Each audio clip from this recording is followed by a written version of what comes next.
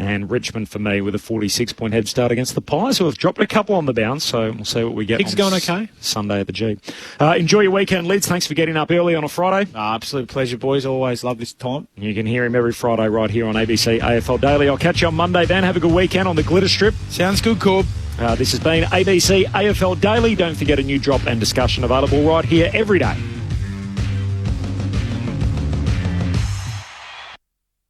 Every day, all around Australia, extraordinary people create moments that inspire. See them, hear them. All you have to do is nominate them at australianoftheyear.org.au. Ben Cameron and Corbin Middlemass from ABC Sport here. Alongside Paul Roos, Brett Delidio and Poppy Penny, we bring you all the latest AFL news from both on and off the field on the ABC AFL Daily podcast. You can hear it all on the ABC Listen app. Time to steady and pull the trigger! Get ABC AFL Daily Podcast. It's your daily footy conversation. Find it on the ABC Listen app. ABC Sport. We begin this broadcast by acknowledging the traditional custodians of the land on which this match will be played today and pay our respects to their elders past, present and emerging. We extend that respect to Aboriginal and Torres Strait Islander peoples listening. It's all on the line. Here we go. And the moment of truth has arrived. What a matchup this is. What a game. The umpire holds the footy up. I wouldn't want to be anywhere else on earth. On ABC Sport, this is the AFL. Oh, there's a bit to get excited about. The intensity and the pressure in the ball is unbelievable. Take your moment. This is that moment of the game of footy. This is just football at its best. And that'll be it. From walking on thin ice to dancing on the mountaintop, the Brisbane Lions never stopped believing. And they are the champions. Sit back, relax, witness the greatest. It don't get better than this. He's pulled the river and magnificent goal. Comes out, gathers, snaps, goal! An extra bit of class. He smashed that through, what a kick! Goes bang with everything he's got. They are leaving nothing out there. Listen to the roar. The drop punt. He's gone. And the building is jumping. We know he's a big shot taker. He's a big shot maker. Leans back on the kick. Game on. That camera action, baby. Countdown to contact. From the right forward on it. Oh, he's a sharpshooter, all right. Step up in the big moment. Close to the man on the mark. Drop punt. He's there. Gathers, snaps. It'll bring the house down. Sit back, relax, witness the greatest. It don't get better than this. We'll put it on the boot. Kick up towards the logo. You take a seat, cause it don't get better than He this. defies the laws of gravity. He runs onto it 50 from goal. He's in Dusty's pocket. He shoots. Oh, he's as bloody good as Dusty. Oh, yeah. Rose snaps goal. The drop punt. It's good. And you can hear that mighty roar. Ball's one way and the next and the snap. There's the finish. 60 out. Oh, my goodness. That's a massive Big hit. time spot.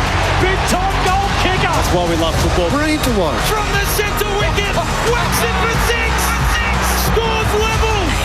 Running pass. Throws it on the left. Could that be the sealer? Seconds ticking down. We're not done yet.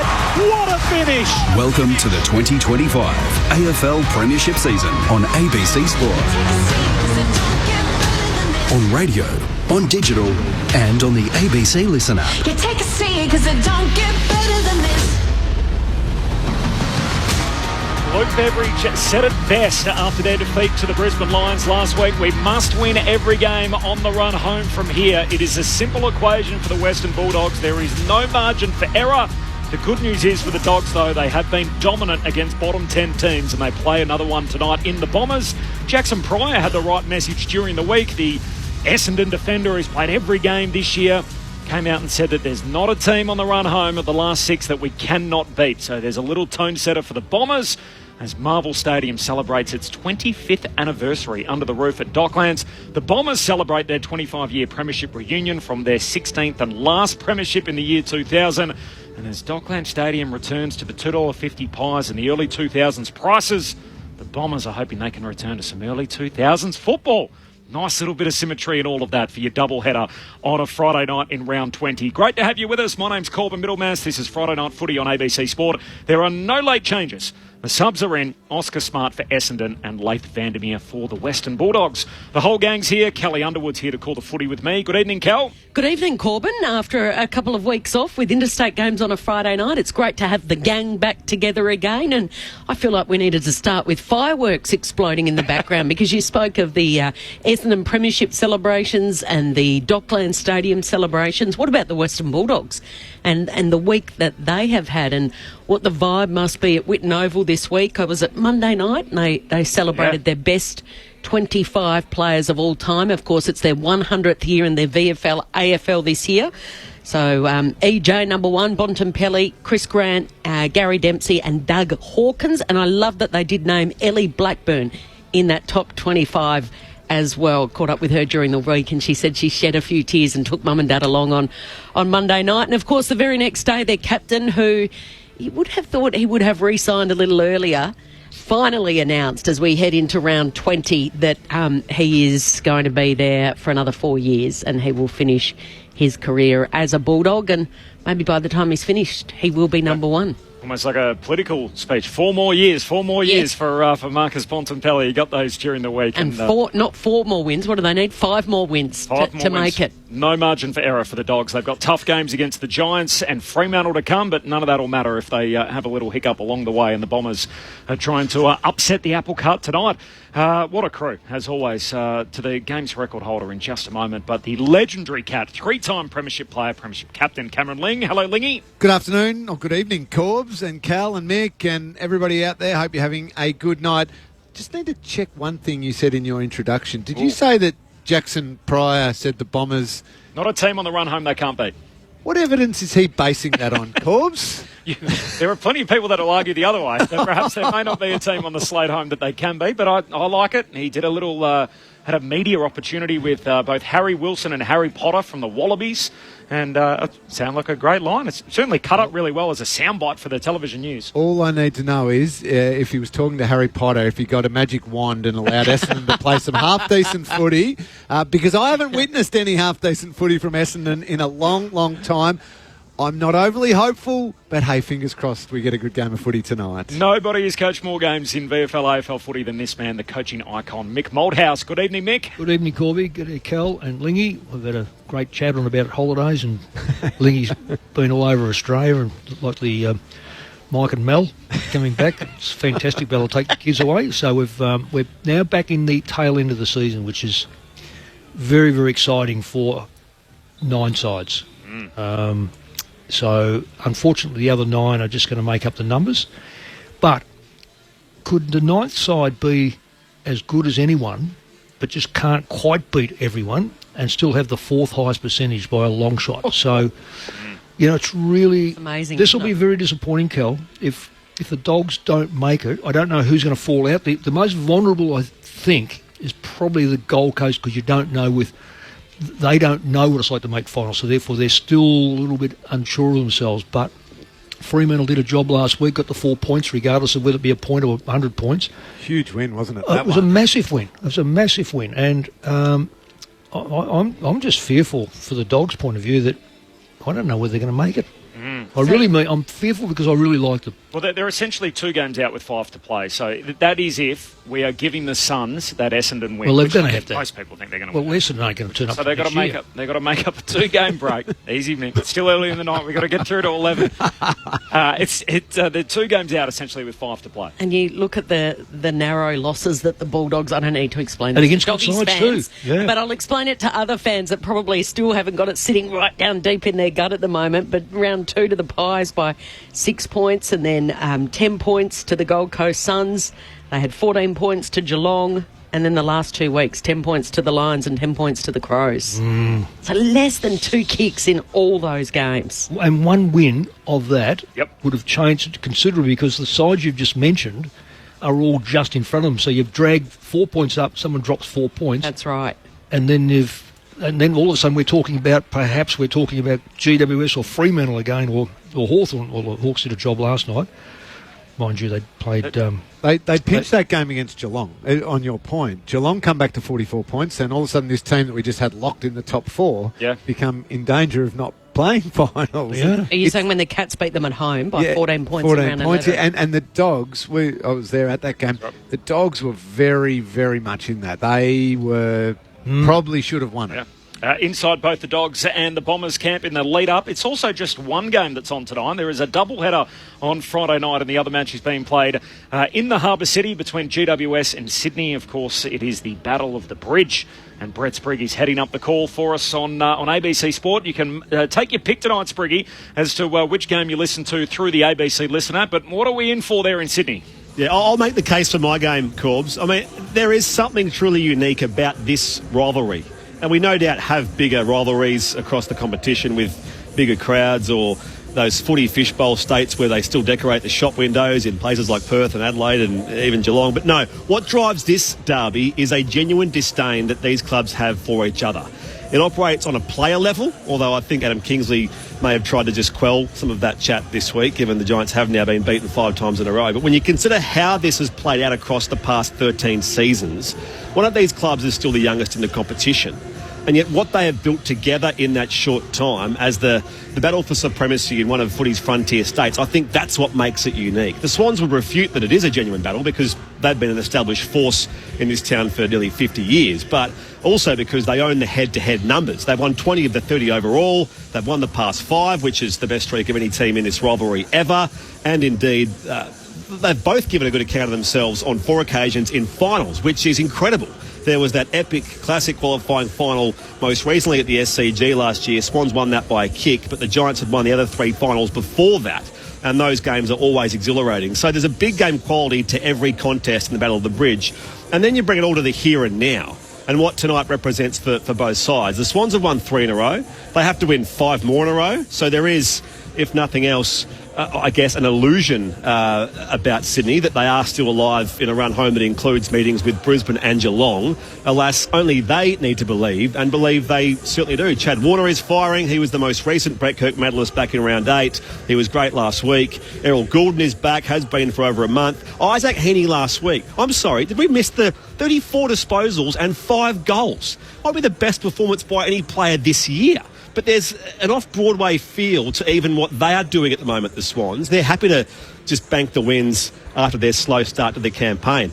Adam Kingsley can see what's happening. He says, no worries, I'll throw in Jesse Hogan, Josh Kelly and Sam Taylor, all Australian quality across all 3 lines, because, of course, the Giants are alive for a top 4 push as well. So there's plenty at stake for them. They want to obviously prove themselves in finals quality games. I expect they'll get one here tonight. You've got 6th versus 10th. So the league's cut line, if you like, Corbin, separates them right down the middle. The Swans could win and ruin the Giants' season because, of course, GWS are not as short of their place in the top 8 yet either. All this, and of course, this 31st Battle of the Bridge takes place on a rare Friday night at the Sydney Showground. The Giants have never hosted Friday night footy in Sydney outside of COVID times. So that alone feels monumental, but I think the footy will speak for itself here, Corbin. It's 14 degrees and quite clear, so shouldn't be any real dramas here tonight conditions-wise. There will be a winner, there will be a loser, and we'll have a lot of fun watching it transpire here across the next few hours. Thanks for all of that, Spriggy. Looking forward to it. The Sydney Derby, or the Battle of the Bridge, GWS and Sydney. If you want to find it, ABC Listen app, you can toggle between the 2 games, AFL or AFL Extra, and we'll keep you updated throughout the night. It's also a little bit of a lag too, so I think there's a 20 or 30 minute difference between the 2 games. So in the post game, if it's close, we'll take you there. What do we think of the crossover on a Friday night? I don't love it, but I'm happy to try different things. I don't mind us innovating and trying some different things. The only thing I would love is, can we be flexible with it? Could we flex the games? And which one? I suppose I'm speaking from a free-to-air perspective here. If you want to call the marquee slot of the Friday night, should be the Sydney game, not Essendon, who are sitting down the bottom of the ladder. Can you send us the Swans and Giants, and we'll send the Bulldogs and the Bombers up to Sydney, and we'll just swim them around? It just, I can't make any sense of it. Why didn't we just go Swans Giants? It seems like the AFL's a little bit hesitant with it's taken ages to twist their arm on the showdown, which they get on Saturday night. But wouldn't it, Kel, this is locked in some time ago when Essendon was showing a little bit and the Dogs were certainly showing something. It's more the timing. You know. Yeah, I know. not the quality I of get that. matches. It is really weird. But there's 2 matches on Sunday that are overlap as well. Yeah, 2 matches Friday night that overlap. Yeah, Bizarre. No, I don't get it. You've got the big match tomorrow night, the big match tomorrow night, the Lions, English, the British Lions. Gotcha. I was about to say, I think the Kangaroos are playing the Cats, but not the game. Australia, the Oz Wallabies. 95,000? Yes, there will be. I tell you what, walking down here today, there were every second person had the red top on. So and had a glass of Guinness in their hand and speaking with an English accent. So I'm guessing that they were the Poms coming over. Yep. There's a few Irish among them, the British and Irish Lions, of course, and it was a great game last week. Yeah. Great game last They got all the gear, no doubt. I was around the town today and saw red jackets everywhere, Yeah. full uniform. So they're out in force. There's no doubt about that. Interestingly, there were the double headers on the run home. The second game, a lot of the time, so there's always the main game and then the off-Broadway game, always involves either a Queensland or New South Wales team. So I wonder if it's the AFL also just collecting some data, knowing that they do go into those markets free to air, as to whether there's a viewership spike for in Sydney and Brisbane on a Friday night or a Thursday night, or sorry, mainly a Friday night. And maybe that is a little bit of a forerunner for next year. Thinking, will it hold its own if we put Sydney and the Giants on, say next year as a standalone game? Really good question, really good observation, and I think you're probably right. They certainly test these things ahead of time. I wonder too. I know we've still got a long way to run in these media rights, but whether or not the double header Friday night could be sold as 2 separate packages, having another, perhaps a streaming service involved in the second one, a la NFL does it. In the game that we all love watching, Corbs. So, I wouldn't be surprised if you're right. They're just testing the waters a little bit. I would love it if we did double header Friday night. The second game was always in Perth as a proper night game. Imagine, and maybe this is easy for me to say as someone that's great idea. And then put it on at 7 o'clock. It means people in Perth aren't rushing to get there. And you can basically have the first game and you can pretty much watch, if you want to, 7 quarters of footy or whatever, or close to 8 quarters of footy. All the way through. All the way through the night if you want to. And good luck to you. Sit up to midnight and watch plenty There's of footy. been a little bit of a vibe of late that the Thursday nights are sort of wearing off a bit. I know the Bombers aren't overly happy with their Thursday nights because of school and kids and the results. And them being involved. Yes, I know. But I'm just saying in general, do you find an issue with Thursday night footy every single week? Well, I'm speaking as a grandparent, and I'm sure Lingy as a parent. The kids are not allowed to stay up beyond quarter time. That's right. They're in bed. Let alone because these are young ones. Yeah. They're 19. There's ones tonight of Bulldogs. They'll be in bed by half time, and that's because they play basketball tomorrow. But Thursday nights is a real. I think it just pulls you back a bit. I'm not sure. I'm not sure. And if the game is, unless you're an absolute football freak or a barrack for the team that's giving the other side a bit of a belting, you'll stay up. But there's not a lot of people that will. But even attending as well is, I think, an issue. Is it done on attendance or is it done on TV? Well, I think the TV's held okay, but the attendances have dropped away. Oh, okay, so TVs have held up okay. But in stadium, it's certainly not what it was at the start of the year, and middle of winter, people trying to make their way out, as you said, school and work the next day and everything that goes along with it. Let us know.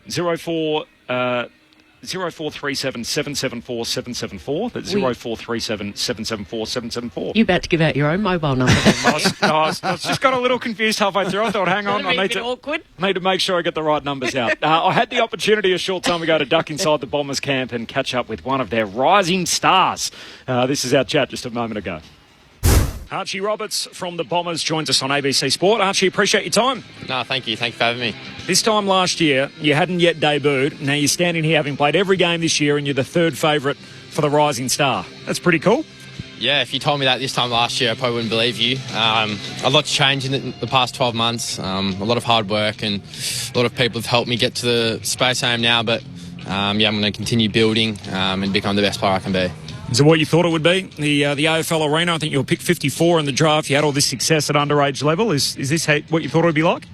Yeah, obviously, as a young kid, you dream of just winning premierships, winning games, singing a song. But, through challenges, you build character. And I think as a group, we're building a lot of character together. It is challenging at times, but for me as a young player, I've got to try to drive these standards. And there's a lot of young boys who are less experienced than me in the team, so I've got to help drive them along as well.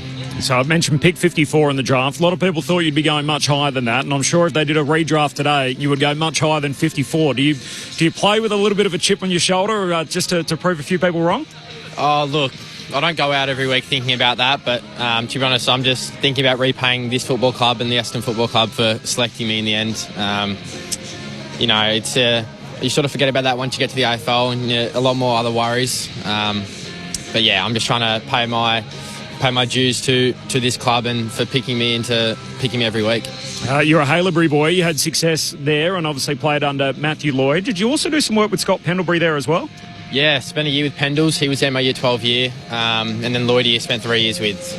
So those two have been awesome for me. Lloydie, we still have a great connection. And we still catch up and, talk about stuff because he's such a great footy head and he's so smart and knows the game so well. So he's definitely someone to lean on at times. And, Pendles as well. Just an unbelievable experience. And versed him Anzac Day, which was cool. I asked him what Anzac Day was this for you, and he said it was his 13th and it was my first. And it was pretty... Oh, maybe even 16th or something crazy like that. It was some ridiculous number. And, yeah, it's pretty cool that he was coaching me 2 years ago and I'm versing him on Anzac Day and one of the biggest days in the calendar. So, yeah, pretty cool. I'm sure you're learning lots about the Essendon Football Club. Did you grow up as a Bombers fan? No, I grew up as a Carlton fan, actually. But, as soon as you get drafted, it goes out the window. And, yeah, I love this club and my family loves this club. And I'm just so excited for the future ahead with this team. You mentioned Anzac Day. I'm not sure if you're aware, you're actually not the first Archie Roberts to play for Essendon. There was an Archie Roberts who played in the 30s and then was actually a prisoner of war and died from his illnesses during the Second World War. So he was an Archibald Roberts, and now you're Archie Roberts all these years later. Were you aware of that? Yeah, I was aware of that. I remember last year going to the game and I saw there was a name Arch Roberts on the banner, and I see that and do some research, and my family does research, and we speak about that, and it's obviously so cool, and a small world sort of thing. You wouldn't think that, but yeah. Night games, you obviously don't play many of them at school footy. How do you pass the time in the lead up to a night game like this? Yeah, it definitely was a big change. I reckon I played 1 or 2 night games my junior career, and sort of don't remember how to deal with them, but once you get to the AFL, you've got to really start dealing with them because we don't play many day games. And what do I do? I go out for brekkie with some of my good mates and then just chill out during the day, watch some Netflix, watch some TV. If it's a Saturday game, maybe there's some footy on to watch. But a day like today, on a Friday, I'm just at home with my family and friends and, just pass time. And what are your hobbies? What are you doing outside of footy? You're not yet even 20. And in your free time, if you get much of that outside of the footy club, what do you get up to? Yeah, I'm at uni, so I'm at Monash, which is pretty nice. It's filling my time. And what are you studying? Business at Monash. So, just finished the first semester there, passed, which is all good and most important. But, very good. Playing a bit of golf with some of my mates. We go around Victoria and play some pretty nice courses, and that's good fun. But most of the time, I'm just relaxing because it is such a taxing game, particularly in season. You're very sore, and it's hard to do stuff. Keep playing great footy. You're on a hell of a roll. All the best tonight and for the rest of the way in 2025. No, thank you. Thanks for having me. Archie Roberts down there in the Essendon camp had the chance to catch up with the emerging star from the Bombers. He's third favourite for the Rising Star, and as I said at the top of the interview, this time last year hadn't even debuted. No, he looks good, doesn't he? Looks very, very good. Having a terrific season. They've got some good young players, but Essendon fans don't want us repeating that because they just want those good young players coming through and all playing together and obviously having a big impact to get them back winning. I find that weird. I'm playing school footy and you're being coached by Scott Pendlebury, who's and that's almost like the teacher-student relationship, and then you're running around on the G playing against Scott Pendlebury on Anzac Day. And smooth moving left footer, so maybe Archie's just picked up a little bit from the old pro in Scott Pendlebury. We're 27 minutes away from the bounce. This is Friday Night Footy on ABC Sport. Corbin Middlemass, Kelly Underwood, Mick Moldhouse and Cameron Ling, your call team, and as always on a Friday night, Tim Hodges is on the boundary and he's inside the Bulldogs camp. Hodgie. Corbin, it's great to have Matthew Egan so close to the bounce of the ball. Matty, the boss of the Bulldogs, nice to have you here on the 25-year anniversary of the Dockland Stadium. I did the numbers. You as a player, 18 games for the Cats, an 11-7 record. That's pretty good. Yeah, I'm pretty happy with that. Thanks for having me. I was surprised with 18 games. I only played 59, so 18 means we played here quite a bit. I remember a couple of wins. I kicked my first goal here, actually, and I nearly had my second goal. I pushed forward. I was playing on Brian Lake against the Bulldogs. Kicked my first goal. I was pretty happy with it. About a minute later, went back, took a mark. Stevie J's running past, got the handball, and he missed it. So I was disappointed with that. I still remember it. Never forgiven him either? Nah, exactly right. I've only ever kicked one goal in my career, so it was an important goal. And then it was back to the back line? Exactly, yeah. They never let me back there again. Hey, a big week for the club. Monday night, the Centenary Gala. Tuesday, the skipper signed the long-term contract, and 4 points is just crucial tonight, isn't it?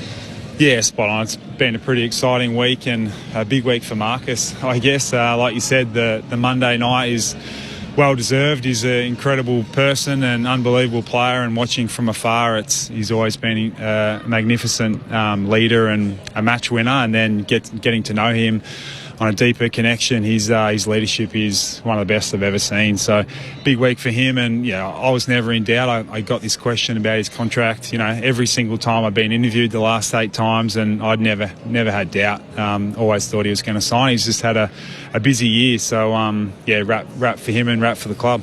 Can you sense a lift in the team after the news of Tuesday when he committed to the 4-year contract? Yeah, he's obviously just such a popular person around the club. He helps plan our social activities. He speaks at every meeting, and he helps our young players. I mean, when he had his recent 250th, a few of our young players are the ones that are talking in the meeting about what Marcus means to him, and the week later, our young players are talking about Libba. So we're pretty lucky that our experienced players are great people, and on and off the field they set the standards. It is so cutthroat at the moment. The next 5 weeks are just massive for so many clubs around where you are on the ladder. Do you sense that it's almost, in a sense, finals have begun from tonight for your footy club? Yeah, it's a good question. You're watching every game now and you're looking at the ladder, but ultimately tonight's all your focus is on. So our whole week has just been about Essendon. You can't really talk about anything else because this is the most important part of our week. So Essendon, they haven't been getting the wins and they do have some injuries, but the last few weeks have been pretty consistent. They're winning inside 50s. They've still got enough talent on the field, so our focus is about tonight. But are you still confident the destiny is in your own hands, that you're still confident that finals are not achievable, should be something that the Bulldogs can get? I think spot on. Destiny is in our own hands. We win all 5, but I know Bevo spoke about that in his press conference, but from a week-to-week perspective, and it's during the year it's the same. You just can't look ahead because every team, and we've shown this year we've done pretty well against the teams below us and haven't been able to get the win with teams above us. But it doesn't matter because every week it feels like the same sort of stress and same, in the lead up, the same preparation week to week. So tonight's all we're worried about. And then preparing for the Bombers, as you said before, they are missing so many players. Does it make it almost more about getting your own team right and not worry so much about the opposition just because they are such a young team? Yeah, I think every week you focus on what your strengths are and why we're winning and what our best looks like. You're doing that every week and you're chipping away at a couple of things that the opposition do. And it doesn't matter who you're playing. Essendon, they control possession in the back half. They've been going a little bit quicker in their back third, so they control possession and then they're going a bit more direct. So you just look at what their stats are the last 4 weeks, and when they've been going in, they do have some weapons there. Peter Wright's obviously a pretty good target for him, beautiful kick. Ridley's been really important for him and one of the best defenders in the comp in my opinion. And they obviously got some great mids. So you're just focusing on what they're good at and try to control it as much as we can. Just on the field, the rugby was here on Tuesday night. Have you had a look at it? I know the far end, that they were slightly concerned about it being chopped up a bit. Yeah, I've had a little lap around and it looks fine to me. Same for both teams, and this time of year it's going to be wear and tear. It's around 20, so we've got no concerns with the ground. And Batty, your good mate Cameron Ling upstairs wanted me to ask about the father-son rule. You've got another couple of Darcy boys who are likely types coming through. You've already got one that's very good. You don't want any changes to the father-son rule, do you? No, I'm a fan of the father-son. I I'm disappointed that I got 2 boys myself and I didn't get the 100 games, and they're always asking me, do you reckon they'll ever change it to 50? And I'd be a fan of that because I love the history of the game, and I know Lingy's he's got some kids coming through. It'd be great to see him play for Geelong. So whether it's the Darcys or the other clubs, I'm a big fan of it. I love seeing, Jagger Mooney, I know, is training really hard at the Falcons at the moment, and we've got a family connection, and I'd love to see him play for the Cats. We appreciate your time, Matty. So close to the bounce of the ball. Good luck tonight and for the months to come. Great. Thanks for having me. Have a good call. There you go, Corbin. Matty Egan from the Bulldogs. Thanks, Hodgie. And no surprise there, Lingy. He's a proponent to keep the father-son rule as it is with Darcy's on the way. That's right. Gave Jagger Mooney a little pump up, given... And your boys? Yes. I think a few more years away yet. I think he's Uncle Matthew to Jagger. Does that make him his uncle? Yeah. Yep. There is definitely a family connection. But one of the great footy people, Matty Egan. Brilliant footy brain and brilliant person. Full preview from Mick and Lingy coming up next right here on ABC Sport. It's Friday night footy. It is the Bombers and the Bulldogs. Full preview next. A man's gone missing in the outback. But how do you search for someone who doesn't want to be found? Death will come, and I'll be ready for it. Expanse, Series 5, Nowhere Man. Hear the podcast now on the ABC Listen app. ABC Sport. On ABC Sport, you're listening to the 2025 AFL Premiership season. Don't get better than this. Footy's biggest weekly stage, Friday night footy. Pulls the trigger on goal and goes bang! Lightning stuff! Unbelievable! Oh, he makes the impossible look easy! Snaps across the body and the party continues. It's on Elliott! Jamie Elliott! He launched into the night sky! Sit back, relax, witness the greatest. Don't get better than this. This is the 2025 AFL Premiership season on ABC Sport, on radio, on digital, and on the ABC Listen app. You take a seat, cause it don't get better than this. The Western Bulldogs are 9th in the 9-team race to September, and that's not where they want to be. On the outside, looking in with 5 to play. There is no margin for error for the Bulldogs. They must be beating an injury-ravaged Essendon tonight with 15 unavailable and 10 of them already put away for the season. The Bombers have one eye on 2026, but the here and now is a date with the Western Bulldogs. There's no late change. We're 18 and a half minutes away from the bounce. This is Friday Night Footy on ABC Sport. Corbin Middlemass and Kelly Underwood for the call. The coaching icon Mick Malthouse and the legendary cat Cameron Ling. Tim Hodges with you on the boundary. And the Dogs have had it over the Bombers in recent times. They've won 10 of the last 12 against Essendon by an average winning margin of 9 goals, including some absolute hidings in that time. There's a 87-point result, a 104-point result, and a 91-point result, which was the last time they met. And only in round 10. And Bailey Dale collected a cool 49 touches that night. Only round 10 weeks ago when they beat them by 91 points. Now, what's the crowd figure going to be today, do we think? Because as I drove in under the car park, it was a sellout. They said, you can't get any more tickets, which I was really surprised at, because I thought, not many Bombers fans would really probably turn out. That's really interesting. I was wondering whether there might be a bit of a run-off of the English and Irish yes. people who are coming over, because the game's not until... There was a game Wednesday, but this game's on Saturday. That they want to get a taste of Australian rules football, that they may well go, right, because they go to the pub, and their system is you walk in a minute before the game. So the likelihood is that only need 5,000 or 6,000, and that sort of pumps it up to that. So 32,000 is the forecast. Oh, you're hearing that? Yep, that's what our Marvel Stadium friends are telling us. Yes. So 32,000, which probably feels a little light on, doesn't it, for Friday night footy, Essendon and the Bulldogs, but... Well, Essendon, yes. Yeah. I mean, you fall... Corby, with all due respects to it, the people want to see a chance to win. At the moment, the Bombers, as you said, they've put so many away already. And this is where... Look, if I've got 2 minutes, I wrote an article last week about if we get our 20th side, which if you go 19, you're probably going to go 20.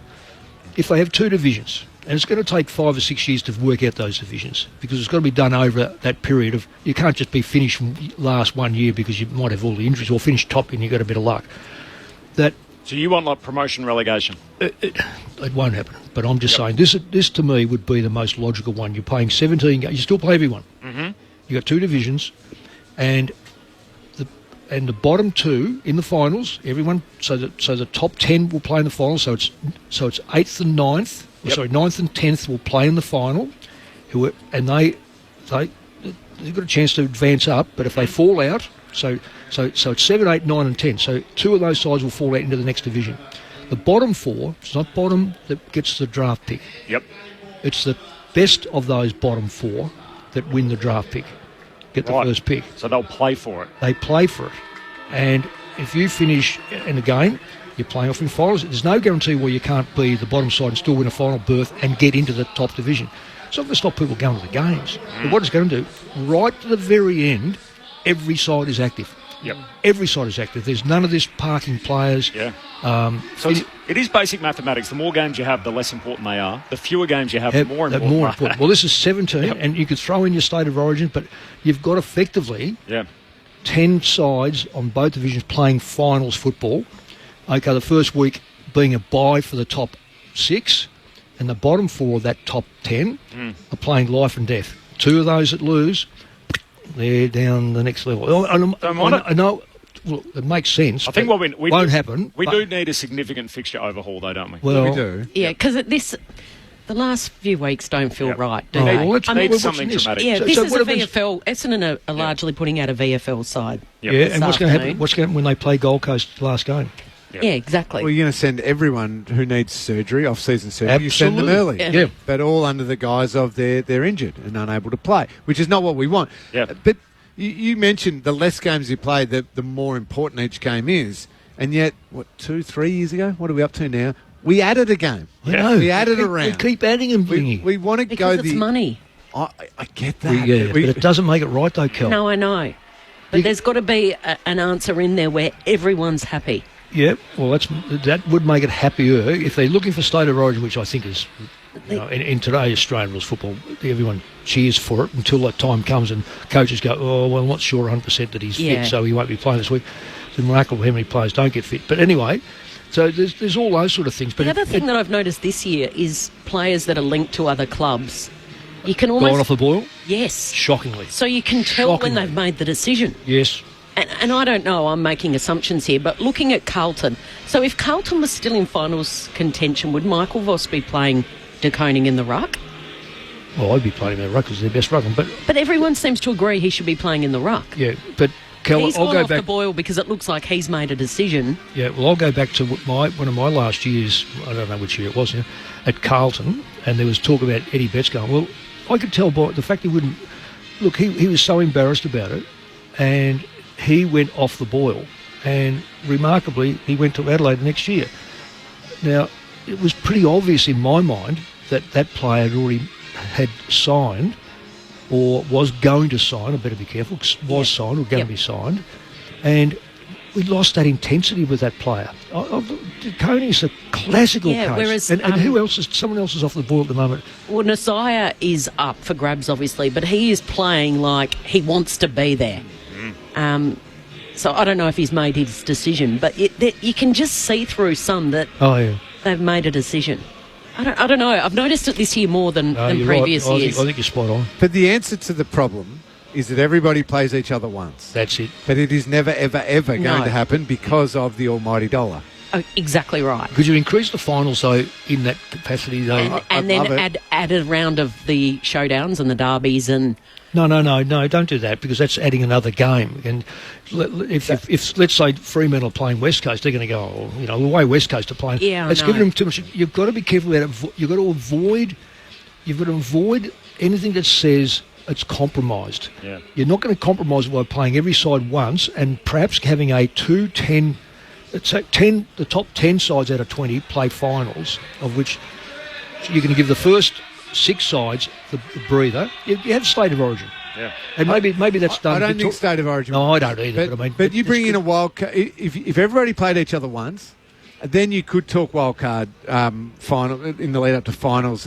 If it's a top 10, because we've got 20 teams, then teams 9, 10, 11 and 12 playoff wildcard. So we're adding games that way, but in a finals and they mean something. Mode, they mean something. And maybe the bottom for the draw, or for the number one draft pick. The draft pick. And the end result of total games for the season is still going to be less, is where the dollar argument comes in, but not as less. People are more engaged, though. Yeah, I'd be all in on that. The Bombers are out on the ground. The Premiership players from the year 2000 are on the boundary's edge as the team runs out. The modern-day Bombers, of course, 6-11 on the season.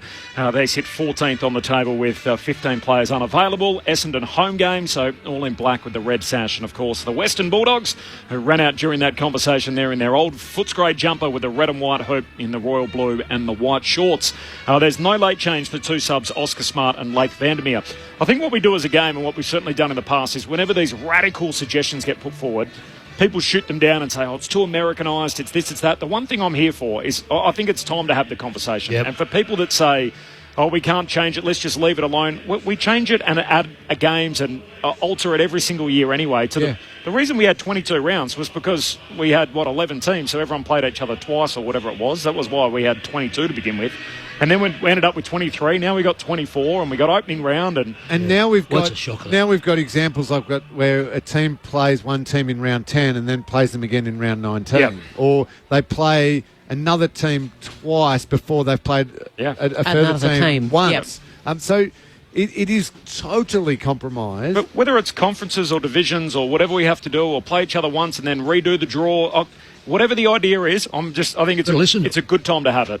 Let's all throw forward the ideas, because it feels like it's time for major overhaul for the fixture. Yeah, I want everybody plays each other once, but I also know that dollar rules everything. Have you got your faith in your old mate Greg Swan? Oh, very much so. Started on Monday morning, sat down and did the hookup, the internet hookup chat of what's going on, and the first issue he had to address was Dane Zorko, who said a few words to an official when he came off the ground last weekend. And I think they've officially penalised Dane Zorko this evening. They've fined him. So that was the first issue he had to address. I'm waiting for him to give me I've dropped 2 messages to come on our show on Saturday, and he hasn't elected to at the moment. So Greg... he'll be listening. He made me very, very happy, Mick, when he, even before he'd started, said... We need to throw the ball up. We need to throw it in at the boundary throw-ins quicker. Speed up the game. Stop waiting for how long have we been talking that, Lenny? How long have we said that in the rule book we cannot find anything that says the boundary umpire or the umpires, the central umpires, have to wait for the ruckman? Damn the ruckman. The other thing is, he spoke about the standing rule. Now, I'm getting a little bit of a mixed message here. Does he want it out, I hope, or does he want it that the first person that's there has to stand? He definitely wound back the language on Monday morning when he was standing next to the AFL CEO, Andrew Dillon, compared to the euphoria of being in the Brisbane rooms. But yes, the AFL sanctioning Dane Zorko $3,000 for his use of insulting and profane language. Directed towards the officials last weekend. That was that was job number 1 for Greg Swan. Goodness me. No, he'll be good for us, as in football people, because he understands the game. He always loved the game. He turned up at Collingwood, coming from an accounting firm, big accounting firm. Took over CEO of a bottom side, broke, low membership. So you can see how he's turned that around. Double-header to continue round 20 of the AFL season. So in Sydney, it is the Giants and the Swans. No late change there. Toby McMullen and Aaron Francis are the 2 subs. There's a call available of that game through the ABC Listen app. So if you're on the ABC Listen app, you can toggle between that match and our game. Bounce there is at 7:50 Eastern. It's approaching 7:15 for reference on that. And here there's no late change. Oscar Smart, the sub for Essendon, and Leith Vandermeer for the Western Bulldogs. Teams are out on the ground warming up. David Roden, the goal umpire, actually held the Sharon up as he walked out. It is his 300th game tonight. 185 as a player, 115 as an umpire, so he gets to 300 in the competition. I don't know whether this is just made up or not, but on the tally tonight, I watched that, and he was doing these little... The worm. The worm. Yes. How good is he? I was fortunate to coach him. He won Dancing with the Stars one. I'm not surprised. I'm not surprised. He's always got a smile on his face. He has. I reckon I coached him with Australia against the Irish in 2008. We didn't travel that year, but just found him. He's such a beautiful person. His son Tavita, by the way, is not only father-son eligible to Port Adelaide, but NGA eligible to Essendon as part of their James Hird Academy, so it could be another rodent running around in the competition in a couple of years. Maybe, but Ross Lyons speaking out strongly against the father-son rule at the moment. Even Chris Scott has said he doesn't think it should happen.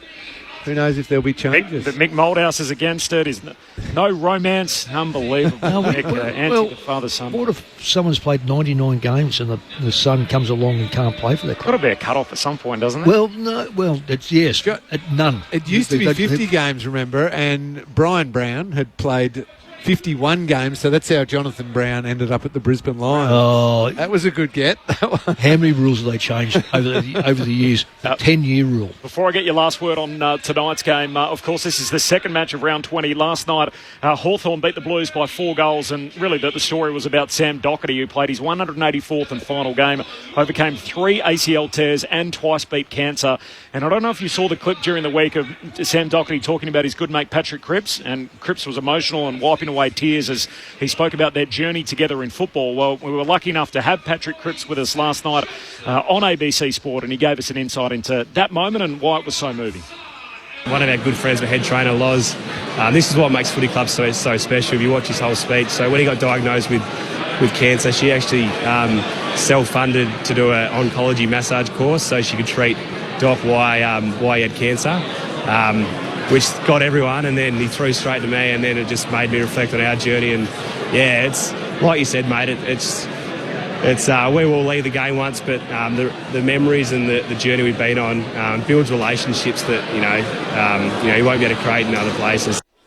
It's an amazing story, isn't it? That a head trainer at the club self-funded oncology course to make sure that she could treat him while he was going through his cancer battle. I'm sure as a head trainer at a footy club, you're not anticipating that to come up. No. And yet the lengths that people go to in the community that footy clubs create, it's such an amazing story. We were in Arizona, just recruited him, and we just come back from, I think, climbing Mount Humphreys or coming up the Grand Canyon or whatever it was, and we're out to dinner, and someone said, "Oh, look, you need to come and talk to, and could you bring Sam with you?" And got the news that his father had died. It's just amazing how the things he's been through. And then when we went back, he went back early, he had an autoimmune problem of some description of affecting his hearing or his eyesight and that sort of stuff. So it's not only the cancers. He's been through the mill so many times, and to be able to do what he's done is just unbelievable, really. Absolutely. At Carlton, they've really looked after him too. I think, we say a lot of things about Carlton, but Shane O'Sullivan and, the medical staff, not that Shane's part of the medical staff, but Shane would be there looking after him. And Lil, his daughter, looks after everyone. So, fantastic. I'm glad he got that moment last night. And when he tore his ACL at the start of last year, I'm sure he would have had thoughts then thinking, gee, am I going to get to do this again? And yet, I'm not sure he'd love to think I'd go out with a big gaudy premiership medal, but at least he got that moment last night and the chance to run around again for the Blues. Before the coin toss, quick thoughts on tonight. So, obviously, we've got a heavy favourite and a heavy underdog. The Bombers playing that role here tonight with 15 unavailable. What's in it tonight for the Dogs? What's in it for the Bombers? Plenty in it for the Dogs, because they just need to make sure they're sharp and really hungry and almost you never take a result at AFL level for granted, so you've still got to get the job done and win the game, which we all think that they will. But then, Mick, you also almost want to treat it as, hey, we are going to play and train, for want of a better term, really great habits, a really great way of playing, so that we take genuine momentum into next week. They can't afford a stumble, the Western Bulldogs. They've got to win every one of them, so they need to take what they do tonight into next week's game. Oh, I totally agree with you, Lingy. That couldn't have said it better. There's nothing about percentage. It's nothing about, oh, look, we need to have a smashing win. We've just got to do all the things that we are expected to do, like you just said. But they also can't afford to be thinking, oh, GWS next week, and that could be our season. It's got to be, because Sydney might do a job from tomorrow anyway, or tonight, sorry. So what they've got to do is to play football. And if I can just add on there, I am amazed that Davidson is out of the side. This Luke Beveridge that compared him to Peter Matera earlier in the year, and he's been left out. That didn't happen to the number 30 of the Eagles too often. I watched him go from wing to half forward. That was the biggest worry for a start. And half forward starvation, not starvation quarter, but it's a tough part to play. And He's out of the side, which is really, because he is I think he's an important player. I thought he's been terrific all season. And Liam Jones loses his spot, so Jed Buslinger gets that opportunity. Oscar Baker in for the Bulldogs. For the Bombers, Goldstein, Caddy and El Hooley return. Tim Hodges is with us as he is every Friday night on the boundary. Good evening, Hodgie. Hello, Corbin. That's the air raid siren in the background. It's being run by James Hird. The 2000 Premiership team is here for the Bombers tonight. Marcus Bontempelli won the toss. The Dogs will kick to the Footscray end. That's left of screen if you're home watching on the couch listening to us. It is a bitterly cold Melbourne Friday night, 10 degrees. It feels like 4, so freezing cold, a heap of rain outside. Thankfully, the roof is shut. It'll be a long walk home, Mick.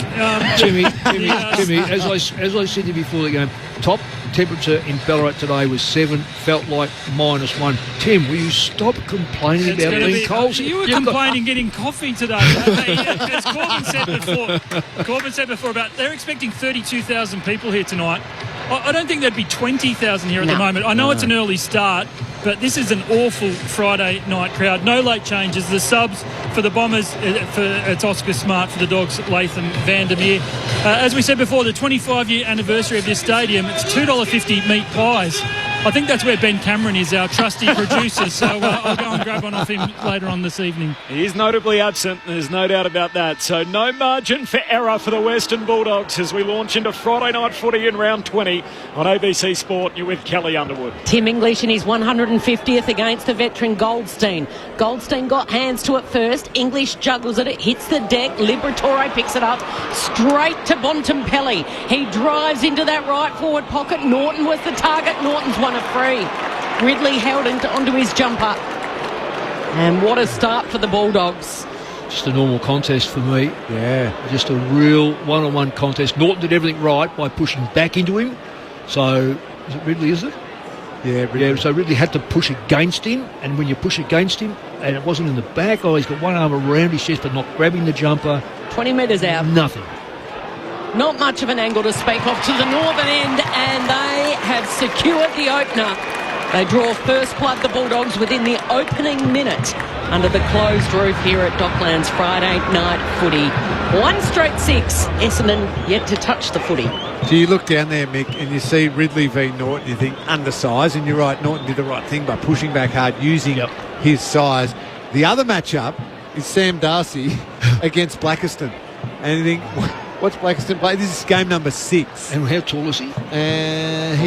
He's 203, so a really good size. But given Sam Darcy's form and talent and everything, I would have thought any chance they get to isolate to Sam, the ball will be going in that direction. There's a good clearance there by the Dogs to get that ball clear. The worry about that is all of them were forward already of the ball in the middle. I'm just wondering whether they get against good sides. That's the problem. Goldstein wins a hit out in the restart. Zach Merritt, first possession for the Bombers. Hand pass to Durham. Turns and kicks inside the forward 50 for Essendon. Leading up at the footy, McMahon can't take the marks. Pulls down to Dale. Tackled, dispossessed. Dogs work it out. Lob to Joe Hannison to Libber. He kicks across the half-back line and Poulter takes the mark. Half-back for the Bulldogs. Comes back inboard. Short kick to Cleary. They've changed their names around a bit, haven't they, with some of these players this time of the year when you consider... Luke Cleary trying to move it on, drops the footy. Kako closes him down and then just brushes him aside. Cleary. Kako never gave up, had a secondary tackle, and he slipped that as well, Cleary. Eventually got it out to Richards. Hand pass away to Williams. Long kick inside 50. Darcy throws his long limbs at it. No mark. Falls down to Pryor. Oh, hand pass to Laverty. Handball to Sardell Hooley. Took on Norton. Lost. Holding the ball. Free kick for the Bulldogs at right half forward, and Norton can kick the first 2. It's just a difference in strength. So down the other end it was Kako, who was trying to do the tackling. To his credit, he never gave up on it. But just that first-year player couldn't quite hold the wrap and had him what looked like done both times. There to get free. Norton, bigger, stronger, multiple pre-seasons under his belt, able to nail the tackle and get the free kick. Well, it's interesting. I was watching Chris Scott in the box. Brad Scott in the box, and he was asking the question. Norton pops her his second. He's got 2 in 2 minutes. And it's Norton versus the Bombers out of the gates. So 2 straight 12. Essendon yet to score. Aaron Norton with an impact early. We're only 3 minutes in. Friday night footy on ABC Sport. Mick Moldhouse, Cameron Lee. But there was definite differences between the two tackles. Yeah. And you know, I know Brad's probably really disappointed, but one got it and didn't dispose of it correctly. Cleary, which is really surprising, he broke one and I thought, well, he's not going to go again, and he just went again and he broke the second one. So there's a distinct difference for those that are at home thinking, oh, come on, it's, you know, they've played one, not the other. No, they've done it right, in my book anyway. Yeah, no, I agree with you. Cleary just broke both the tackles in time. That's right. Kako never quite held him long enough. Friday night footy on ABC Sport. Cameron Ling and Mick Malthouse in the specials chair. Sitting behind us, bounce down again. And both ruckmen go have a fresh area, but it'll be a free kick. Holding out was Goldstein. It's going to go to English. As I mentioned, his 150th. Spears it straight down the corridor. It's punched away. Spills clear. West takes off after it. He's in good goal-kicking form. And then Poulter is up against the boundary line. Knocks it away from Zach Merritt. It'll be a boundary throw-in. 45 metres around from the Bulldogs' goal. I'm surprised they've gone with Poulter on that wing. We spoke about Davidson. I watched him here in a VFL game 3 weeks ago, perhaps, and didn't do much, to be honest, and actually butchered the footy. English palms it down. McGrath's kick smothered. Ricochets to Roberts. He's tackled by West, and there's that tackling pressure again as the Dogs making them stick. Well, Davidson is so impressive the first 2/3 of the year. I think they'll need him in the finals if they're playing. Up it goes. Another forward 50 stoppage for the Bulldogs. English palms it down. Don's trying to get it out. McGrath does so to Merritt. Kicks out of defence. Spills to Cleary though. Pushes aside Guelphy. Then a hand pass away to the Bonner. Loads up on his preferred left peg. And the second greatest dog of all time misses out to the right. Behind. But the Bulldogs all over the Bombers. 2-1 to yet to score.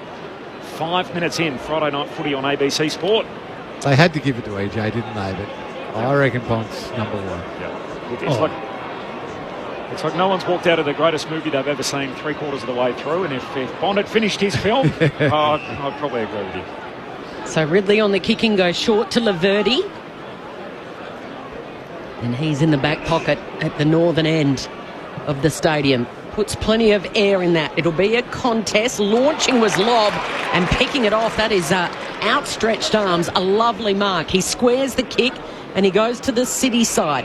All by himself and marking uncontested. There was Bailey Williams. He went short. And the mark's been taken by the Bombers player down there.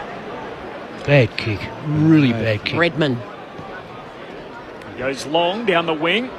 I'm on the well in the pack. Ball spills front and centre though. Guelphy left it behind. Richards wins it back for the Bulldogs. Hand pass away to Johannisen. Handball away to Williams.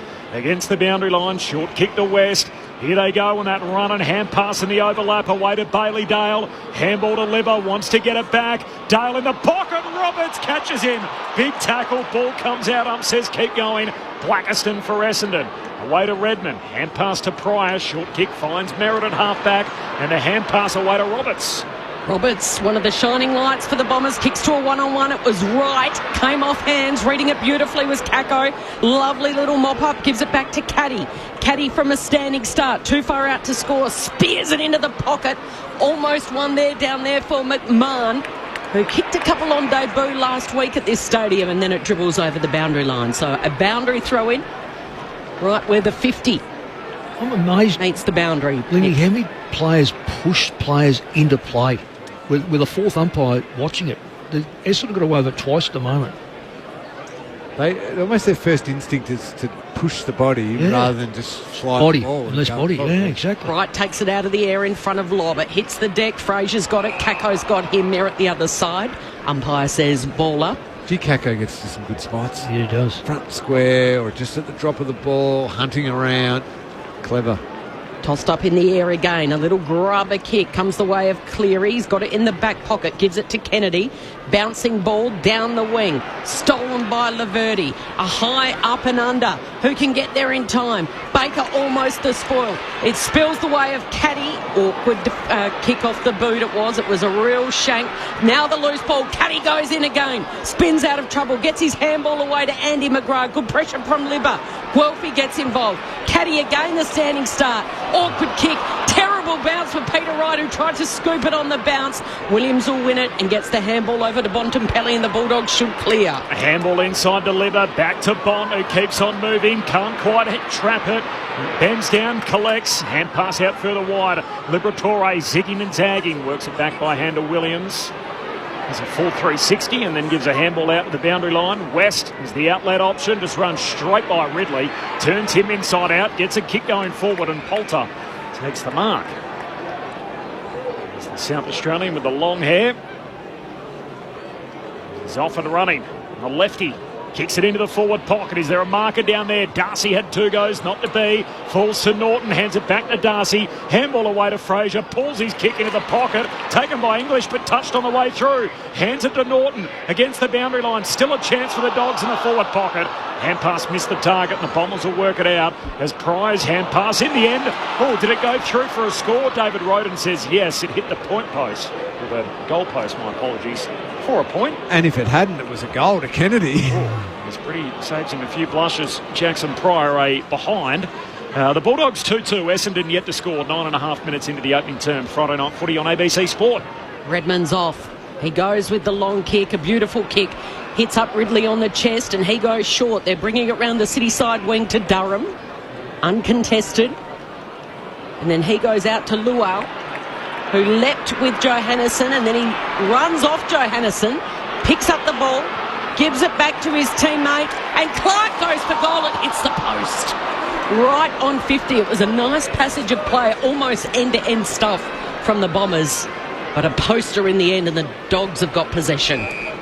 Dale into Kennedy, first score of the night for Essendon, trail by 13, and they've travelled 10 minutes into the game. Bontempelli, short kick to Fraser, who goes long to Darcy, one out in the cage. That's not where you want to be for Laverty. And Darcy takes the mark. And that doesn't give him much chance. The Essendon fullback, undersized and without a lot of support. And the entire paddock through the corridor. Yeah, absolutely. Mind you, Essendon did the same going back, but they've just broken Essendon apart coming back there. Well, they only handled it 4 times. Sam Darcy. The third generation Bulldog. He moves in and whacks it straight through the middle. Darcy joins the party. And the Bulldogs have got the first 3 of the night. We're less than a dozen minutes in. 3-2-20 the Bulldogs. Essendon 1 behind. No late change. The 2 subs, Oscar Smart and Leif Vandermeer. This is looking ominous. Cameron Ling and Mick Oldhouse, Friday night footy on ABC Sport. And that's the trouble, Corb. So Essendon had a decent build-up and a decent look, and Clark running through, running shot at goal from 40. But they're going to have to be perfect, because what's happening behind that is so disjointed, disorganised, and don't have the personnel. But the moment there was a point and Bailey Dale had the kick out, you could just see the entire field, in particular the corridor, open for the Dogs, and it was a certain goal. And Darcy played it perfectly, and the little lead back, and then presents and outbodied Laverty.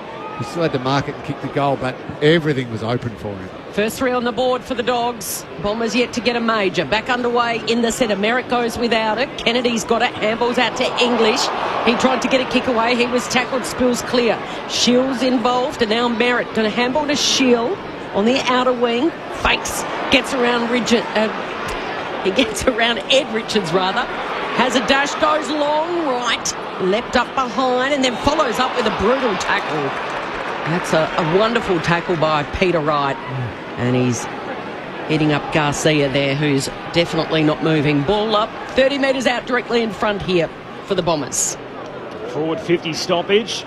Goldstein ended up on the deck, and the Dogs win it. Williams hands it to Bramble. High kick out towards that city wing. Darcy takes a one-hander.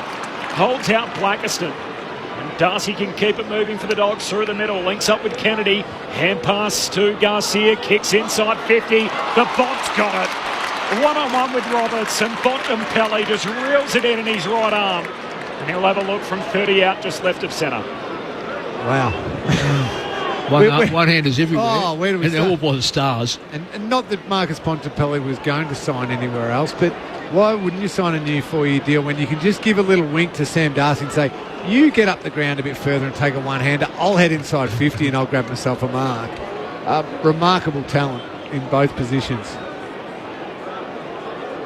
The generational Bulldog with 4 more years on the table. Bontempelli pops it straight through. And the first 4 of the night for the Dogs. And they have set a brisk early pace. We are only 14 minutes in, and the Bulldogs lead it by 25 points. 4-2 to 1 behind. This is Friday Night Footy on ABC Sport. Cameron Ling and Mick Oldhouse. I know when I talk about the game here, the crowd itself is so quiet when the Dogs get... I know it's an Essendon game, but I would have thought just over the road is the Western Bulldogs territory. They're fighting for a place in the final. They're playing a brilliant type of football. But you just come and watch them. There just doesn't seem to be a lot of Dog people here. It's very lacklustre. Hodgie downstairs, I can't, as I get the binoculars and look around, there's not too many Bulldogs fans at all. Yeah, it's just it's a poor crowd. That's all you can say. And this is what we've been talking about all week. The fixturing is awful for this round, especially for this night, and it looks like it with the crowd. Richard sends it inside 50 once again. Sam Darcy, no surprise, gets his hand to it. The big palm comes down to Richards. Goes the little toe poke. Trapping it in the left forward pocket was Norton. Gives it back to Richards. It's all too easy. The Bulldogs are in for the quick kill. That is brilliant play. First 5 goals in the first 14 minutes of play. 5-2-32 to 0 goals, just 1 behind. It's a margin of 31 points, Mick Malthouse. Cameron Ling. All three touches was Ed Richards. Yep. Out of the middle. Yep. Then the next one. And then the goal. Yeah. That is superb midfield play. But it's sad in many respects for Australian rules football at the moment. It's great to watch the Dogs. When the Dogs are on fire, this is how they play. That's probably their problem when they do play better sides. They just don't know how to defend it as well. They're not out of it. But the Bombers at the moment can't defend anything. Their defence itself is just breaking down everywhere. So is this more good Bulldogs or bad Bombers? It's a combination. It's a combination. Which Bulldogs are which sharp. one more so? Bulldogs are super Bulldogs. sharp. Yeah. Absolutely unbelievable, the Dogs. We're 15 minutes in and they've kicked the first 5. Bontempelli, hand pass to Sanders. Handball away to Williams, got it on the logo, and guess who's going forward again? It's the Bulldogs. Kicks into the forward pocket. Darcy and Norton in the same pack. Spills down to Blackiston. He's tackled, immediately taken to ground. Forgiving, says let them go at it. The ball comes out the back Essendon's way. Laverty hands it to Redmond and he's tackled out of bounds by McNeil. Bulldogs are doing what you want a team to do when they're playing someone they should beat. Just destroy any hope they've got early in the game. Yeah, take the absolute sting out of the game, give them no life whatsoever. We are not even at the halfway mark of this opening quarter. Less than 10 minutes elapsed on the game clock. 16 minutes on the stadium clock. That counts up as English grabs it out of the ruck, looks for goal, tries the Peter Dacos effort, and it's ushered through on the goal line. A rush behind as Ridley sees it over, so a 32-point lead for the Dogs. Tim Hodges on the boundary. Interesting, guys. Mick, Zach Merritt came to the bench and Lingy as well. The captain straight on the headset, and it was probably a conversation for over 60 seconds up to Brad Scott in the box. What do you think they'd be talking about between the captain and the coach up to the box? How long they've got to go on the next season? and Zach Merritt would be wanting help with some answers because it would feel like he's helpless out there. So he'd be asking, Brad, what are you saying? What do we need to do? Well, the kick out has been turned over again, and this time Richards is involved, and he's hitting up Norton, who marks right in front of his eyes. And Norton is going to line up for his 3rd goal, and we're still in the first quarter here under the closed roof at Docklands. Ridley's no mug. He's just beating him horribly at the moment. In front, holding his lead, then going to the lead, and when he leaps, Ridley is stuck virtually on the ground, so he can't get to it. For a 6-love lead. Norton, it hits the post. So a couple of goals and 1 behind for Aaron Norton to start his night. And the Dogs by 33. 5-4-34, Essendon 1 behind. Zach Merritt steps back on the ground. The Bombers stunned.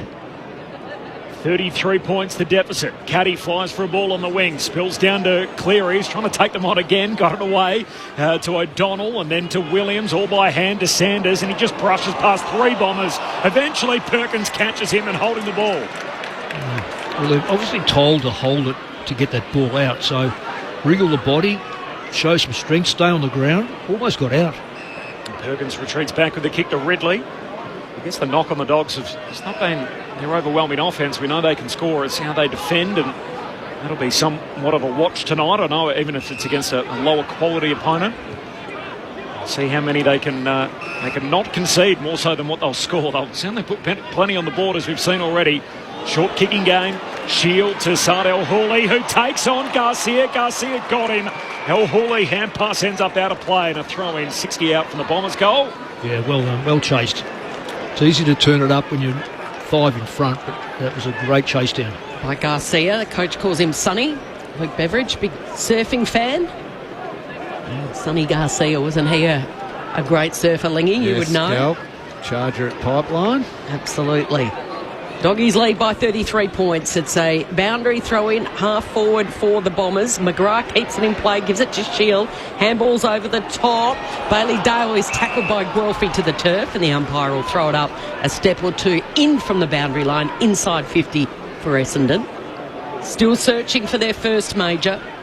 After 20 minutes of play, the Dogs have already put 5 on the board. Caddy flicks it into the back pocket. Kennedy should pick it up. He's got time to handball to Sanders, to Bramble. He's tackled over the boundary line and will reset and go again. Not sure about that hand pass, Leon. That one there. A kick outside the back 50 ends up. It's a contest out here on this wing. Better than having a contest inside, and it's 40 different metres. It's different when you're kicking from deep in your defensive 50. You might not be able to clear the 50, but when they're shallow, get it out to the wing. Exactly. 33-point lead for the Bulldogs. Ruck share it down. Shield throws a boot at it. Fortuitous, and McMahon takes a sprawling mark at full forward. It wasn't pretty, but it'll work. Dylan Shield just threw the left shoe at it, and Liam McMahon playing in front, able to take the juggled mark. Yeah, he was first to react as a forward. That's what you got to do sometimes. A little bit of luck, or probably total luck with the Dylan Shield kick, but if you can react quick and be in front, you're a chance for those ones. Standing ovation by a couple of Bombers fans just in front of us, Corbin. Joined the club last week, first kick, first goal. I don't know how exclusive the club would be. First kick, first goal in 2 consecutive games to start your career. That's what he's got the chance to do here as he moves in and whacks it through, and the Bombers are on the board. And a bit of a roar from the Essendon Army that are in the house tonight. Their first, the injury-ravaged team. 1-1-7, the Western Bulldogs way out in front already at 5-4-34. It's a 27-point lead for the Bulldogs. Time on opening term. Friday night footy on ABC Sport. And just for those that are listening to us and not watching, what we were just talking about before, the Bulldog player had got one hand pass away to his teammate, who then elected to hand pass. Had he kicked that football, that's down in front of us, which is probably about 70 metres out from goal. But because he didn't, there was a stoppage. The stoppage results in a kick off the ground, goes to goal square, and a goal. They're little things that you have to clean up before going into September. So get the ball away from your goal. Absolutely. Margin is 27, closing in on quarter time. Bounce again. Kennedy gives it to Liberatore by hand. Libba just throws it on the boot. No one can mark it at centre half forward for the Dogs. El Houli grabbed it. He was grabbed. He gives it off to McGrath. El Houli goes again. And here's a chance for the youngster in Johnson. Now able to team up and almost get the kick away before Liberatore. The double grabber, the intercept, and then snares it right in front of the interchange gates, Lingy. And just desperation by Libba. I mean, it's brilliant play, but he just, every ball, it wants it to be his, wants it to be his team's. Gives it to Williams, who's got it on at half forward. He sends it inside 50, and Redman, the intercept mark. And now the switch is on. He wants to go wide. He's trying to give it to Shield. Baker got in the way with a good spoil. Down to Cleary. Here's Sanders trying to spin and turn, and then kicking it into the pocket. Darcy! Oh, he came from a long way back. See it, just the one big leap. It was almost like he was the pole vaulter at the Olympics. He leapt up over the top and took it right at its point, and he's taken a wonderful mark. He stays alive in the game so well, Mick. I was watching him from being an option out here. Yep. He never stopped moving or thinking about his next way to get the footy. Yep. And then he was moving on to that one far earlier than what his opponent was. 25 metres out, 45-degree angle for the Dogs' 6th in this opening term, and his second. It's an offensive explosion to start Friday night footy on ABC Sport. He's got some good teachers. Outside of who's at the club, his father, very, very smart footballer. This kid's got a great IQ. You can see it. Even when he comes up the ground, he's only a baby at the moment. Once he fills out, he's just going to terrorise him. It reminds me so much of Paul Salmon. Yeah. And Paul Salmon was just like that gangly giraffe type of player, but could certainly play, but you just knew where it was going to end up. Almost impossible to play. Is he even more athletic than Paul?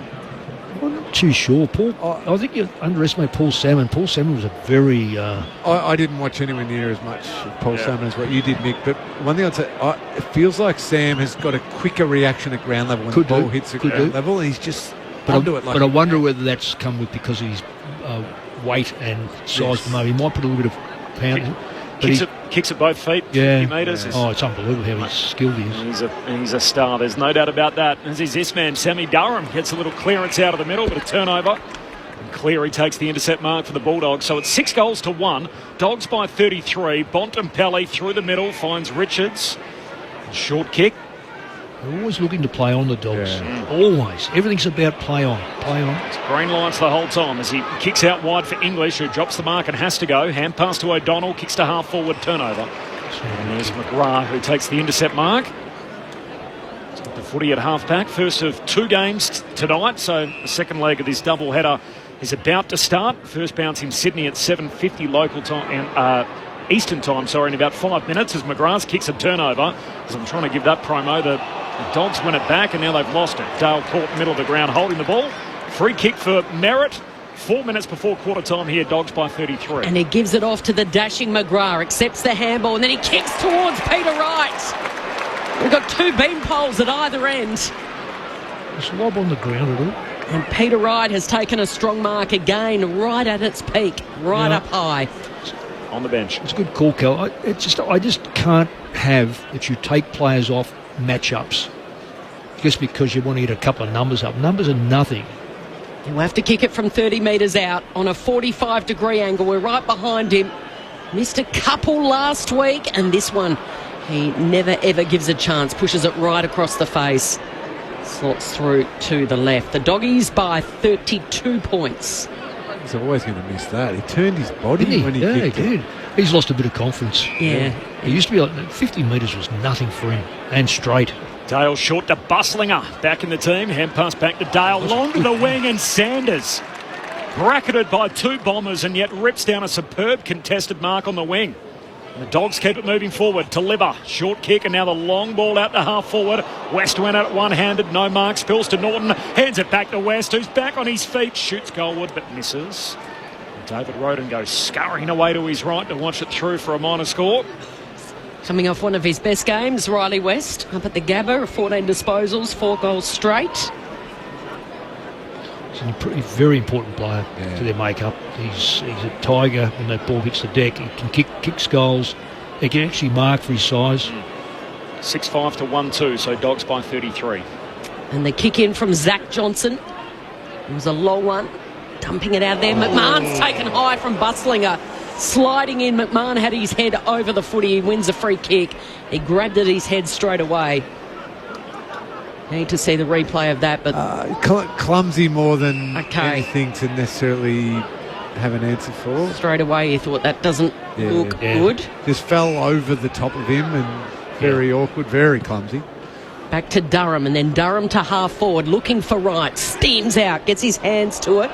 Cleary gets it at ground level, and he's tackled by Gresham. Ball up half forward now for the Bombers. Gresham has not touched the footy yet.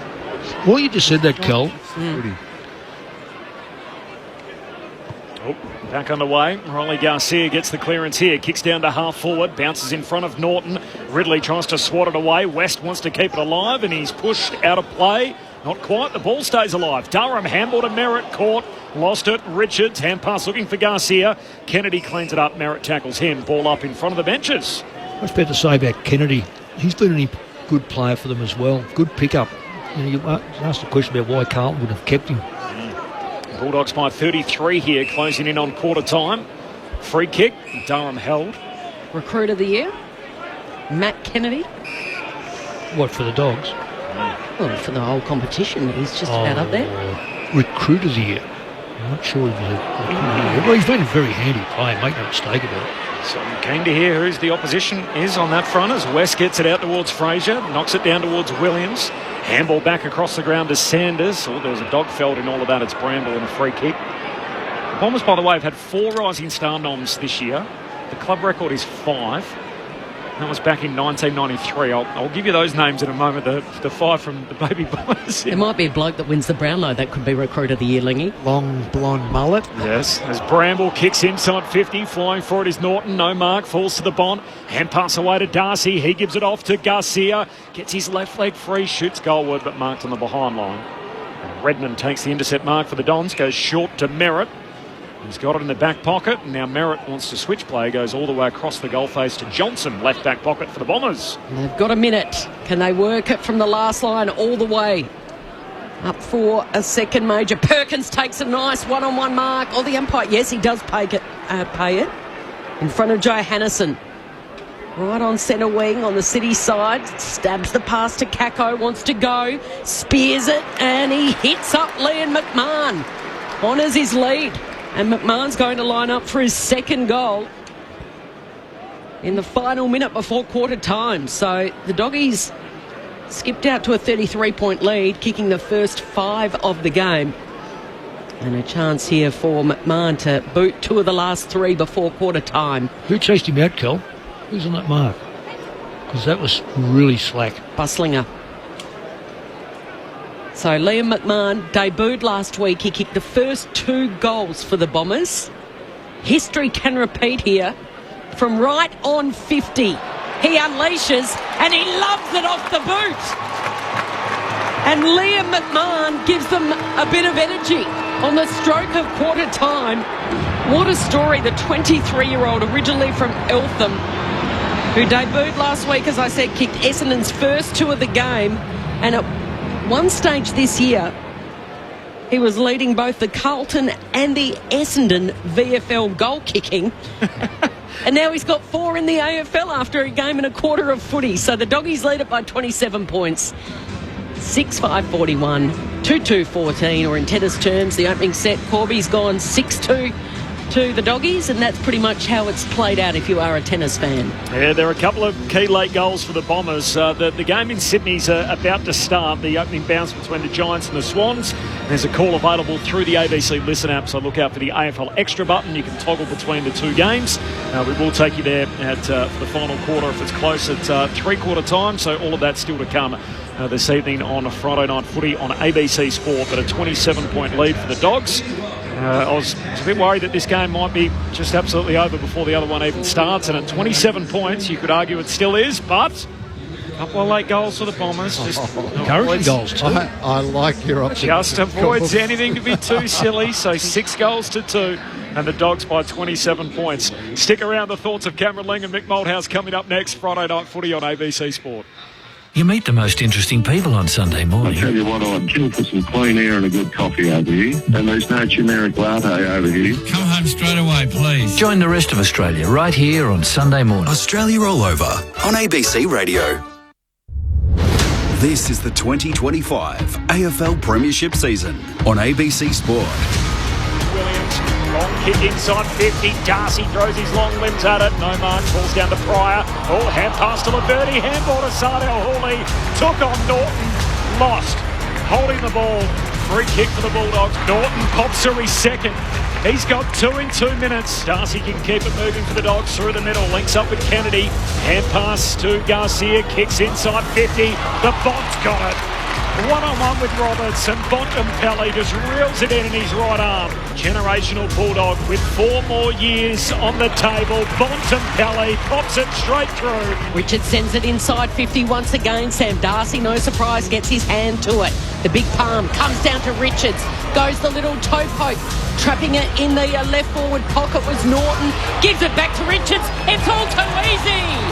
The Bulldogs are in for the quick kill. Redmond, the intercept mark, and now the switch is on. He wants to go wide. He's trying to give it to Shield. Baker got in the way with a good spoil. Down to Cleary.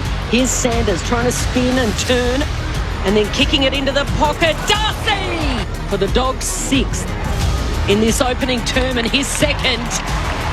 It's an offensive explosion. This is ABC Sports coverage of the AFL. On your radio. ABC Sport Digital. And on the ABC Listen app.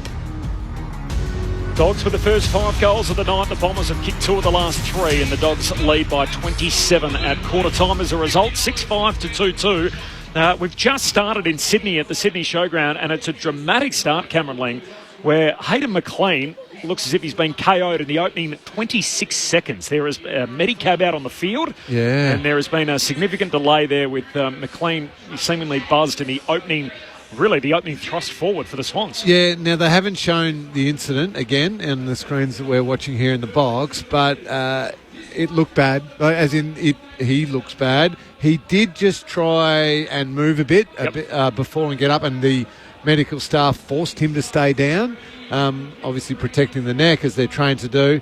So they're now getting the stretcher out, the cart's out there, and they'll take as long as they need to take to get him off the field. But 26 seconds into the game. It's always a bad sign when the broadcaster doesn't show the replay as well. I'd just like to see what took place.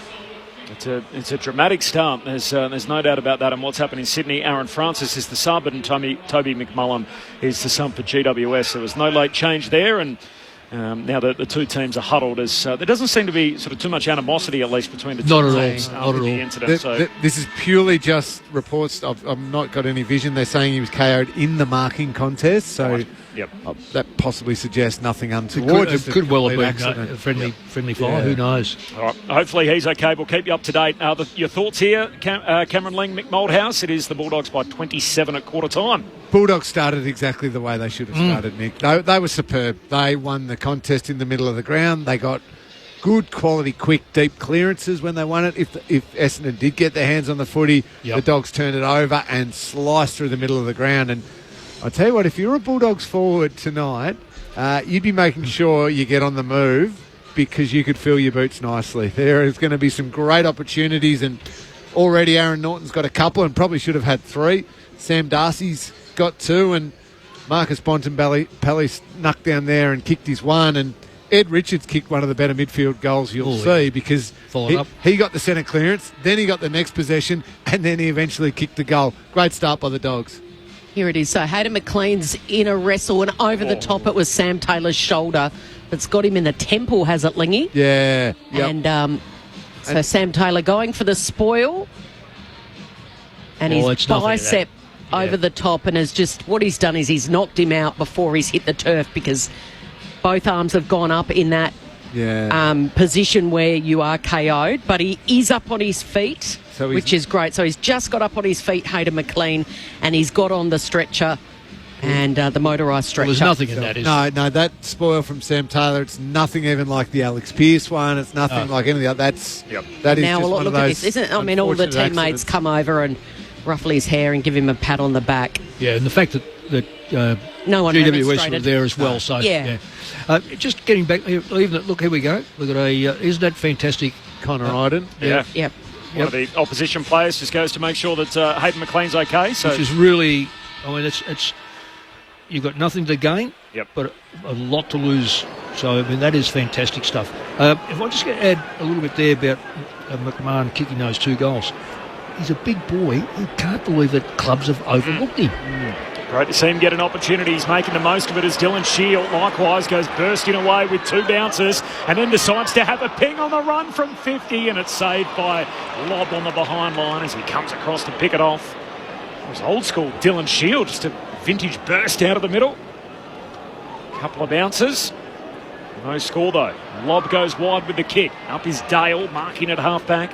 Hand pass away to Fraser off the back flank. Kicks down the wing. Bounces off the chest of West. Can't trap it. Spills to Blackiston. Hand pass for the Bombers. Back inboard. Durham, clever. Spins. Gives it to Redman. Pumps the Dons back inside 50. Right in the one-on-one. Lob. Clever spoil. Got it down to Williams. Hand pass away to Buslinger, who can get it off the back flank. And he does. He needed to be precise with the kick, and he just got it to McNeil, who's marked inside that boundary line. Peter Wright doesn't make the right body contact when he's in a marking contest. He should have marked that one then. Well, quick couple of kicks. Liberatore's kicked it to Bontempelli, who's kicked it wide and put it out in front of Baker. Baker, one of two inclusions for the Dogs at selection this week, spears it in Norton's direction, and he takes a strong mark right in front of his eyes again. Gee, we've seen that charging out 3 or 4 times. Norton wants to play on. He's held up against the boundary line, and he gives it to Sam Darcy. This is all too easy. Great play by the Bulldogs. Great kick. Great play. Move the ball quickly. But that was slack by the Essendon defenders. Shocking. I think everybody in this entire stadium could see Darcy was moving to get on the end of that one. And the right foot to the to set him up as opposed. Lockie Blackiston is on Sam Darcy. So Darcy caught in that left forward pocket, curls it around and curls it to perfection. Big Sam's got 3. And he might just be in for a big night as the Doggies extend their lead by 33 points. 7-5-47, Essendon 2-2-14. Seems bizarre to get excited here about some great passages of play, Cameron Lang and Mick Moldhouse, but there's just no crowd, there's no ambience, there's no noise. And I'm looking at the pictures from Sydney and Sydney's West. It looks like there's more fans in Sydney's West tonight than there is at Docklands for the Doggies and the Bombers game. Well, I'm really surprised. Friday night, and what's at stake here for the Dogs. I can understand about Essendon. You know, I know because people just naturally don't turn up if their side's got no hope.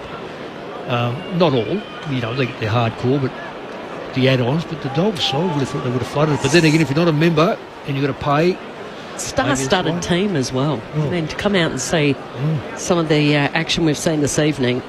English palms it down, Dogs by 33. First possession on the follow-up is English as well. Little kick forward and Shield grabs it. Hand pass to Redmond, tackled straight away. And the English Bulldog, I would have thought there might have been a few Poms here supporting the Dogs. That's a stretch, Mick. Up it goes. Well, here he is on cue. English palms it down to Kennedy. Kick smothered. Ricochets out wide. Here's Baker. Hand pass to half forward. Away to Fraser, who got it back to Kennedy. He's dispossessed in the tackle. Ball comes out. Durham, hand pass to Shield. Bombers back the other way. Hand pass to Clark. Long kick down that City wing, and McMahon spills it last moment. Had it on his chest and couldn't quite reel it in. Ball ends up out of play on that City wing. That was a little mistake there from McMahon, but you forgive those early on. 198 centimetres. Yeah, and he's moving well, and he's moving to good positions, man. And he kicks well. Yeah. Oh, yeah, he roosts it, doesn't he? You're right. He's a real picker. Last pick in the mid-season draft, pick 18 overall. One of the 4 players that the Bombers took. They all played together last week for the first time. And they've done well, haven't they? They've probably exceeded expectations. Free kick for the Bombers. Clark takes the advantage, gives it to Merritt, kicks inside 50, offhand, spills out the back to Kako, jams it on the boot, Lob spills it in the goal square, and it tumbles through for a rush behind, saves the goal at least. So 7-5 to 2-3. Bulldogs by 32, 4 minutes into the second. They go quickly by foot. English couldn't quite hit his target in Liberatore. He was diving forward. This is in the defensive 50, and then they've had to go all the way back to Bailey Dale, who goes short to Johannison. They've got loose players here. Kept it really low, made life difficult for Liberatore, who had to scurry and then pounce on it because he couldn't take the mark. That's overuse. In fact, it was Kennedy, rather. So they've butchered that, the Bulldogs defenders. A chance here for the Bombers. Goldstein rises high, only gets down to Bailey Dale, who bangs it out of that defensive area. Laverty and Darcy go at it. Roberts has got it, and look at Darcy with the follow-up tackle. That was a mark to the Essendon defender there, except Darcy just desperation to make up that ground and then followed up with the tackle. Yeah. That's the sort of stuff why you get so excited about him as a young player. Ball up on the dockside wing. Goldstein palms it down. Johannison off to Liberatore. Runs sideways. Kicks on the left. It's a real up and under. Darcy let Norton go for it. It slipped through his hands. Paddling it up there was McNeil. Clever by Darcy. Off to Baker. Top of the goal square. In fact, it goes right past. Now there's a one-on-one. West tries to dodge and weave and get around Pryor, and then he kicks it across the face. And the mark taken by the Bombers defender down there, Redmond. I think he's done everything right with that kick. Just didn't have a player run onto the football. He could have easily had a shot. Could have gone anywhere. Given the benefit of the doubt that he squared it up. Redmond, long kick out to half-back, flying for it, Caddy, not to be. All spills down to Clark, and he's locked up straight away by Kennedy. He's finished his life as a Blue, subbed out in the first half for Tom Baconi in last year's final that unravelled for the Blues against the eventual premiers in Brisbane. Up it goes here, half forward for the Dogs as Goldstein wins it down. Kennedy tries to shake the tackle that was high from Gresham. Bont deep again here in the forward line. Gresham still yet to touch it as Kennedy kicks inside 50 and Goldstein drops in front of English. Takes the intercept mark for the Bombers. Is he on the last little stretch of his career, Todd Goldstein, in the last couple of years out at Essendon? Short kick to Ridley. He shares it with Redman and he butchers it coming out of defence, puts it out on the full. You would hope for Essendon's sake that Goldstein is finishing up. That means their ruckmen are healthy and doing what they should be doing. And staying. Yeah, they haven't got Draper yet, so yeah, they've got to wait. Mind you, there's a lot of secondary ruckmen that are not too bad. Johannesson takes the free, short to the Bont, kicks to the hot spot. Darcy the target, no mark, spills down to Roberts, hands it to Pryor. Hand pass knocked down. Blackiston scoops it up, gives it back to Pryor. Handball to Ridley, now to Redman. Can kick to half back, and El Hooley marks just. In front of Johannesson. Riley O'Brien, the Crows ruckman, re-signed for 3 years today, so I wonder if there'll be a flow-on effect from that after Sam Draper was linked to the Crows. Now, a 50's been given away here from a 50-metre penalty against Johannesson. So El Hooley with the kick in the centre, kicks it to Merritt, the captain, and he's marked in a one-on-one against Sanders right on the arc. Merritt's going to play on. It's a really tight accurate kind of angle is the word I'm trying to say. He pushes it across the face into that right forward pocket and the Bulldogs have got it. Kicks out of defence. West leaps up on the shoulders of Pryor. Can't come down with the footy. Ball spills away to Bontempelli. Hand pass for the Dogs inboard and Richards is off and running through the corridor. Open forward 50. Kick favours Blackiston and Sam Darcy's got his hands out saying, let's put it up in the sky and I'll dominate anyone there. Instead the kick was too far out in front and Blackiston able to rebound out of defence for the Bombers. Wide to Johnson. He goes running away, the youngest man on the ground. 2 bounces. Kicks it to Pryor. Got it backwards to the logo. And a short kick down to half forward finds Clark. Gus Clark honours the lead of Peter Wright. And he marks on the flank right half forward up against the fence. I'll tell you one thing you won't have a lot of tonight, will you?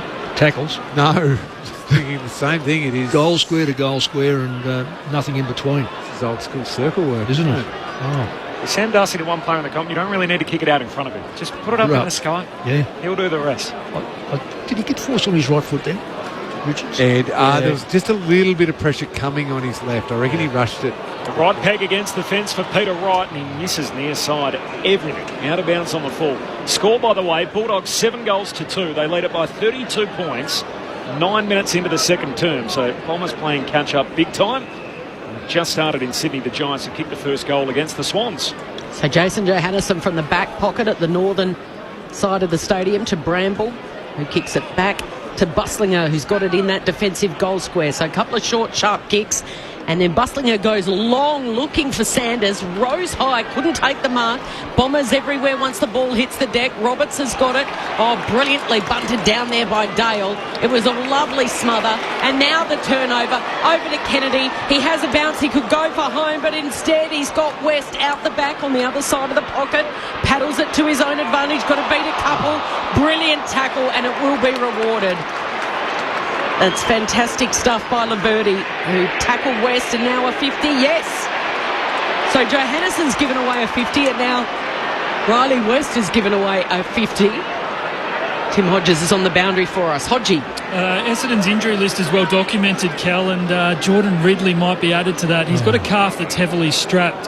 He came off, spoke to both doctors, and both doctors said you're going straight down to the room, so he hobbled down to the room, so that will be a watch, which I'll keep an eye on. Only 104 games for Jordan Ridley, spread across a long period of time now, and he's already had an injury-interrupted season. He's only played 9 this year. This is his 10th game. Yeah, and it's all soft tissue too. Yeah. He's had trips to Qatar in recent off-seasons to try and get that sus, but as Hodgie said, he'll keep us updated down there. The Dons worked it inside 50, forward 50 stoppage, and immediately put out by Baker. High kick to the wing. And Norton took the mark, but there's a free before that as Darcy was being held. Still in the Dogs' hands, but with Norton and Darcy both at the footy, it's got to bide a bit of time. And they want to rush down there because no Ridley to defend one of them. Yeah. West to Garcia, now to Norton. Now he kicks long inside 50. Sanders leaps in from the side of the pack and rips down a contested mark. There was 4 in the pack, and the Dons defenders can hardly believe it. As Sanders marks 25 out just right of centre. He's got a lot stronger than he. Yeah, the last 12 months. I wouldn't have thought him as a marking player. 186. He's taking some very telling marks tonight. The Essendon defence, they can't believe it. They've only got themselves to blame. That was bloody awful defending.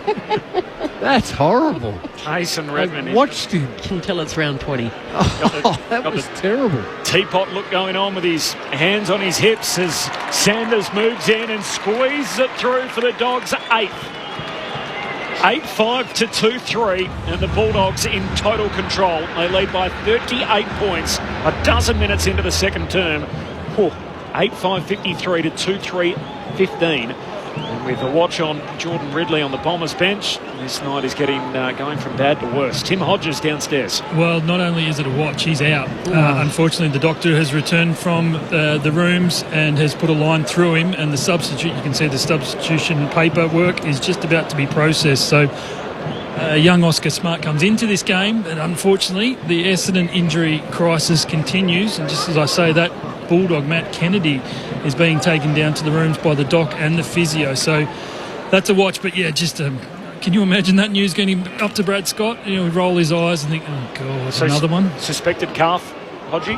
Well, that's what he had strapped, so that's all I can go off. So I will check in with the club now. 16th injured player on their current list at the moment. 10 of them have been impact injuries as the Bombers work it forward by a series of handballs, and the kick inside 50 went over the head of McMahon. Caddy picks it up, uses Guelphy, just grubbers the kick because of the pressure. Perkins is there trying to tackle the player, wants a ball up, but it will be a ball up. That's a couple of times now Bailey Dale's just made brilliant defensive decisions. Whether come at the ball or just then he read the handball, receive, straight away put pressure on. Ball up, it'll be held again. So while we wait, let's get down to Hodgie with the latest. We think Eilish from the Bombers, it's a hamstring for Jordan Ridley. So he does have strapping on the calf, but it's a hamstring that's forced him out of this game, which continues his horror run of luck and his horror run of soft tissues. I think there's a fair few too if you counted them up, Hodgie, for hamstrings. Yeah, that's not a isolated one. This is 9th year Jordan Ridley, and this is 104th game. Kako gets a kick away out of the congestion to Guelphy. Handballs over the top to Durham. He has to go and find it. Picks it up. Can't break the tackle there of Sanders. Gives it back. Oh, look at the swarming Bulldogs. Yes, they went hunting. Darcy just picks it up and bangs it. It'll trickle inside 50 almost. There's no one there. He kicks it to half forward. It's rolling to the boundary line. The foot race is on. And Poulter, happy to see it over in a little tussle with Lockie Blackiston, number 46 for the Bombers. The moment the Bombers used an extra handball and a little slip, the Bulldogs just came from everywhere, overwhelmed them. That's not good news from an Essendon perspective, with Ridley down again. 9 years in the system, 104 games, and of course best and fairest winner from a few seasons back from the boundary throw-in. Dons can't clear it. Richards puts it back inside 50. Pryor leaves his man. Spoils over the top. Down to Lamont Llewell. Hand pass out to Shield. Gives it to Durham. Big sweeping polyfarmer hand pass. Finds Gresham. Floats a kick inside 50. Caddy leaps up. No mark. He's there with Lobb. Caddy goes back to collect. Lobb knocks him out of the way. And illegally, said the umpire. Free kick for Caddy. Yeah, I think he dragged him. Dragged him down, yeah. That's the... He just missed out, though. I think the ball came out without him knowing for Lobb. It was a great contest by both of them. One's going to be around for a long time. The other one's changed his role, and been highly successful. Nate Caddy, one of their 4 Rising Star noms this year.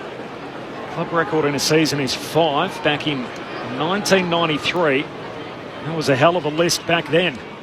The likes of Mercedes, Hurd, Fletcher, Ricky Olorenshaw, Mercury, all nominated in 93, and Nate Caddy, one of the 4 so far this year, can't add to his goal tally here as he misses out to the left or behind.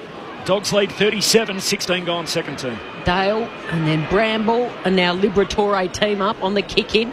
Inboardy kicks it to Johannesson, who's got it right on the arc. Searching for their 9th goal halfway through this second term. Johannesson brings it back to Lockie Bramble, looking for Norton. Flying in front was Kennedy. Couldn't take the mark. Follows up desperately, almost with a tackle. Norton then able to spill the ball to the deck, although the Bombers are there. Merritt, Wright, Shield, Andy McGrath, back to Shield. All handballs across half-back. Pryor gets involved. And now a little run. They're retreating just to buy a bit of time and space. And Redmond flicks the switch to Archie Roberts, who's been one shining light for the Bombers this year. He's had a brilliant year.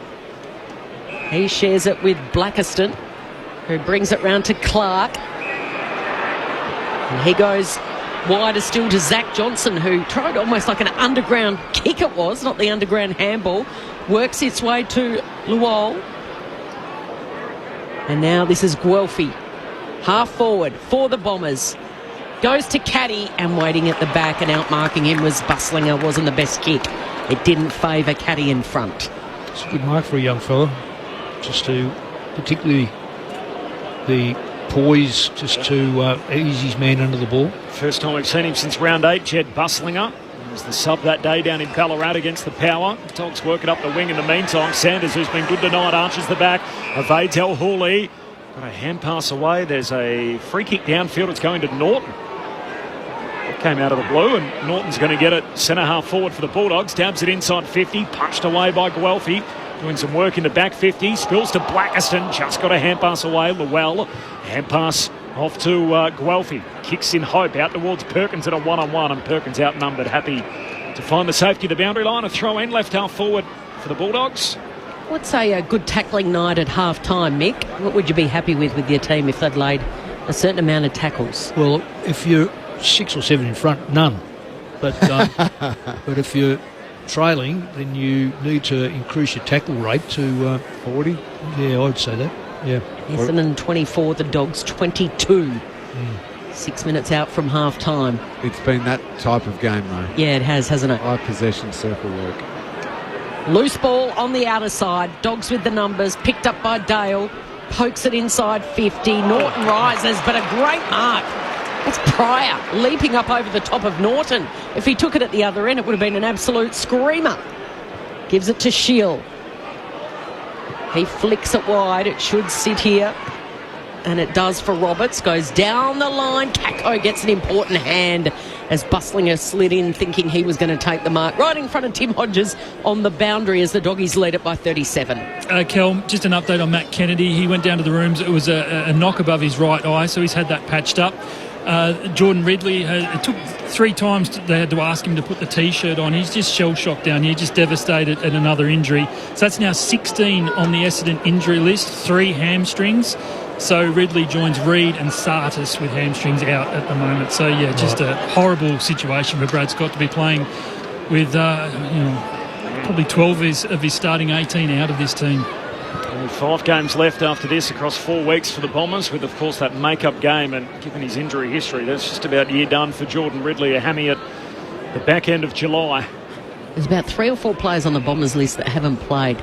But I reckon they're a chance, Corby, to get a game before the season's done. 42 players used as the Dogs switch play from one wing to the other, and then a short kick broken up by El Hooley, and it's out of bounds. That's where you've got to make every game you do get an opportunity to play a step forward for you. And unfortunately, there's a few out there for Essendon tonight who aren't taking a step at all.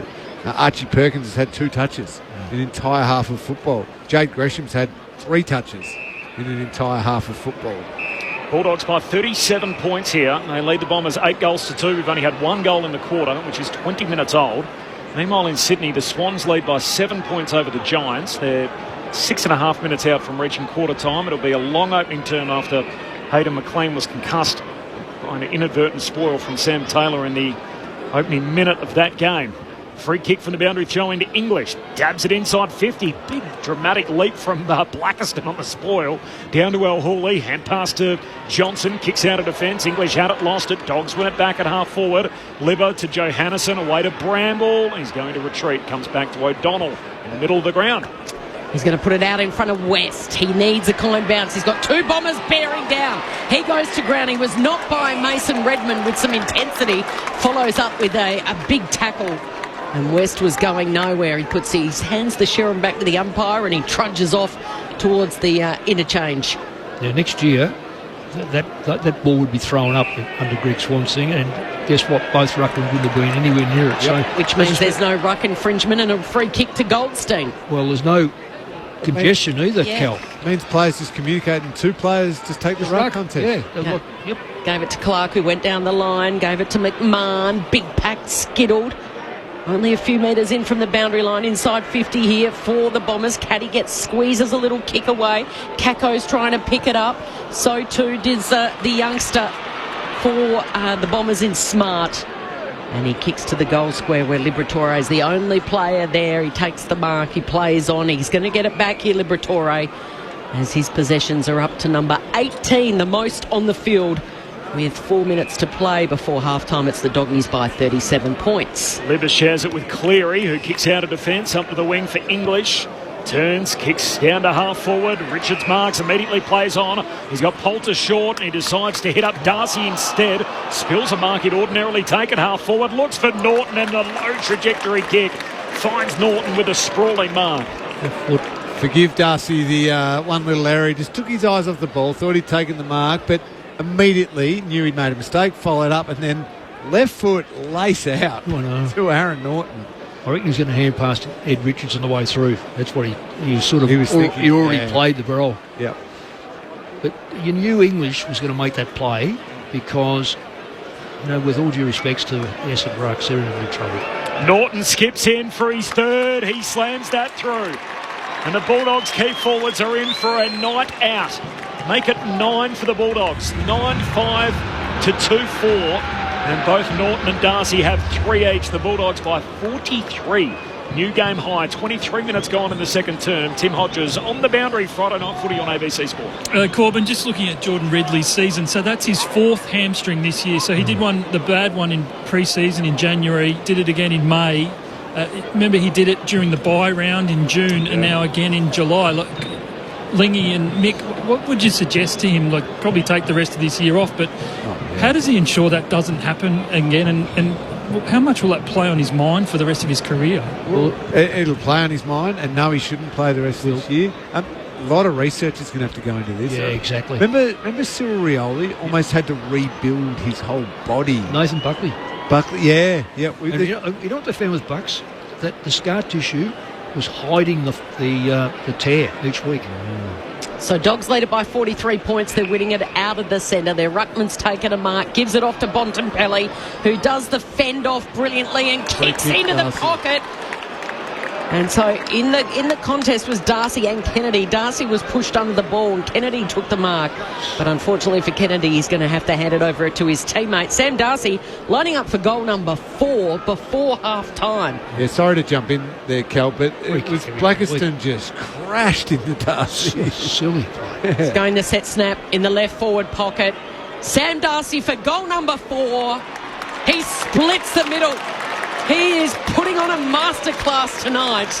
The 22-year-old who has a PB of 7 is on track to beat that today. 10-5-65. Essendon 2-4-16. The Sting well and truly out of this game. They've kicked the last 4 after they kicked the first 5. In fact, the Sting was out of this game after the first couple of minutes. And Bombers just holding in there. Bombers fans holding in. Just another quick word on Jordan Ridley. He actually went to Qatar last off-season for hamstring treatment. Yeah. So he spent last off-season going overseas to see a specialist, and unfortunately for him, his season back has resulted in doing his hammy 4 times. Yeah, some people are just made not to be able to play that type of sport. And unfortunately, that's once you've done it a few times like that, inevitably it's really hard luck to. Corpse, do you know if a medical staff member went with him, to observe? Great question. I'm not sure. To be honest. Probably more important than the play, but as McGrath hand pass away to Merritt, kicks inside 50, and Oscar Smart takes it at centre half forward for the Bombers. Yeah, Bramble slipped underneath. He just couldn't hold his ground. He was right with him, but just couldn't. Once he slipped, it was all over. He kicked 3 behinds last week, Oscar Smart. He's in just his 3rd game of footy. The 19-year-old hasn't got a goal as yet. So went close last week. Essendon fans looking for small wins here. Here's a chance to get involved. One of their mid-season recruits. Number 47 on his back. Oscar Smart, right-footed drop punt. Misses. Another behind, out to the right. So Essendon 2-5. They trail the Bulldogs 10-5. 48 points is the Dogs' lead. They've kicked 4 unanswered goals in this second quarter as we tick towards the half. Friday night footy on ABC Sport. Lobs on the kick-in duties. Works its way to Bustlinger. Short right foot kick. Then to Johannisen, who goes sideways. Oh, Lual gets in there with a crucial spoil. And the kick from Johannisen, just an anxious moment bobbed up there. It was looking for but couldn't quite find Bailey Williams. Yeah, just a little bit ambitious there. And now they've killed it with that spoil from Lual over the boundary line. So a chance for the Bombers. Can they break a run of 5 goals straight from the Dogs? Johannisen looking to make amends. Gets the ball on the outside of the boot. He goes high. Darcy's there. Couple of Bombers he had to beat. Off hands McGrath, Pryor. And then he works its way to Blackiston. And now Laverty receives the handball. Goes high. Right comes out. Crashes the pack. Kako pounces on the ball. Underneath there is Bramble, but there's a player down, a Bulldogs player. Ian O'Donnell, I think it is. He's slow to get up to his feet. Shoulder? Oh, he landed awkwardly, Nick. I don't know if it's maybe hip. He crashed to the ground in that Well, mark. Wright came through and just skittled them. They went down like 9 pins, but O'Donnell is back up. Yeah, oh, Robbie. Yeah, it could be on his hip corner. Goldstein to Richards, who kicks her over his head out of the danger zone. Poulter flicked it on, but Lual was there. Over to Laverty, and then Merritt inside 50. Oh, well done, O'Donnell. He juggles the mark. Not only did he just get crunched, but he got up and he's taken a lovely mark defensively. He went short to Richards. Andy McGrath came in late with the spoil, and Richards also a little slow to get up. As Richards looks down the city wing. The only 4 goals of the quarter, the Bulldogs. Long to a 1-on-1. Laverty went early and Norton takes the mark uncontested. He's racing. Called play on, yeah. He's racing the clock. 10 seconds left in the turn to the number 10, Darcy. Not to be. Spills down to McNeil. Hand pass away to Sanders. Under pressure. Merritt breaks it up. And that'll do us to half-time. It's a goalless term for the Bombers. And for the Western Bulldogs, it's more of the same as they beat up on another bottom 10 team. After leading by 27 at quarter time, they lead by 48 at the half. So the Bulldogs 10-5. They lead Essendon 2-5. A 48-point lead for the Bulldogs at half-time. 4 goals for Sam Darcy, 3 for Aaron Norton. So they're two-headed monster feeding here against the Bombers with a long injury list that has been added to in that first half. 1 each for Bontempelli, Sanders and Richards. Meanwhile, Liam McMahon has the only 2 Essendon goals. They both came in the opening term. Tim Hodges is on the boundary. Hodgie, I mentioned that injury list has another addition. Unfortunately, it's a familiar name joining the group chat with the Bombers Injury Club. Yeah, you do feel for Jordan Ridley, his 4th hamstring this year, the 16th Essendon player on the injury list. They actually said to him, he's the sub, he's on the back row of the bench. They said you can walk out to the team or you can walk around the boundary with the rest of the medical staff, and he chose to go straight down the race. I think he's completely shattered at the moment. So, yeah, that was a tough watch just to watch him glumly walk past me down where the umpires head off at half-time, so he couldn't even come to walk out and walk off with his team. Such is his disappointment. And I will say, guys, I know we want to talk up footy, but, I mean, this is a Friday night showpiece. Essendon and the Bulldogs, it's crazy. Essendon is on a Friday night stage. Look, the crowd must be 20, I don't know, what do you think, guys, 23, 25,000 people. It is flat and silent. It just not befitting of what we're used to on a Friday night on the bigger stage that we have in this game. It's just I think we all feared it was going to be a flat one coming here tonight, and it's absolutely playing out that way, isn't it? Well, imagine, Hodgie, if there's more fans in Sydney's West tonight than there is at Docklands. And looking at the pictures, there'd be close to 20,000, I think, at Sydney Showgrounds. Do you think, Corbin? I hope so, yeah. Yeah. It certainly looks well popular. Usually the problem at the Giants games is the outer side. You see lots of empty seats, but they look filled. Yeah. This is history, though. If you don't look like making the finals this end of the year, we've seen it with Richmond, who have won multiple premierships. They've started to stagger around a little bit in the last couple of seasons. So this is more the fixturing than anything else. Well, it is the fixturing. It's the team that's. It's not. This is a great Melbourne-based side, and playing a side that's on the verge of the final, plays brilliant type of football, albeit the fact they only had 4 shots on goal that quarter, which would be a real worry. But nonetheless, this is what you're going to get when the ladder is set at round 16, 17, and you've only got 9 sides playing out. Well, perhaps we'll put Sydney in there just for the sake of it. 10 sides, so 8 to 9 sides are dead in the water, parking players. But where are the Bulldogs fans? For what well, reason that's are right. they not here? No, to defend them a little bit, it's an Essendon home game. It's Right. an extra cost to go and buy a seat here, and they've paid they will have paid for their whole year here as a member. It's quite easy and forgivable to go, no, I'll just watch this one at home. And the other thing is, if there was a scarcity of games where there was only so many to go and watch, but you think, if I won't go to this one, I'll just go to the next one. There's games week after week after week, and just part of what we spoke about pre-game. This all comes back to whoever they used at the decision-making when they announced round 16 to 23, and they didn't tap into, I think, some of the football-educated people out there to think who is going to be a good team in the run home. I know some very, very good football people who would have told you Essendon and Carlton are not going to feature in the run home, so do not give them all these Thursday and Friday night games. That's where all the mistake has stemmed from.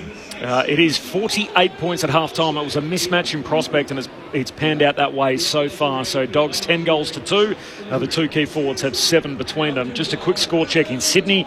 It is quarter time there, a long opening term after Hayden McLean was involved in a marking contest that concussed him in the opening 26 seconds of the game. So McLean's night over, and Sydney lead it without him at quarter time. 3-5-23, the Giants at home trailing 1-2-8, so the Swans by 15 leading the Sydney Derby at quarter time. Quick thoughts, Mick Moldhouse, the coaching icon, and the legendary Cat Cameron Ling. It's half time here. It's all the Dogs. It is all the Dogs. It is Ling, but they only had 4 shots on goal at quarter. These are the little worries that come in. Look, I like GWS. When I see them play Sydney, I think, it's going to be a grind, and they'll bring them back to that level, and Sydney will probably beat them. And yet, I really like GWS. I look at the Dogs. I like the way the Dogs playing. They're playing a side that really you play for pride. So they're not playing for anything on the ladder. They've got injuries. They're playing young kids. They've had 4 shots on goal. Inside 50s. They've had 30 to 21, which 21 is commendable. Albeit the fact that they've only scored 7 times, so it's 33% Essendon, so they've been able to hold them out against a better side. So the Dogs are scoring at 50%. Yes, but what I look at, Lingy, is that they belt up all the bottom sides for a reason. They're good and they move the ball quickly and stuff, but when they come up against the best sides, that movement gets them into trouble. So there's something in their game that is either overused, wrong selection, forward line structure falls in on itself, or the back line aren't good enough. So there's something that says, why can't they beat the best sides? And yes, they were very close to Geelong, and yes, they were very close to Collingwood and Adelaide, but they still didn't win. So my perhaps answer to that is the fact that right now the Bulldogs, I think, are attacking better than they've attacked at any of the other 3-4 seasons, 5 seasons recently. For the year? For the year. Yeah, I think they are moving the ball really well at times, and they've got a midfield that's freed up. Ed Richards' move into the midfield's great. Terrific. But, this is my but, they also get opened up a bit going the other way. Absolutely. Which means if they're good enough to turn the ball over, back in their defensive 50, great. But then they're forced to move the ball and use their really good attacking play to move it the entire length of the ground. Not half the ground, the entire length of the ground. And tonight they're getting away with it. They've already scored 31 points from moving the ball from their defensive 50 and scoring. Great. Fantastic. Huge tick. That's a great result. But you're not going to score 31 points in a half from your back 50 against good teams. No, you might score 12 points, 15 points. You score better from launching your attack the midpoint of the ground or the forward half of the ground. And that's something I don't think they do really well. And this is in your court here. I'll throw this to you. I've got a theory, but I mean, I think, I don't know whether when you got Bontempelli, Liberatore and Richards, I don't see 4, 5 and 6 that are good enough to hold up against sides that will put 4, 5 and 6 in against them, like Collingwood, like Geelong, like Brisbane, that can then... That's a good call, especially Brisbane and Collingwood. I'll give them 4 because I think Kennedy can go in there as a battering ram. Well, that's one. Yep. Fraser goes in there occasionally. Yeah, yes. But they don't. But then the 6th is probably Riley Sanders, who is extremely young, improving, and we're seeing the signs of it tonight. But it's probably him. I reckon it's their weakness. I really think that their secondary mids and their back line, their tall backs get caught out. I agree. I also think that depth of the midfield is my old team's slight weakness too. Right. Just maybe 5 and 6 at Geelong. Yep. Their top couple are outstanding. When you look at a Brisbane, let's use them as the yardstick along with Collingwood. It's Neale, Berry, McCluggage, Ashcroft, Dunkley. Yep. There's 6 jets. Rayner goes in every now and again. Yeah. Yep. No, it's a good call. And I also think that you've got to have a tagger. Yep. You've got to have a tagger going to finals football. If someone lights up... I know Libba does, but I'm looking at the other sides and I'm thinking that those that will fail will be the ones that just can't negate the best player running around on the day. Like you go, Bontempelli's the best player, but let's say Richards is having a great day. Who can I put on him? And what happens when he goes out of the game? All of a sudden...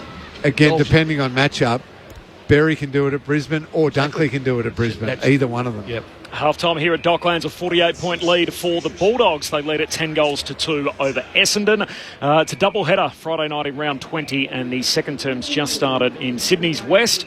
And it's the Sydney Swans who lead by 15 points over the Giants. We'll keep you updated there. Your thoughts on the SMS coming up in just a moment. Plus, I'll bring you up to date with the Sunday teams, of course, that were released a short time ago. But in the meantime, let's get the latest from the ABC Newsroom.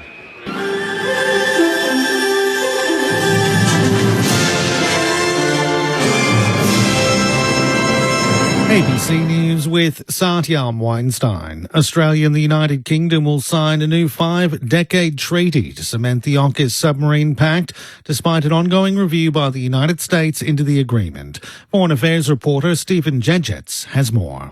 This announcement isn't directly connected to the review in the sense that it was first announced last year when Richard Marles said they were going to start negotiations, Australia and the UK, on this agreement. The review, of course, is a more recent phenomenon. So this announcement isn't a response to the review, but I think the way it's been presented and perhaps the timing with Auckland as well is very much designed to signal to the United States as well as to the public in both Australia and the UK that these two governments remain absolutely determined to stick with AUKUS. Israel's embassy in Australia has pushed back on new criticism from Prime Minister Anthony Albanese of the country's actions in Gaza. The Prime Minister has labelled the conflict a humanitarian catastrophe, saying Israel's denial of aid and killing of civilians cannot be defended. In a statement, Ambassador Amir Maimon did not directly reference the Prime Minister's comments, but says condemning Israel for defending itself is wrong. He says pressure should be placed on Hamas, who he says is responsible for the war. Meanwhile, the Palestinian ambassador to the United Nations is calling on other member states to follow France's lead and officially recognise a Palestinian state. French President Emmanuel Macron says the formal announcement will be made at a session of the UN General Assembly in September. Hamas has called it a positive step, while Israel says it rewards terrorism. Ambassador Riyad Mansour says he'd like to see other countries recognise a Palestinian state. We would be delighted if leaders from all corners of the globe will be meeting in the General Assembly, perhaps to follow suit of France, either to recognize the state of Palestine immediately or to say that they will be joining France. International law specialists say having a mediator facilitate dialogue between Thailand and Cambodia could prevent more violence. It comes amid an escalating border conflict that's already left 16 people dead, most of which were in Thailand. Bangkok has already rejected mediation efforts from third countries, saying it wants to settle the conflict through bilateral talks. Assistant Professor of International Law at Thammasat University Thanapat Shinaktump says having a mediator could prevent things from getting worse. ASEAN might not have its role much regarding the binding decisions toward the dispute between two countries, but at least they can ask both countries to come to negotiate with each other. So that would be kind of like the thing that might postpone the situations to not be even worse. Forensic officers are examining a Perth property where a man was tasered by police before having a medical episode and later dying in hospital. Lily Cristanto has this report. Police say a man entered the home on Priestley Street in Embleton just after midnight and started smashing windows. They say he behaved aggressively and refused to comply with the directions of officers. The man was then tasered. Police say the man suffered a medical episode minutes later and subsequently died in hospital. Forensic police and detectives remained at the house, occasionally depositing items into large paper bags.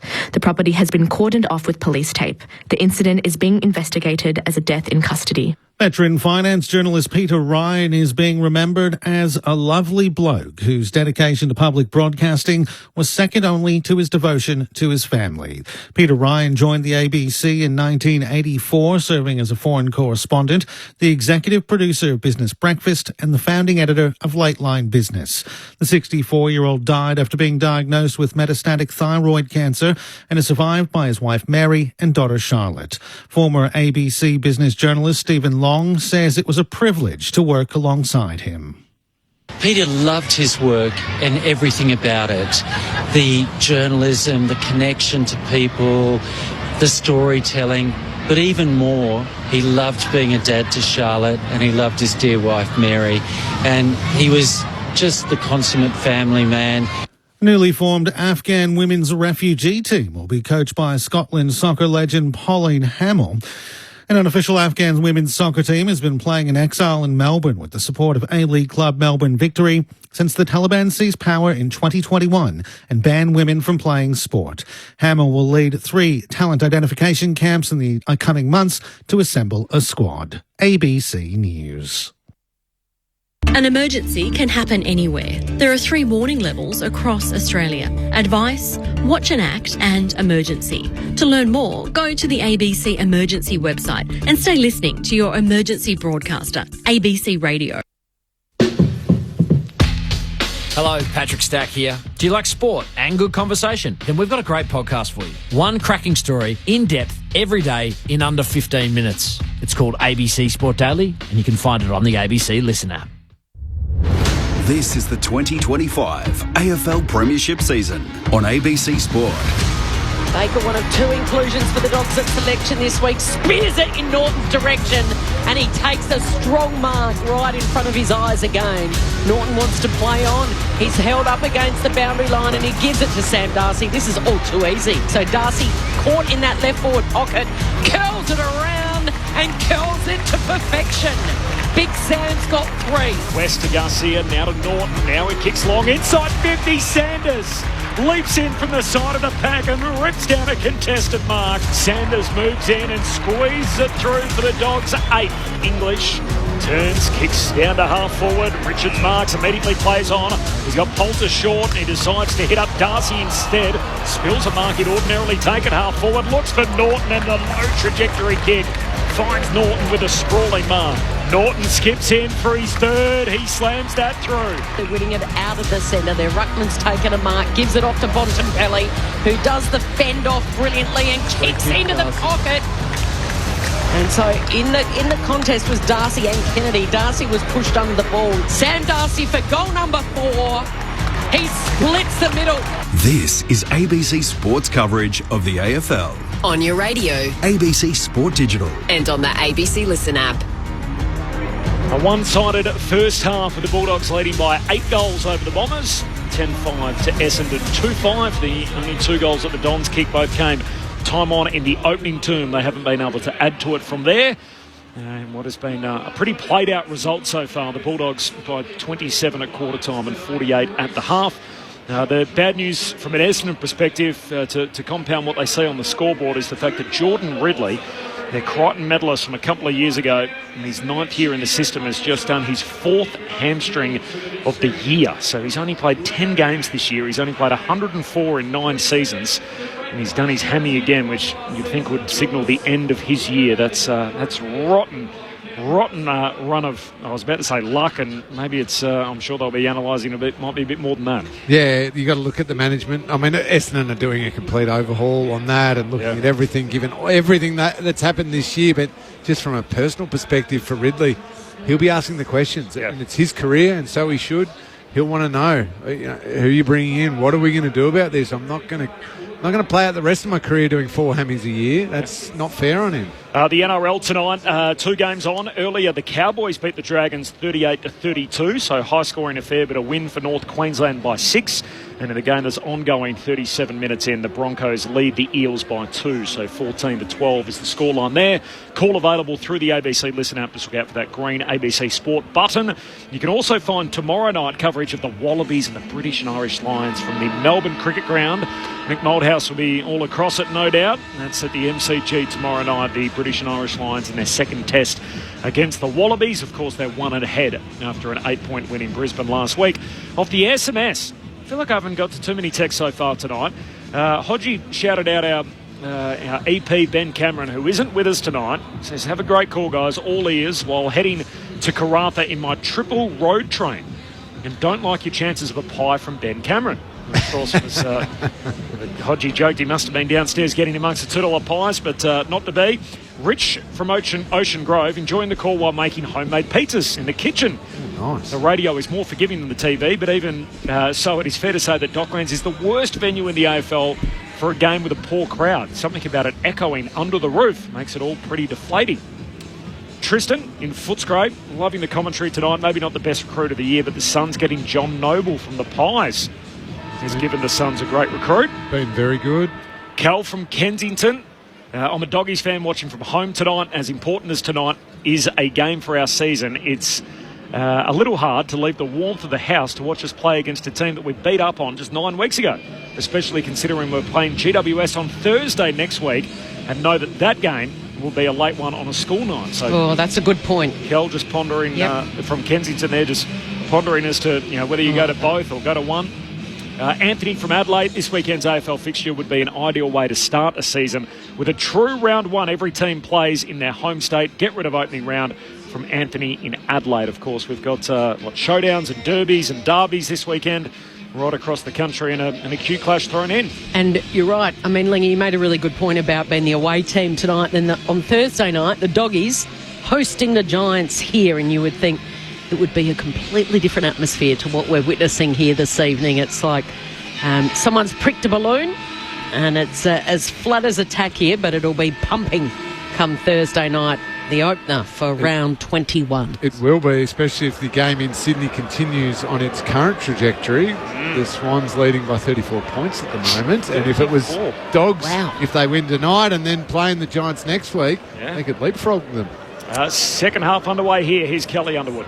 Andy McGrath accepts the handball out of the centre and drives it long right, gets his hands to it. He's got lob for company. Flicked out to Caddy. Caddy's going to get it to right. In fact, it beats him. It rolls to Durham. Little awkward tumbler. It was picked up by Cleary of the Bulldogs. He's got some teammate to help him in Dale. Dale's now tackled, spun around in a 360 dumping tackle. Oh, Bombers fans won't like that. Wow, I'm not sure. Free kick going to Bailey Dale. It was against Guelphy. Yeah, call for dangerous tackle. I'm not sure it's dangerous tackle. Wow. It's holding the ball. That is for sure. Well, his head does make contact with the ground, but Bailey Dale made it happen. Dangerous kick coming out of defence. The Bombers force the turnover. Perkins on the end of it. Snaps goalwood, misses the whole set. So no change to the halftime score. 48 points is the Bulldogs lead. What I mean by that, like Bailey Dale was fighting through the tackle with arms free and almost trying to spin himself out of the tackle. Yeah.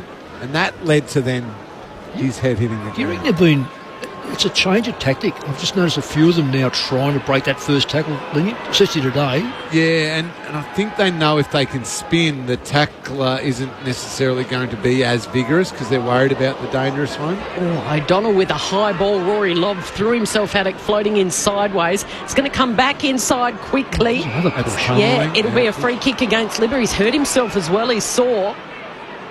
Rather, the free kick is going to Libba. It was a tangle of legs with Archie Roberts, was it, down there? Archie Perkins, rather. Yeah, but he should have jumped at the footy. Libba was sitting under it. He saw Libba. So he's down on the ground. He's up now. He's a little proppy. Will get Tim Hodges to keep an eye on him. Meanwhile, the Bulldogs have gone to full forward. As Richards kicks it long, looking for Norton. He's involved in a tangle here with Laverty. Laverty can't believe it. He's given away the free for a hold. It was there. He grabbed it in his arms. I don't know what he doesn't believe. Developing story. Let's get downstairs. Tim. Yeah, I don't know, guys. Do you think is that a calf or could it be a hamstring? Just the way he went down. I reckon it's probably more a bruise or a strain of one of the ligaments. Yeah. Yeah. Yeah, so he's struggling to. Oh, you can't even run off. I know he's got a weird running style anyway, but this is a serious hobble. He gets the boundary right in front of us now, and he'll go straight down to the rooms. As Norton comes in and pops through his fourth, so the Dogs' two-headed monster up front have 8 between them, but it's more of the same to start the second half. Liberatore limps off. Norton goals. 4 for him, 4 for Darcy. The Bulldogs 11-5-71 all over Essendon, 2-5-17. 54 points is the margin, 3 minutes into the third. This is Friday Night Footy on ABC Sport. And as Cameron Ling mentioned, a 34-point lead for the Swans. Halfway through the second quarter, they lead the Giants 6-1. We haven't seen the replay yet of what exactly happened to Libba. Hang on, we're going to see one right now. It's the Essendon player tunnels in underneath him. Was it a knock, Mick, or do you reckon he's... If he's holding his... Oh, no, stands on his ankle. Yeah. Yeah. Yeah, and his ankle... right in the back of the car. Yeah, I'd say the Achilles. He's probably got a big mark down the back there. Wouldn't be... Yeah. That'd be a bruising.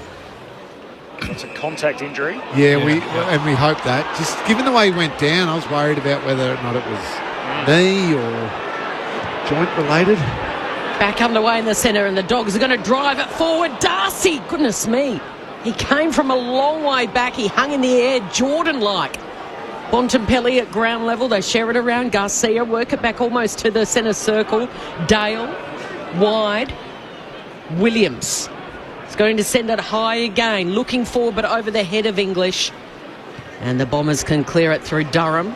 Spirals the ball. Caddy comes from a long way, takes a strong overhead mark.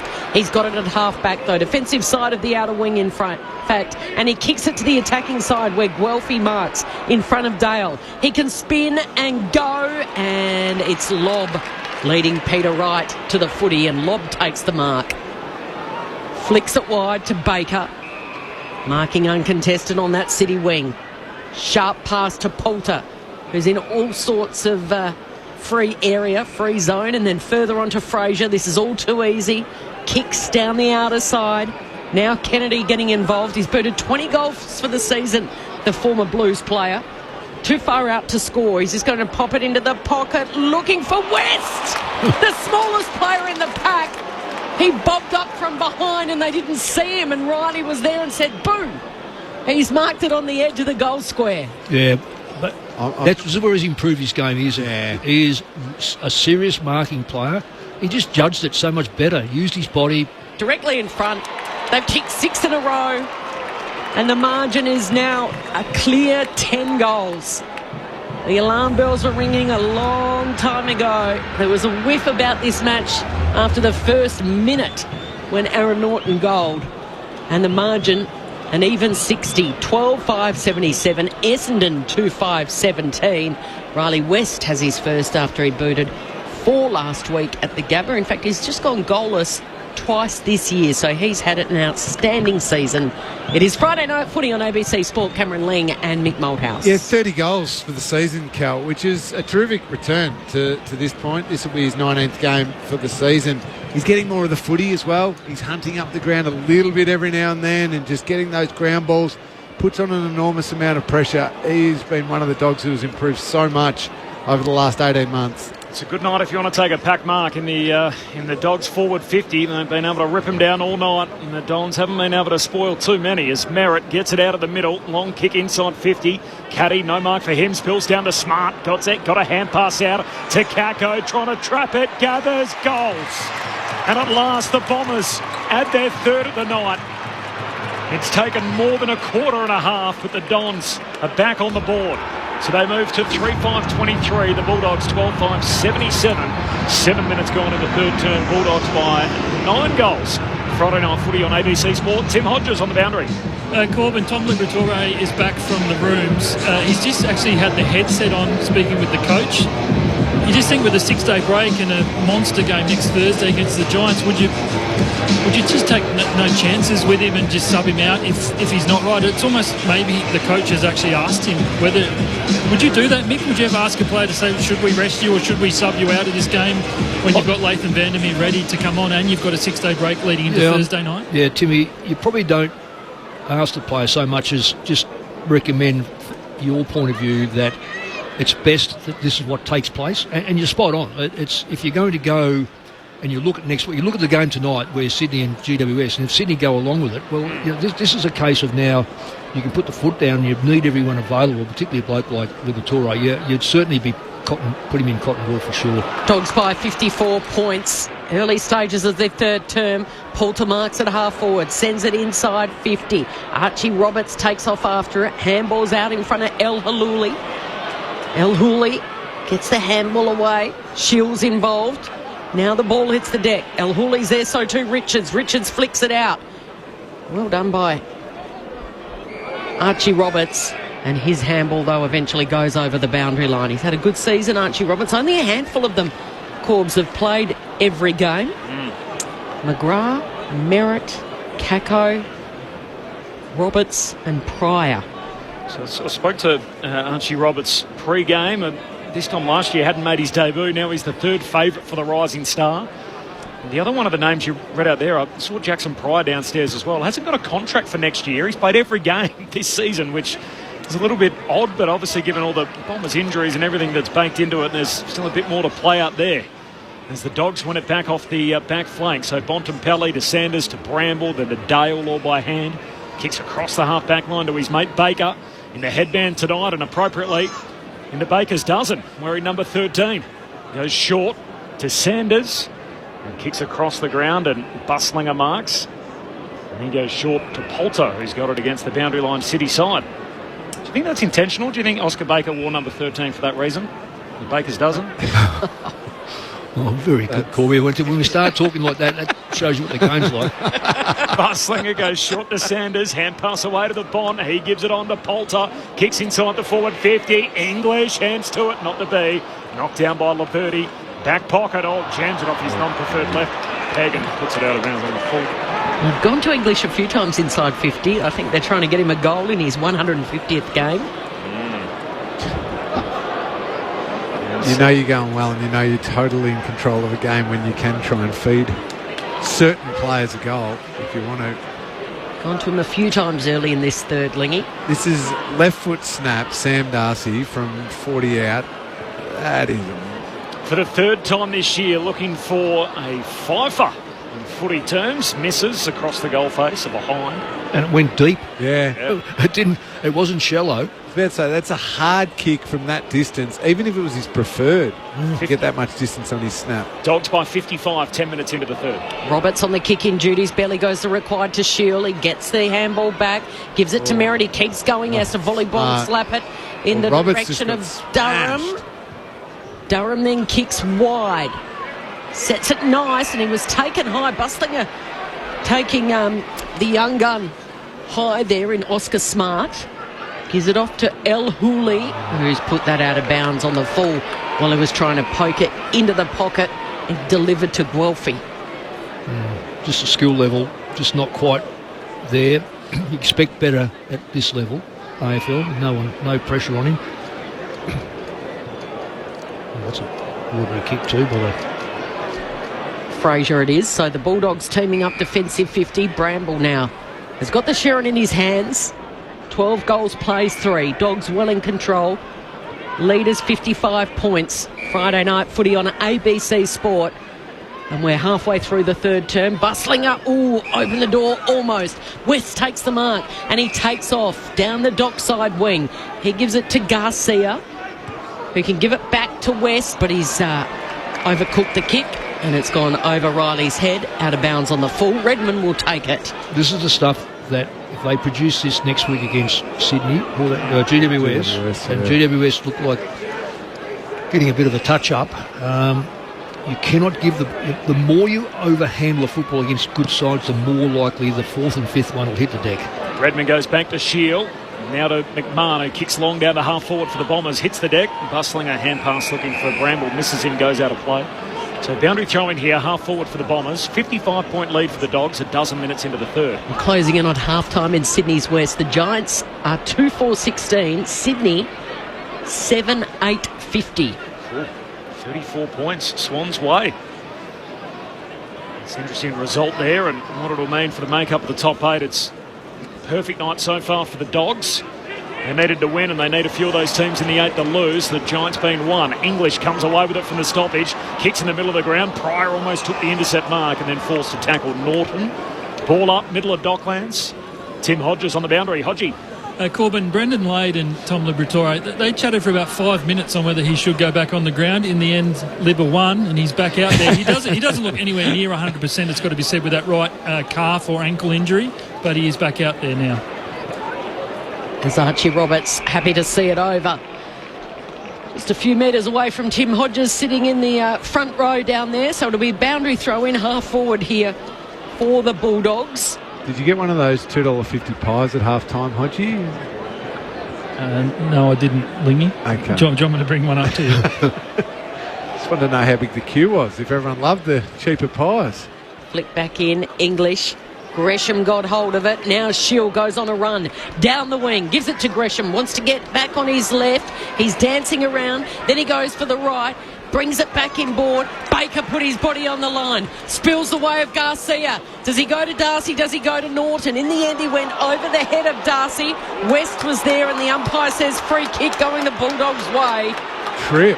Riley West was tripped as he tried to. I don't know if that's a trip. That's the ball. It's an accidental. The Essendon player was on his back, rolling backwards, and West jumped over him. And Zach Johnson that's given away the free.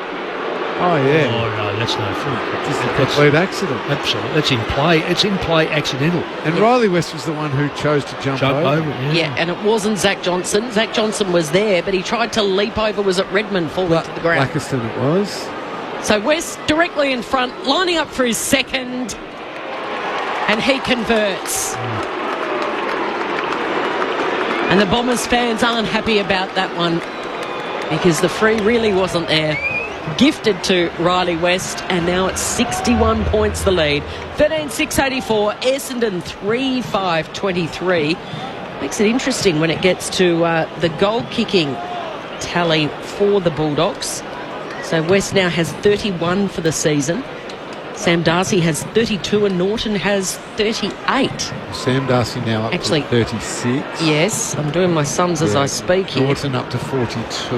Yeah. Little buffer. 42, 36 and 30. Yeah, it's... well, it's good. It's a good place to be in when you've got three players in the top in 30s, but it's generally a taller player. It's key forward that does it. Throw in Matty Kennedy having kicked 20 for the season. Well, they are a scoring machine.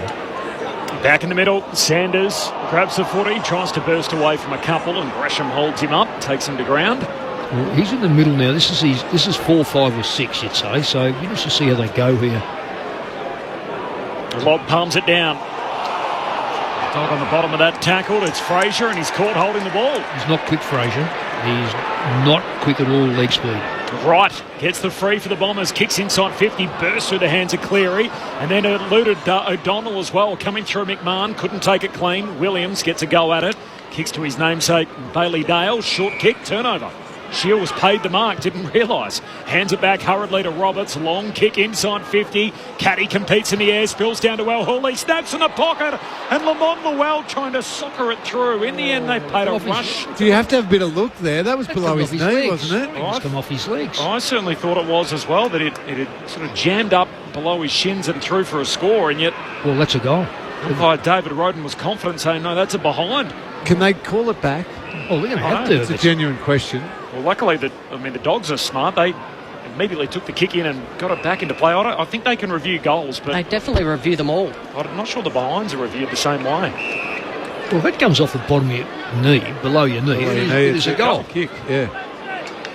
So Dogs with possession. Williams loops the wedges that kick over to Bontempelli, marks in front of the Bulldogs bench. And then he gives it to Baby Bont, Fraser.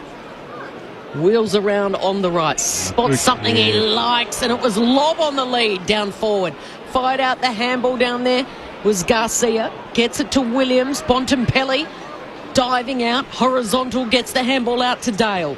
To Johannesson from one side of the ground to the other. This is Buslinger marking uncontested on the edge of the square. He's just going to slow on his approach and gives it back to Johannesson. The back line is... Stabs the pass. Sam Darcy's on a lead and he's going back to line up for his fifth. What I was going to say, Kel, all the backline players are just swarming it just outside 50, sharing the ball around until they can find a target like that. Oh, gee, the vision for Archie Perkins of that last 2 minutes is not going to be pretty. He was the one who just was lazily standing there with his hands on his hips, and when the pass went into Darcy, he then tried late to get there, but it was too late. He needed to have filled the hole. It's come off his hands. For a handful, Sam Darcy, he cradled that mark to his chest, directly in front, 40 metres out, and he flares it to the left. Essendon 3-6-24. The Bulldogs 13-7-85. Still 8 and a bit to play in this third term. The margin is 61. Pryor with the kick-out duties. A long left footer up to the wing. Caddy leaping over the top, and Lob knocks it out of bounds. So throw in here, high half forward for the Bulldogs. This is terrible footy, really, isn't it? Let's be honest. Like we got Friday night. Massive mismatch. Friday night, not a huge crowd. And unfortunately... No excitement. No. My son's here and he said, this is a terrible game. He's a one-eyed dog supporter. Yep.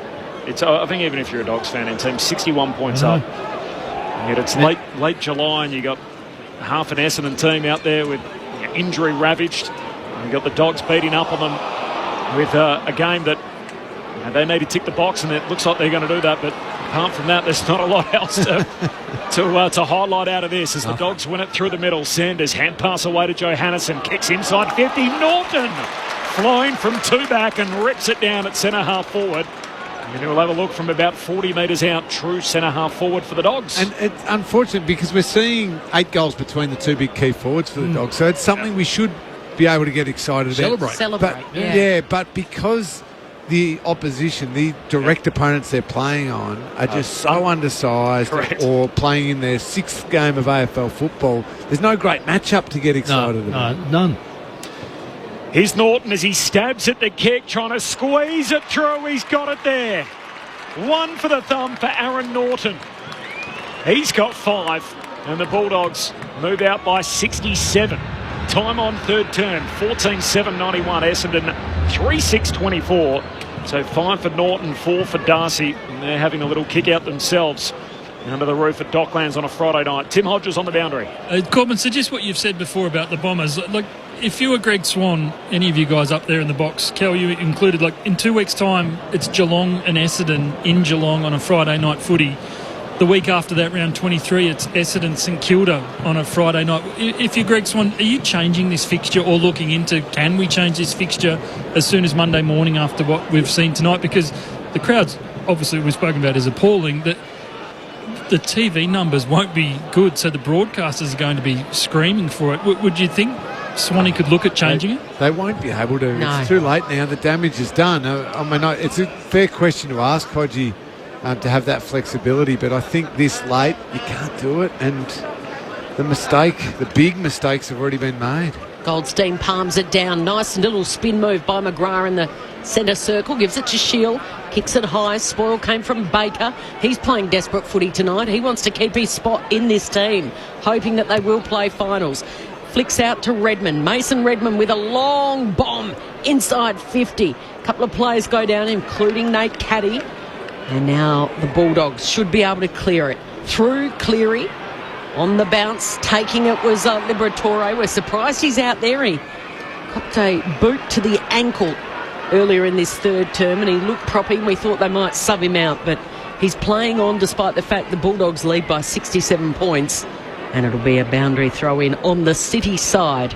That's Greg Swan's first job. The boundary umpire then just waited.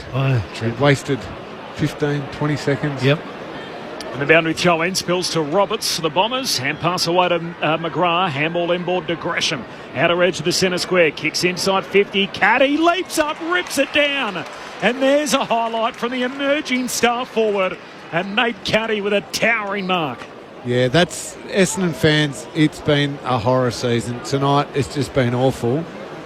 But that's one guy. And Isaac Kako, watching him play, you can have that little glimmer of hope. You can throw McMahon as a young player because he hasn't filled out yet. The nephew of Josh Caddy, the Richmond Premiership player, Nate Caddy, smacks it straight through the middle. The Essendon Blue chipper with the goal. And the Bombers with just their fourth of the night. 4-6-30, Western Bulldogs 14-7-91, 23 gone in the third. This from Jared, by the way, in Macedon, who texts in, I'm an Essendon supporter sitting up on level 3 and the atmosphere is so flat. There's no excitement. Even the doggy supporters are looking forward. I will still stay until the final siren from Jared. Good on you, Jared. You are very good, Jared. I can guarantee you, Smoking Joe Mercedes and Paul Barnard and all them, they've all gone. They've all headed to the local pub. They're going to go celebrate the 2000 Premiership somewhere else. Is there any situation that you two can see Harley Reid in the red and black bursting out of the centre next year, hitting Nate Caddy on the chest? Because you want that? No, I'm just asking. Oh, I don't. Is that something that would help this team? Is it something that you could see? He'll sign a 2-year deal at Stay at West Coast, and then he'll put himself in the Tasmanian bidding war window. Ooh. Heard it here first. Cameron Ling, Friday Night Footy on ABC Sport. He's not alone doing that either, by the way. That's why Matt Rowell signed a 2-year deal. Ooh. Yep. Absolutely. Why wouldn't it? It's all manager stuff. So the Bombers go inside 50 again and juggling the mark. Play on, touch. Oh, it should have been paid. Well, it did go through the foot. It went through Liam McMahon was O'Donnell's the one that hands. Juggled it at the back, but you're right. Straight through. Did touch it first. Boundary, a ball up rather. Just only a few metres out, 25 metres out from the Bombers' goal. There's a fight and a scrap on at ground level, and Wolfie's tackled to the turf. Well, English didn't do the ruck work then, unless he didn't put his hand up and say, guess what, I want to be ruckman. He's going to be involved here. Fraser juggles it. He was stripped of it. Played by the Bombers' ruckman, Goldstein, but it's the Dogs that clear it and a spoil. Brave, very brave there by Redmond. West. Backing back, he's only a small player. Come over the back and take a mark. You've got to stand your ground in front, and he did that. Really, really brave. Borgs off the SMS. Hi, everyone. 3 points. I love the Friday Night Footy call every Friday. 2, Corbin, pack your bags and jumper. You might just get a call and a run for your team. And 3, I agree with Lingy last Sunday. Watching Melbourne is just blah. And I follow Melbourne. Thanks, guys, from Borgs. Well, Melbourne will be back at this ground against St Kilda on Sunday. As they contest in the air and now at ground level, edge of the square. Durham puts his body on the line. That's and eye contact, yes. he was taken high by Garcia and he wins a free. He won the free because it was a bad hand pass. The quality of some of the execution is quite disturbing, really, for AFL players. Sam Durham goes straight down the line. He was looking for Perkins. Couldn't take it. Bontempelli with the mop up. He kicked to a standing teammate in Liberatore, and the spoil came from behind by the Bombers. And it forced a tangle of arms and legs and a ball up on the edge of that centre square. Tim Hodges on the boundary. Kel, was that texter suggesting Corbin should strap the boots on and play for the Bombers? Yes. My second question, Mick, would you prefer to play a man down or have Corbin in a forward pocket? I speak to Corby and he really backs himself. Benny Cameron keeps telling me that Corby was a good player. Yeah, but Benny Cameron can talk a lot of... Bulldogs have got possession. Great question, Hodgie. Johannesson sends it long and Darcy in front. Too tall, too strong. He outreaches every other player in that pack. And he's going to go back and see if he can bang through his fifth and join his teammate Norton with 5. Well, it's a race, but who gets the most, I think. It is. They both outscored the Bombers.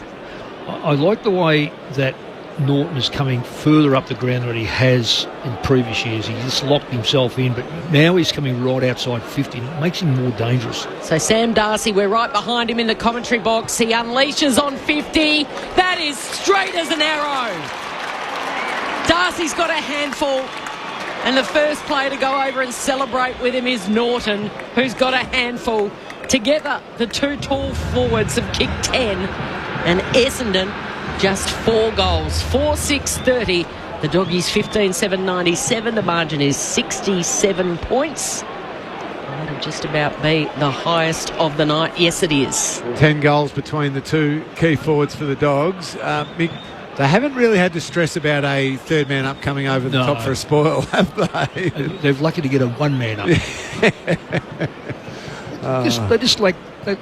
The Bombers just lack manpower. We've got to face facts, but you still got to do what you possibly can, and in fairness, that's what's happened. The Dogs have made them pay. Half-time in Sydney's West, 28-point lead for the Swans. So Sydney lead at 7-8 to 3-4 over the Giants at half-time. More on that to come. Out of the middle here, Dylan Shield gets a rare centre break for the Bombers. Kicks in the right direction. Lob spoils, spills to Kako. Hand pass stolen. Joe Hannison races out of defence in characteristic fashion. Short kick to English on the wing. Marks, hand pass away to Poulter. Floats a kick up the wing. Norton in a one-on-one with Laverty. Laverty paddles out in front, doesn't knock it out of play. In the other direction, Redmond intercepts for Essendon. Gets it away to Clark, a lad from Tantanoola in country South Australia. Kicks to half forward and Dale picks it off with the intercept mark. Kicks in the middle of the ground for smoking Joel Frazier. Decides to lay it off by hand to Dale. It's his second touch in the chain. Short kick through the corridor. Garcia marks. Where are the big two up front? Hands it back to Frazier, dabs it inside 50, and Caleb Poulter takes a calm mark, uncontested. 40 metres out from goal, right half forward. Got a little story developing from the Sydney Giants game at half-time. Comment made by GWS skipper Toby Green on camera. We'll get to it after this kick. It's a good tease. Caleb Poulter hasn't kicked one all year. His 33rd game at at AFL level as Poulter pulls the trigger and pops it through. More pain for the Bombers as the Bulldogs crack the ton. 16-7-103. Essendon 4-6-30. Dogs by 73 points, half-hour mark, third term. Cameron Ling on ABC Sport. Well, this is just all being reported at the moment across social media that when he was chatting at halftime, Toby Green said that Tom Papley's had a lot to say. He looks like he's overweight. Are you allowed to say that? Well, we're not allowed to take measurements anymore. No. Jeez. I think you should be saying that when you're 4 in front, not 4 behind. Not 4 goals down. But shots fired in that rivalry. Jeez. Yeah. Lucky they're playing both at different ends of the ground. That's a lot to say. Just imagine. Tom Papley would be having a lot to say. We do know that. Really? That part of the statement would be true. But I would hate... Imagine if they got back to Papley at half-time. Surely. Somehow. Although they don't have their phones, do they? So maybe not. Although I'm sure Toby's told him to his face. Don't think the AFL fines for fattest remarks. Not sure. Anyway, Bulldogs go again through the centre. And Bontempelli has given it up to Redmond, who gives it off. Roberts couldn't hit a target. Stolen by Bramble. Steaming down the wing. Takes a bounce. Goes in the Norton direction. Slips through his hands. Waiting at the back was Sam Darcy, and he missed West. There's a free kick off the ball, though. No, I think it was the push in the back. Norton's ball, is it? Norton, yeah. So free kick to Norton. Late call by the 15th umpire. Oh, sorry, the 4th umpire. Yeah, Laverty's the man that's going to stand the mark. And that late call would be because of the mass confusion between absolutely having that many on the field. So Aaron Norton's going to line up for goal number 6. He won the goal kicking. I reckon Jaden Laverty's had nearly all 10 kicked against him, or he's been involved in them. So Norton from 48 on his left. He just dabs it as casual as you like. And Aaron Norton has kicked 6 goals. After a slow start to the season, he's finding form at the right time. As this team pushes for a spot in September, a margin that has blown out. It's ballooned to 79 points, Mick. 17-7-109, Essendon 4-6-30. And we're in the final minute before three-quarter time. Well, the worst thing about it, Cal, and I know we're we've got to pump games up, and if you look straight at the Dogs, you go, you've got two key forwards that kick 11 between them. The Bombers are going to play sides that are. Look, you've got Sydney next week. They're going to play Geelong.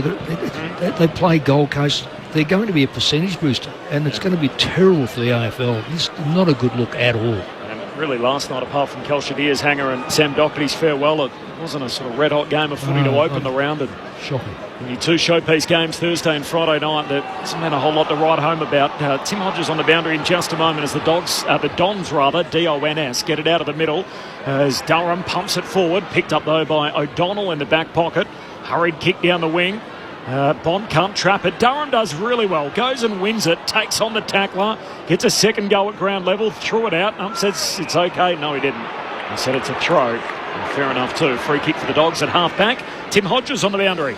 Well, the Bulldogs haven't made their sub yet, but Tom Liberatore is just sitting on the back seat alongside his good mate Brendan Lade. Latham Vandermeer is doing some stretching. He's still got the subs T-shirt on, so the sub hasn't been made, but subbed himself out. I think Libba has pretty much done enough, and he said, well, I was given the option earlier, but I'm definitely putting myself out of this thing tonight. So he's in the back row. I imagine he will be the substitution, and Latham Vandermeer will be the fresh legs coming on for the final term. Well, what do you reckon, Timmy, when coach says you can go back on, but you're going deep forward pocket and you're going to make the play not going back on the ball? Because that's what's happened. I haven't seen him on the ball, only seen him on the forward line, and he's not a natural forward. He'd be thinking, I'm standing out here getting cold, so I might as well go and get a trackie on. Yeah, and then, I mean, seriously, he clearly wasn't 100% after that right ankle or calf injury, and maybe he's just as sick of this game as we all are as well.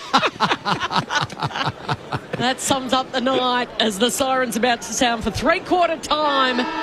Tom Liberatore has taken himself off the ground and sat in the back of the dugout and said, you know what, I am done. The Western Bulldogs lead by 79 points, 17-7, 109. They are blowing the Bombers away, 4-6-30. The margin is 79 points. It was 27 at quarter time. It was 48 at half time. And it's 79 points at three-quarter time. Aaron Norton has 6 goals. Sam Darcy has 5. Riley West has 2. Singles to Poulter, Sanders, Richards and Bontempelli. And well, for the Bombers, the first 2 were kicked by the second gamer, Liam McMahon, and then Kako and Cuddy with a goal each. Let's go back down to Tim Hodges. Is it official, Hodgie? Is Libba in the car on the way home? Or? Oh, I love it. Libba called it. He's out. And the paperwork has just been done, so you can see now the interchange steward is just filling out the paperwork, and Tom Liberatore has put the substitution T-shirt on, so I reckon he's probably looking for the biggest raincoat and parka and jacket and hoodie to put on to stay warm here on the bench. He needs a pipe and some slippers as well to go with that to get him through this final term. Off the SMS, Beansy in Broadford in Victoria, with Essendon struggling on the ground mostly due to injury. Is there any chance the Bombers could forfeit their final match in their catch-up game against the Suns? I wouldn't have thought so. They'll be playing that. The AFL will not allow that, but they will borderline forfeit because the number of players they send in for early surgeries and on their break. Steve from Ballarat. One thing, Mick, giving all this exposure to these young kids before their time could work out in the long term for Brad Scott. Well, you've got to have a bonus, and the bonus is they have to play these kids. And there's been a couple. Look, I still say McMahon is, as much as he's only kicked 2 goals, at his height and his agility, he's a bonus. They'll find some bonuses through this, there's no question, because clearly a bloke like Ridley, he's going to be problematic, I guess, over the next few years, whether they keep him or not, because you can't keep breaking down and keep a player on. There's players like Hobbs who's not getting a game. You've got to say, well, if you can't get a game now, where does he end up? Gresham's hardly touched the football. So this is a good sorting out of Essendon. Nothing better than the start all over again, make no mistake about it. Dogs by 79 points here at three-quarter time in Sydney. It's half-time there and a 28-point lead for the Swans over the Giants. The thoughts of Mick Moldhouse and Cameron Ling coming up next. This is Friday Night Footy on ABC Sport.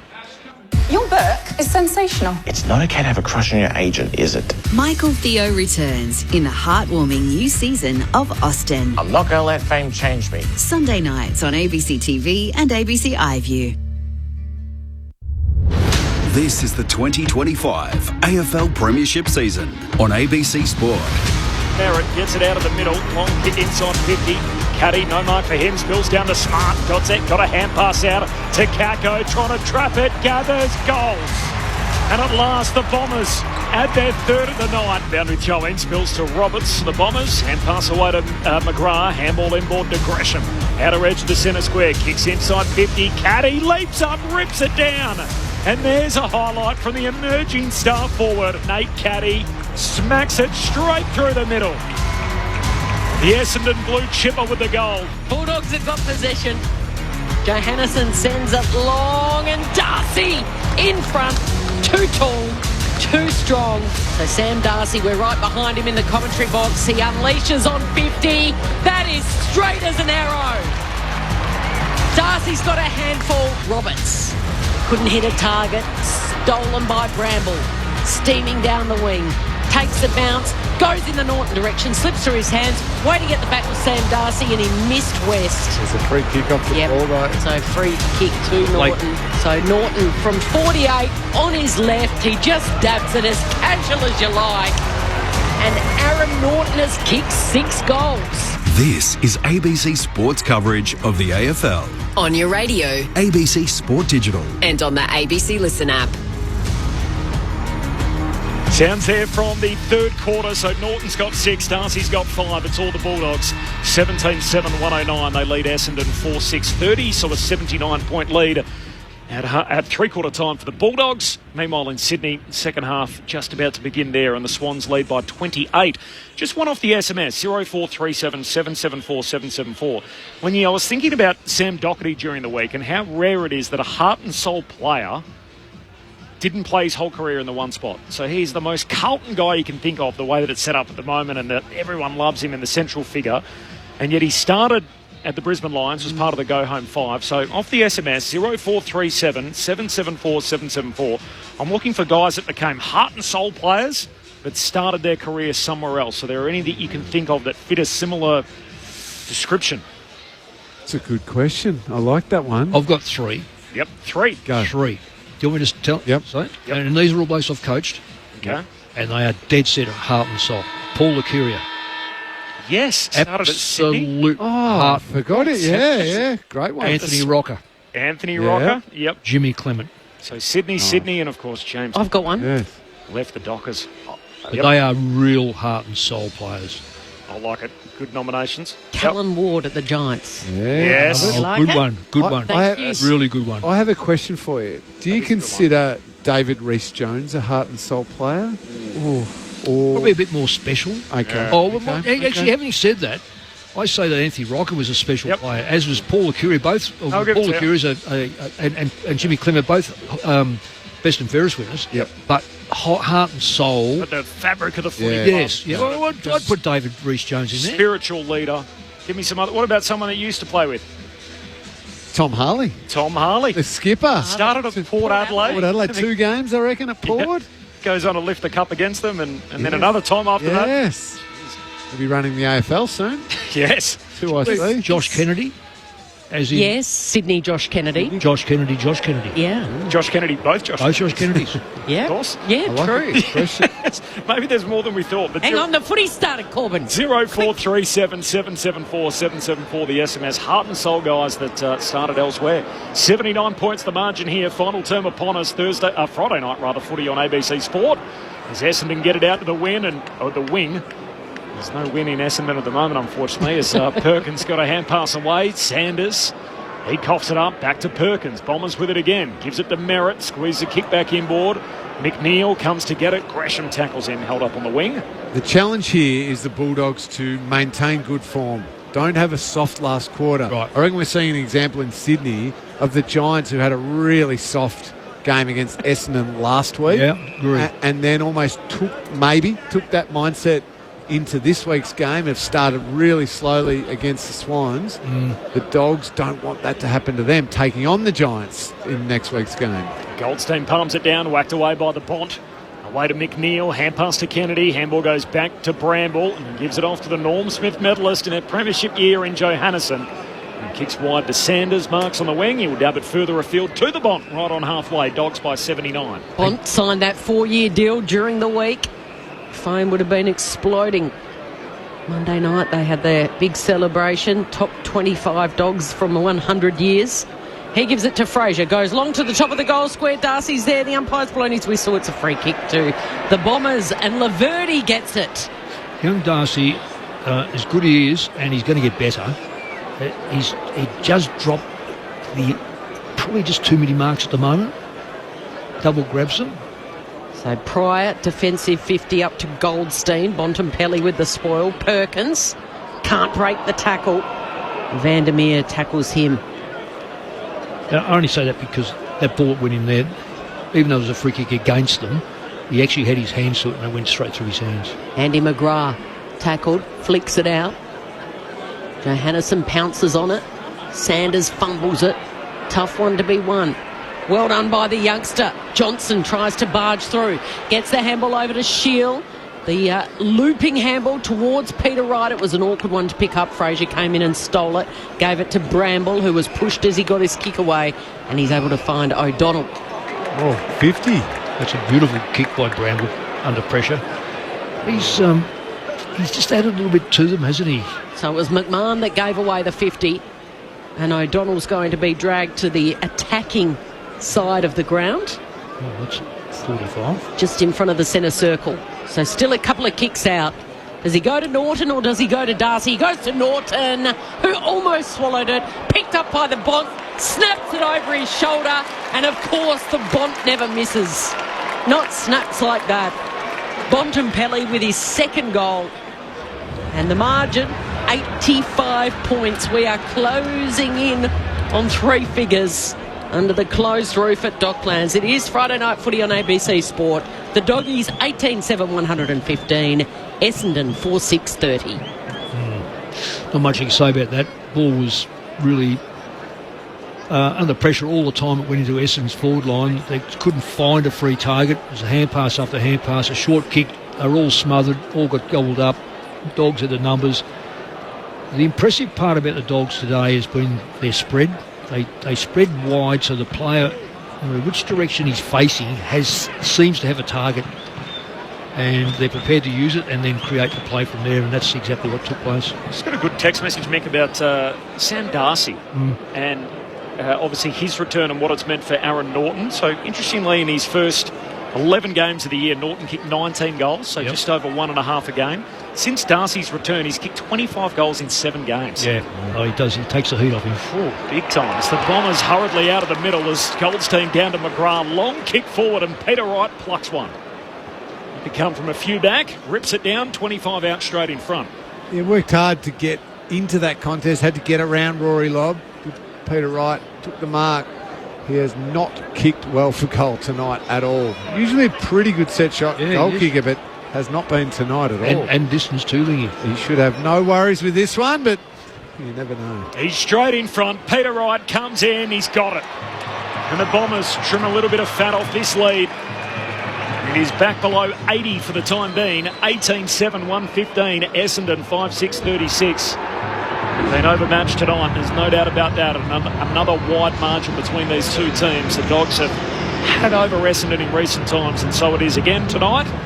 Meanwhile, up in Sydney, the Giants able to peg one back, so that game's getting a little closer. Sydney by 21. We'll take you there for the final quarter coming up following our game. So that will end up a bit closer than the one we're watching here. Well, they played in round 10, these two sides at this venue. Dogs won by 91 points here. And the mauling continues early stages of the fourth, and the margin tonight is 79 points. So can they go better than the 91 margin? Can they crack the three-figure lead? Bounce in the centre. Durham steals it, handballs it back to Merritt. Standing start on the left. Goes towards Kako. Almost got there. Almost outmarked Johannesson. Johannesson with the spoil, but it's Essendon that emerges. Merritt trying to set it up again, and he goes in the Perkins direction, who marks. Just outside 50, Bailey Williams standing the mark. Perkins wants to play on. He bangs it long. He goes towards goal. Right, got high. Right on the goal line. Caddy hurt himself because he flew as well. And the Dogs repel. Although that ball goes over the head of Bailey Dale. It's going to come back in rather quickly. And it goes into the pocket. Wright was there. English backing back. Does well, and the Dogs should be able to get out of danger. No, it was a fumble down at ground level from Williams that opened the door for Perkins, but he fumbled too. And in the end, it'll be a free kick going the way of Essendon. Yes. Yeah, just slid a little high. Fraser got him over the shoulder only for a second. It just slipped high, and I think it was maybe just because he's a smaller player than him. I was about to say Archie Perkins just continues to have a horrible night. He was having a shot for goal before when he went long. Yep. He ignored a bunch of leads. Then that time when the ball came back out, he fumbled over the footy. It has just been one of those really bad evenings for Perkins. Fraser gave away the free. Oscar Smart is lining up for his first goal in AFL footy, pretty much directly in front, but he can't quite squeeze it home. Only 30 metres out. It just flew off the side of that right boot and went through for a minus score. Margin 78, Dogs lead, 15 minutes to play. 3 behinds last week. He's got 2 behinds tonight, Oscar Smart, in his third game. He's kicking tight now. He's so desperate to get that first goal, as you can imagine. Needs to just walk one in, doesn't he? Just get an easy one to get him away. As Blackiston wins it back on the wing for Essendon, kicks it in the middle of the ground. Miss Smart. It's a little slow to get up. The Bulldogs work it out. Cleary to Bustlinger, and now to Williams. Back to Cleary. Back to Bustlinger, all by hand. Now Cleary runs into a dead end. Llewellyn and Kako have got him holding the ball. There's one of the ones against the better sides. Yeah, Cleary's done that a couple of times, hasn't he, Mick? Just tried to take tacklers on. Yeah, he has. And Llewellyn lays up the kick for Peter Wright, who catches it in the right forward pocket. He'll have a look from 25 out. And remember, early, he got away with one. Sorry to just jump in here, Mick. Smart, you know when you said he took time to get up, Corbs, he's in a lot of discomfort. He went flying through the air, trying to be involved in a marking contest, and just landed really awkwardly. Yeah. You worry about a bad lower limb injury. Hopefully we're not talking... Not another one. Knee. Hobbling off over in his left leg as Peter Wright pops through the goal. And for the first time tonight, the Bombers have back-to-back majors. The issue is they're 12 goals down. 18-7, 115, the Bulldogs. Essendon 6-7, 43. 9 minutes into the final term. Wright's got a couple, and Tim Hodges is on the boundary on ABC Sport. He's really distressed. Sorry, Jimmy. You just take your cues on the anguish on their faces, and Oscar Smart came to the bench. He is in agony. The doctor said, let's go down the race, and Oscar Smart said, I'm not getting that far. Like he fell on the bench. So yeah, that's a left leg. Knee on knee. It's the inside of the knee. Yeah, the fear is it's that left knee, and he's just in so much pain at the moment. But if anything, sorry to jump in, the replay we saw, it looks like it's contact knee on knee. Yes. I was worried it was from the landing. No. He went flying through that. So that's possibly a good result. As much pain as he is still in right now. Fraser's knee onto the inside of his knee. I'm with you too, Lingy. That's certainly bruised. Bontempelli brought down in the centre, but he got the handball away just in time. It's Garcia that bangs it long and running west again. Outmarking his opponent. This time it's Pryor. Look at the turn of the body, Mick. Yeah. That's brilliant. Like he's got a long body and short legs.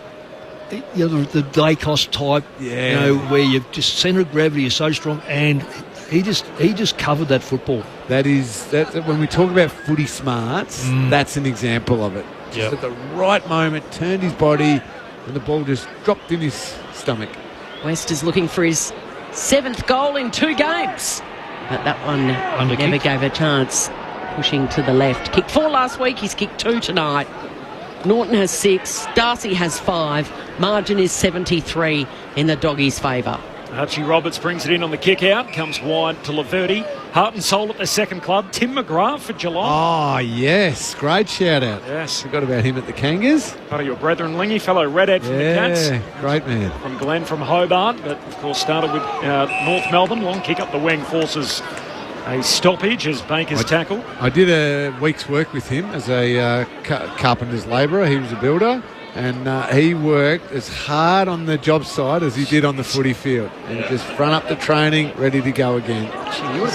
Just a week, Lingy. I was a pup. I was only a youngin', and that was enough for me, Cal. Oh, wow. Garcia kicks inside 50. Laverty picks it off for the Bombers. Hand pass back into the pack, and standing up with the footy is Laverty. So ball up inside 50 for the Dogs. Tim Hodges. I guess the good news for Oscar Smart is they've actually really heavily strapped his thigh. So maybe it's just an old-fashioned corky. They've left the knee alone. So he's trying to walk it out. He's still in a lot of pain, but it looks like it's not the knee. Bramble's going to send it inside 50. Norton's going to come late. Big leap down there from the Essendon defender as well, as it's hacked out of the area. It was Blackiston that leapt, and then Lual who clears it. Only as far as lob. Handballs over the top. Williams takes it on the bounce. Clark wraps him up. Ball up. Inside 50 for the Doggies. They lead it by 73. Everyone's trying to kick a goal now. They've got to start to set the goal up, and they'll kick the goal. But if they all rush it like they're trying at the moment. Right in the rack. And now here's a chance for English. He's found Norton. Nick. Oh, he's just... Come on. That's what I'm saying about today. They are... It's just ridiculous when you've got four umpires that can see everything that's taking place. He has shoved his back to the point where I reckon his rib cage has bounced off the front of his rib cage. Don't you reckon? That is one of the biggest push in the backs you will ever see. Ever. Just a giant shove. So what it means is Norton's got the free kick, top of the goal square, and he's going for 7. And he's in seventh heaven. He was going to hand it back. He didn't get the free kick. He took the mark. He should have had a free kick against him. That's a shove. He was going to give it back, wasn't he? I reckon he knew. You can't miss that as an umpire. No. That is, you've got a job to do. Miss it, though, if he misses it, then you have got a right as a secondary umpire to not miss it, haven't you? Surely. I reckon, is Dave Roden down there as the goal umpire? Is that his end? I think it is. Dave should have jumped in and said, come on. That is just a giant push in the back. Yeah. That's what you do in the schoolyard. So 79 points the margin, 19-8, 122 to 6-7, 43, and a dodgy 7th handed to Norton. Oh, when it's your night, it's your night, though. Yeah. First time in his career, by the way, he's kicked 7 for Aaron Norton, takes him to 45 for the season. A career best outing for him against an undermanned and undersized Essendon defence. So Durham got a hand pass out to Shield. He's tackled ball up again in the middle. Tim Hodges on the boundary. It was 3 minutes ago. Oscar Smart was writhing on the bench on his shoulders. He was in that much pain. Now he's back on the ground. So I'm not really sure what the doctor said to him or whether the strapping worked, but he's back out there and looks okay. That's good news. We're happy with those results, given the year it's been for the Bombers especially. So already lost Jordan Ridley tonight, his 4th hamstring of the year. And Tom Liberatore had his sort of lower leg stood on, contact injury, and that really ended his night. Doesn't appear to be too serious, but he didn't play after three-quarter time. So the Bombers work it up to high half forward, and Sardale Hawley takes a sprawling mark. It's game on at Western Sydney, 2 Corbs, 8 points the difference. Well, it's set up perfectly for us to take you there for the final quarter, coming up at the completion of our game. So at full time, we'll take you there as Sardale Hawley kicks into the forward pocket, bustling and picks it off. Short to Cleary in the defensive 50 for the Dogs. They lead by 79 points, 15 gone, final turn. Played 10 weeks ago. Doggies beat them by 91, looking to beat that margin for one of their biggest wins this season. Sharing it around by foot. English still hasn't got a goal in his 150th, but he's played well. He hits up Bramble, who goes short to Bontempelli. Centre wing on Doc's side, on the left. Puts a bit of air in that one, hangs it. Bailey Williams flies. Sanders at ground level. Back to Williams, to Fraser. Juggles it over to Sanders. Got themselves in a bit of a pickle in the centre of the ground. Now English comes in, accepts the handball, dabs the pass. He was looking for but couldn't quite hit McNeil. And it's Pryor with the intercept mark. I'll be interested to see if ever, when a team's been played twice, they've won in excess of 10 goals in the 2 games. Because it's pretty rare. Yep. You'd have to go back to the early days of the expansion teams. Yeah. Oh, probably. So there's a fumble here by Merritt, but he's good enough to regather. They're deep in defence. And Roberts and now El Hooley. Down the line, has to be precise for Durham, it is. Bought in a Bulldog sandwich, he did well to go. Fraser bearing down. Durham keeps it low. And Gresham takes an uncontested mark. Haven't seen too much of him. Working hard is Merritt. Accepts the handball. Tries to set up a goal inside 50. He's kicked it straight to Bramble, though. Takes it on the bounce. Bustlinger to a standing start. Durham marks over Kennedy. Goes for home. Right on 50 for a moment of individual brilliance. But no, he's missing to the left-hand side. He just picked that up like a frustrated player and said, I'm going to do this myself. There's been a lot of that tonight, though, from the Bombers, because the 3 Essendon players free inside 50 probably would have appreciated it kicked to them. Dogs by 78 points. Friday night footy on ABC Sport. Dogs working out of defence up to half-back, and Garcia marks. A few more heart and soul guys at their second club. In just a moment as Cleary gets a handball, and little give and go with Kennedy through the middle. Now Cleary gives it to Garcia. A long kick to centre half forward. Poulter leaps up, no mark, ball hits the deck. Guelphy getting back for the Bombers. Slick hands to Merritt. Now the handball away to Blackiston. Well, nothing up ahead. Loose handball, gave it back to El Hooley. The dots through the middle as the ground opens up, and very rarely you see these players spread across every corner of the field. Kick goes out wide for Lamont Lowell as he hits up Caddy, who marks in that channel at right half forward. Close to 50, that. Yeah, have to be. But it's, you can tell that they've put the boots into the bag, because really it's... I was about to say, Bustler, he was tackled sort of after taking that, wasn't he? Bustlinger taking Caddy to ground.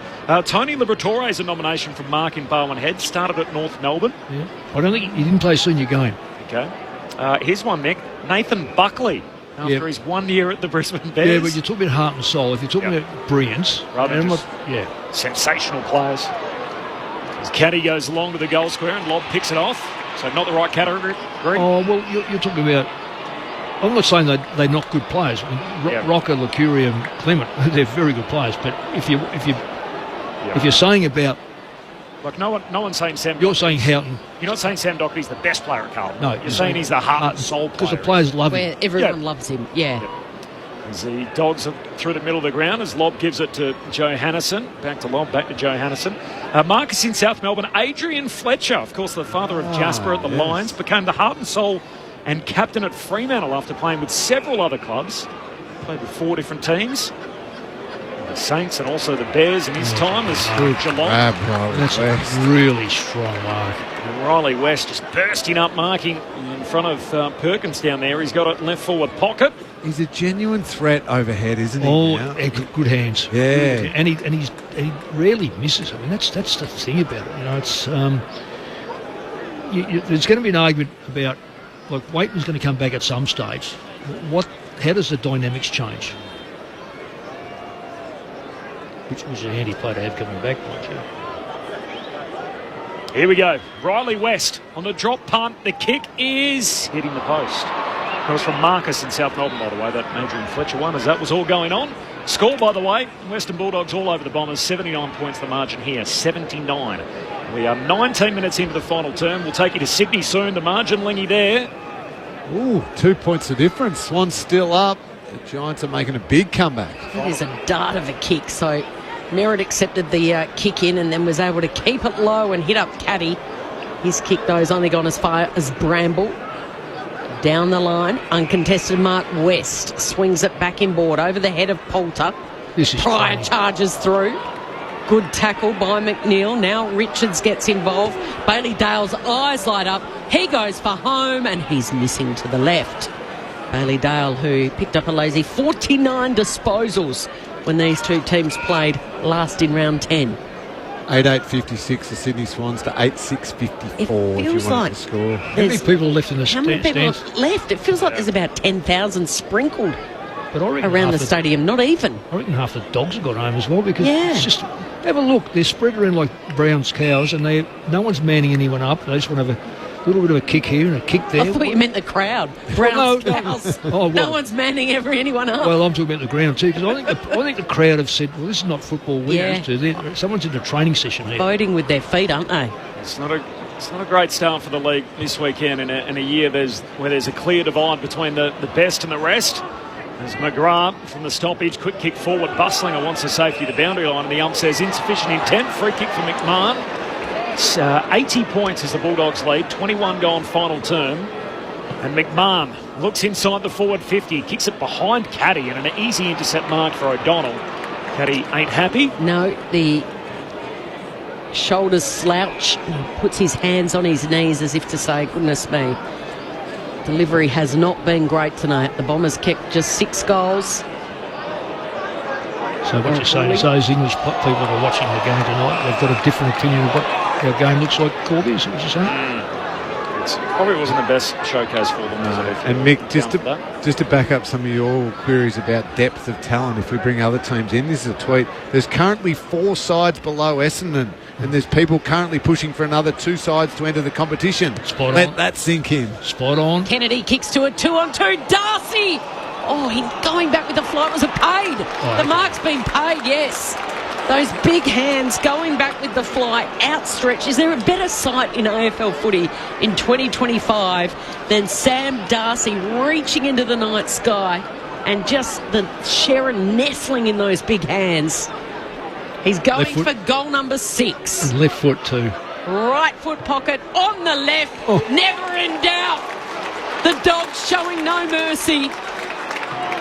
And the mauling continues here at Marvel Stadium. 13 between them, Kel. Darcy with 6, Norton with 7, margin is 86, and the crowd has been posted at 29,367, of which half would have left by now. I think the future of the game as far as key forwards go is in very, very good hands. Sam Darcy obviously being the leading light, but there's a guy up in Western Sydney right now who's just lighting things up. Caddy's no mate. He's going to be a really good player. Nate Caddy's going to be a star. You're absolutely right. And speaking of Western Sydney, the Giants are in the lead. They are. They've been slow starters. Yeah. For all their wins in the last 6 weeks, I think they've only won 1 opening term. They were well back at half-time. Toby Bedford just kicked a goal, so it's 60-56, 5 minutes to go in the third. From 34 points down, we'll take you there for the final quarter coming up in just a moment on ABC Sport, and then all the wash-up from both games with Mick Moldhouse and Cameron Ling as Goldstein out of the middle, dumps it inside 50 for the Bombers. Ball hits the deck. Hand pass from O'Donnell out wide to Bramble. Kako closes him down close to the boundary line. McMahon grabs it. He's shoved out of play by Buslinger, so boundary throwing. Left half forward for the Dons. By the way, I'm not convinced that was a mark by Darcy either. No, I did see the replay of it. Oh, he breathes on it. So he got that one, and Aaron Norton got the gimme for the big shove in the back. There, it's the key forwards night tonight, down for the Dogs. Oh, surprisingly. The boundary throwing and the ball's back out of play, still at half forward for the Bombers. So the other things to note out of tonight, Tom Liberatore was stood on, so contact injury in the back of his leg. He did return to the field of play and then ultimately said he'd had enough just before three-quarter time, so subbed out. And Jordan Ridley, a little more serious. He did his hamstring for a 4th time in the season.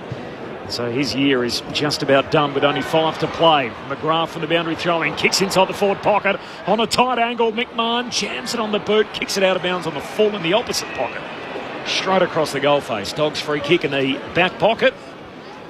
We've seen 13 goals between 2 key forwards tonight, playing against an undersized and undermanned Essendon defence.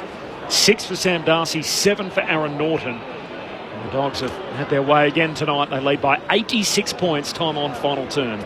Williams, long around the outer side. English takes a lovely contested mark, wants to go. Gives it to Sanders, who's played a good game, although that was a bit of a hospital handball to the standing Garcia, is tackled straight away by Merritt. Yeah. Isn't it funny a night like this, Mick?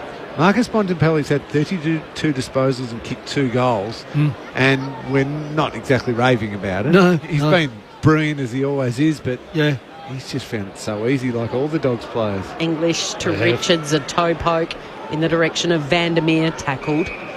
Those blokes that were drop thinking. Can you imagine what they're thinking at the moment? Like Davis would be going. Yeah. Liam Jones dropped as well. Well, he trailed him in last week. It was really strange watching him. Out of contract at the end of the year. Yeah, well, he's 30 player on their list. Yeah, 33, 34. Yep. He may well just have gone. I'm not sure. Maybe just gone past him.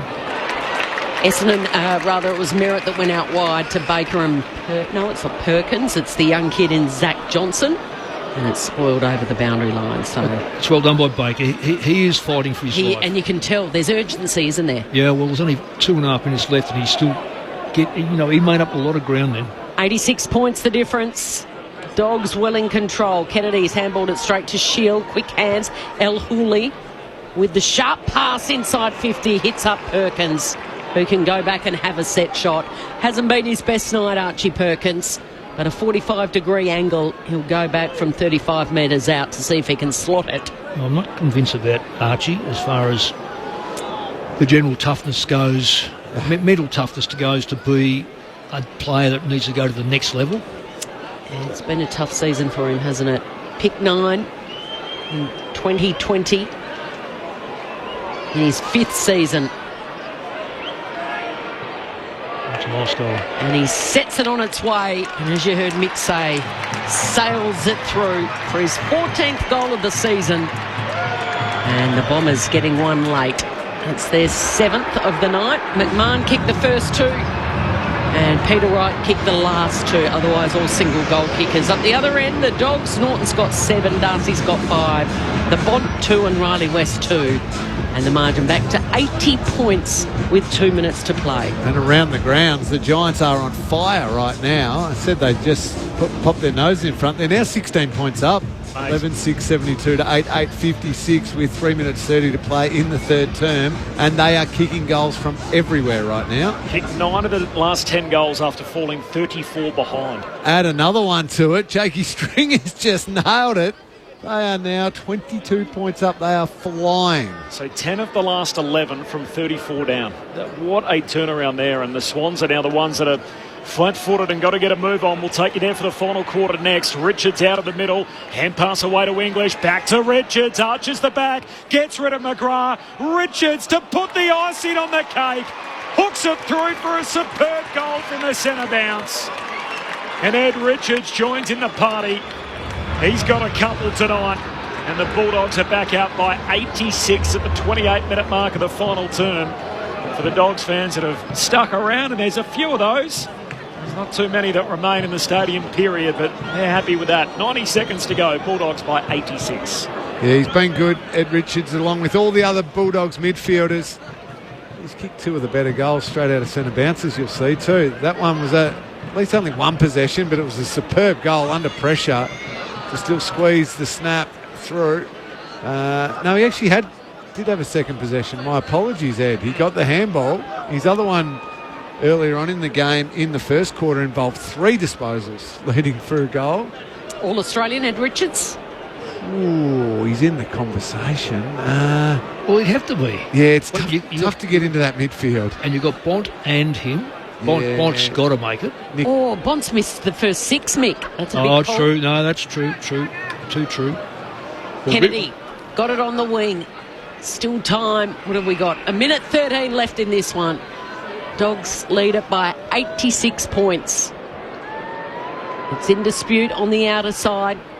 Vandermeer goes in hard. Bontempelli tries to strip Durham of the footy. It spills the way of Kennedy, and he hits up Bont on the chest. And Bontempelli's going to have a late shot here. He's already scored 2. Can he get 3 after re-signing for an extra 4 years? Unselfishly puts it to the top of the square. Who's waiting at the back? Riley West, of course. Snaps his 3rd. No goal scored. Yep, they paid advantage. Okay, so it is... 2 different umpires, sorry, Kel. Just one said no, and the other one said yes. Advantage. Yeah, that is so...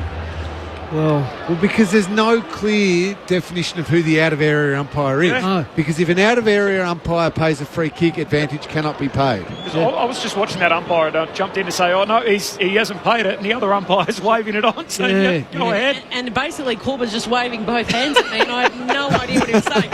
Meanwhile, at the back, that's my fault. Cameron getting paid to watch this game, isn't he? Because for the last hour, he's been watching the screen what's happening in Sydney. Well, why wouldn't you? I know where the better footy's being played right now. The Giants are lighting them up. 8 or 9 this quarter. Oh, brilliant football. There's another free kick. Is it? Just for your All-Australian midfielders, yes. Nick Dacos, Caleb Sarong, Jordan Dawson, Bailey Smith. Noah. Noah Anderson. Holmes. Max Holmes. And yes, Ed Richards, certainly the name. Hugh McCluggage. Yeah. You got to put him in. Yeah. It's a tough midfield to break into. Cozzy and Naz. They've got to get in there. Cozzy's got to be in there. Cozzy's Yeah, but you're not as a forward. mid. Not as No. And off Wanganeen Miller. He could play ruck if he wanted to. Good margin. He's as good as I've seen that kid. Margin 92 points after the Dogs beat Essendon by 91 10 weeks ago. Quick kick from the Bond out of the middle. Pride picks it off. Hand pass to Laverty, to Roberts, and now to Clark. As he goes bounding away down the wing, kicks Essendon up over halfway, and the Bond intercepts. The second greatest Bulldog of all time on the end of a banner week for the club. And he's going to be marched downfield on the final bell. Go and kick this one to finish the night off. The siren will go before he sets the mark, I would say. There we go. Time will tick out. And Marcus Bontempelli will have a kick after the bell to cap off what has been a huge week for the footy club, unveiling their top 25 Dogs of all time. This man came in at number 2 behind only Mr. Football. And he's going to get a kick after the bell here, and the Bombers fans will be thinking, come on, Bont, just kick it. It's been bad enough. It's already 92 points. Jackson Pryor stands the mark 49 metres out. The Bont has to unload all of 55. He goes with the drop punt. The kick is on target. The kick's right to the line, but it's touched. David Roden. The final margin is 93. It's been a feeding frenzy for the two-headed monster up front. 7 for Norton, 6 for Darcy, and a 93-point hiding for the Bombers. It's all red, white and blue at Docklands on a Friday night. We come out snarling, Bulldogs through and through. Bulldogs bite and Bulldogs roar. We give our very best. 'Cause you can't beat the boys of the Bulldog breed. We're the team of the mighty West. Well, it looked a bit like a mismatch in prospect, and after 14 minutes that was confirmed as the Dogs raced out of the gates. They kicked the first 5 goals and never looked back. The Bombers never given an opening into the game. It was the Bulldogs by 27 at quarter time, 48 at the half, 79 at three-quarter time, and 93 points in the finish. So spaced 10 weeks apart, the Western Bulldogs have beaten the Bombers twice by a collective margin of 184 points. On the West, red, white and blue. We come out snarling, Bulldogs through and through. Bulldogs bite and Bulldogs roar. We give our very best. 'Cause you can't beat the boys of the Bulldog breed. We're the team of the mighty West. 'Cause you can't beat the boys of the Bulldog breed. The team of the mighty West. Bulldogs by 93 here. Just a nice little moment, a quirky moment that we don't usually see, but the goal umpire, David Roden, who collectively with goal umpiring and playing reached his 300th milestone. It was lovely to see right on the siren Todd Goldstein, the Essendon ruckman, go over, shake his hand, give him a big pat on the back, and then Zach Johnson was the only other player to acknowledge it in his 8th AFL game. And then the runner for the Bulldogs, Travis Cloak, was out there and embraced David Roden, and he makes his way from the ground. They should give him a little chair. A little guard of honour? A little guard of honour, because You don't know what the umpires would carry him, would they? He's been a brilliant contributor to the game of Aussie rules football over the last 10, 15 years. So well done to him. Absolutely. 7 for Norton tonight, a career high. 6 for Darcy, 3 for Riley West, 2 for Bontempelli, 2 for Richards, and then 1 each for Sanders and for Poulter. Meanwhile, for the Bombers, McMahon kicked 2, both in the opening quarter, 2 for Peter Wright, and then 1 each for Kako, Perkins and Caddy. Bulldogs by 93, so they played 8 quarters of footy against each other, and there's 184 points as the margin between the two teams. It is... Well, they're staggering. Yeah, eye-watering numbers from an Essendon point of view. The Dons are already out of here. They're off the ground. The Dogs are sticking around to celebrate. It's three-quarter time in Sydney. Little bonus on ABC on the ABC for your Friday night. You're going to get 5 full quarters of footy, so we'll take you there for that final term coming up between the Swans and the Giants. And what a game of footy that is. Giants trailed by 28 at half-time, as many as 34. They now lead by 23 at three-quarter time, so we'll take you there for the final quarter shortly. But a 23-point lead for the Giants at three-quarter time. Quick thoughts here, Cameron Ling, Mick Moldhouse. What have we seen as the Dogs have completely demolished the Bombers? Yep. I know this is a strange question, and I'm not sure the answer as a player, given the fact that you played 13 or 14 years ago. Would you have been aware of another game? Only if I wanted to be. If I wanted something, a message from the bench, from a coach, I would have been asking, saying, okay, what do we need to do? Can I go back to 1,000 years ago? And when the VFL was VFL and we played at 2:10, all the scores were up on the board. With the letters? The letters. Yeah. You'd have ABC right through to whatever, and you'd have the... I'm just wondering at half-time whether the Dogs would have had a little knowledge of Sydney. Yes, they're 4 goals in front, and they're going to come in and they're going to find that they're now 3 goals behind. That's not doing them any favours. Yep. So the Dogs need as many of the top 8 teams to lose and they need to keep winning. They've got no margin for error. And Sydney, for that matter. Yep, and they'll play each other next Thursday night, so we'll get the Dogs and the Giants.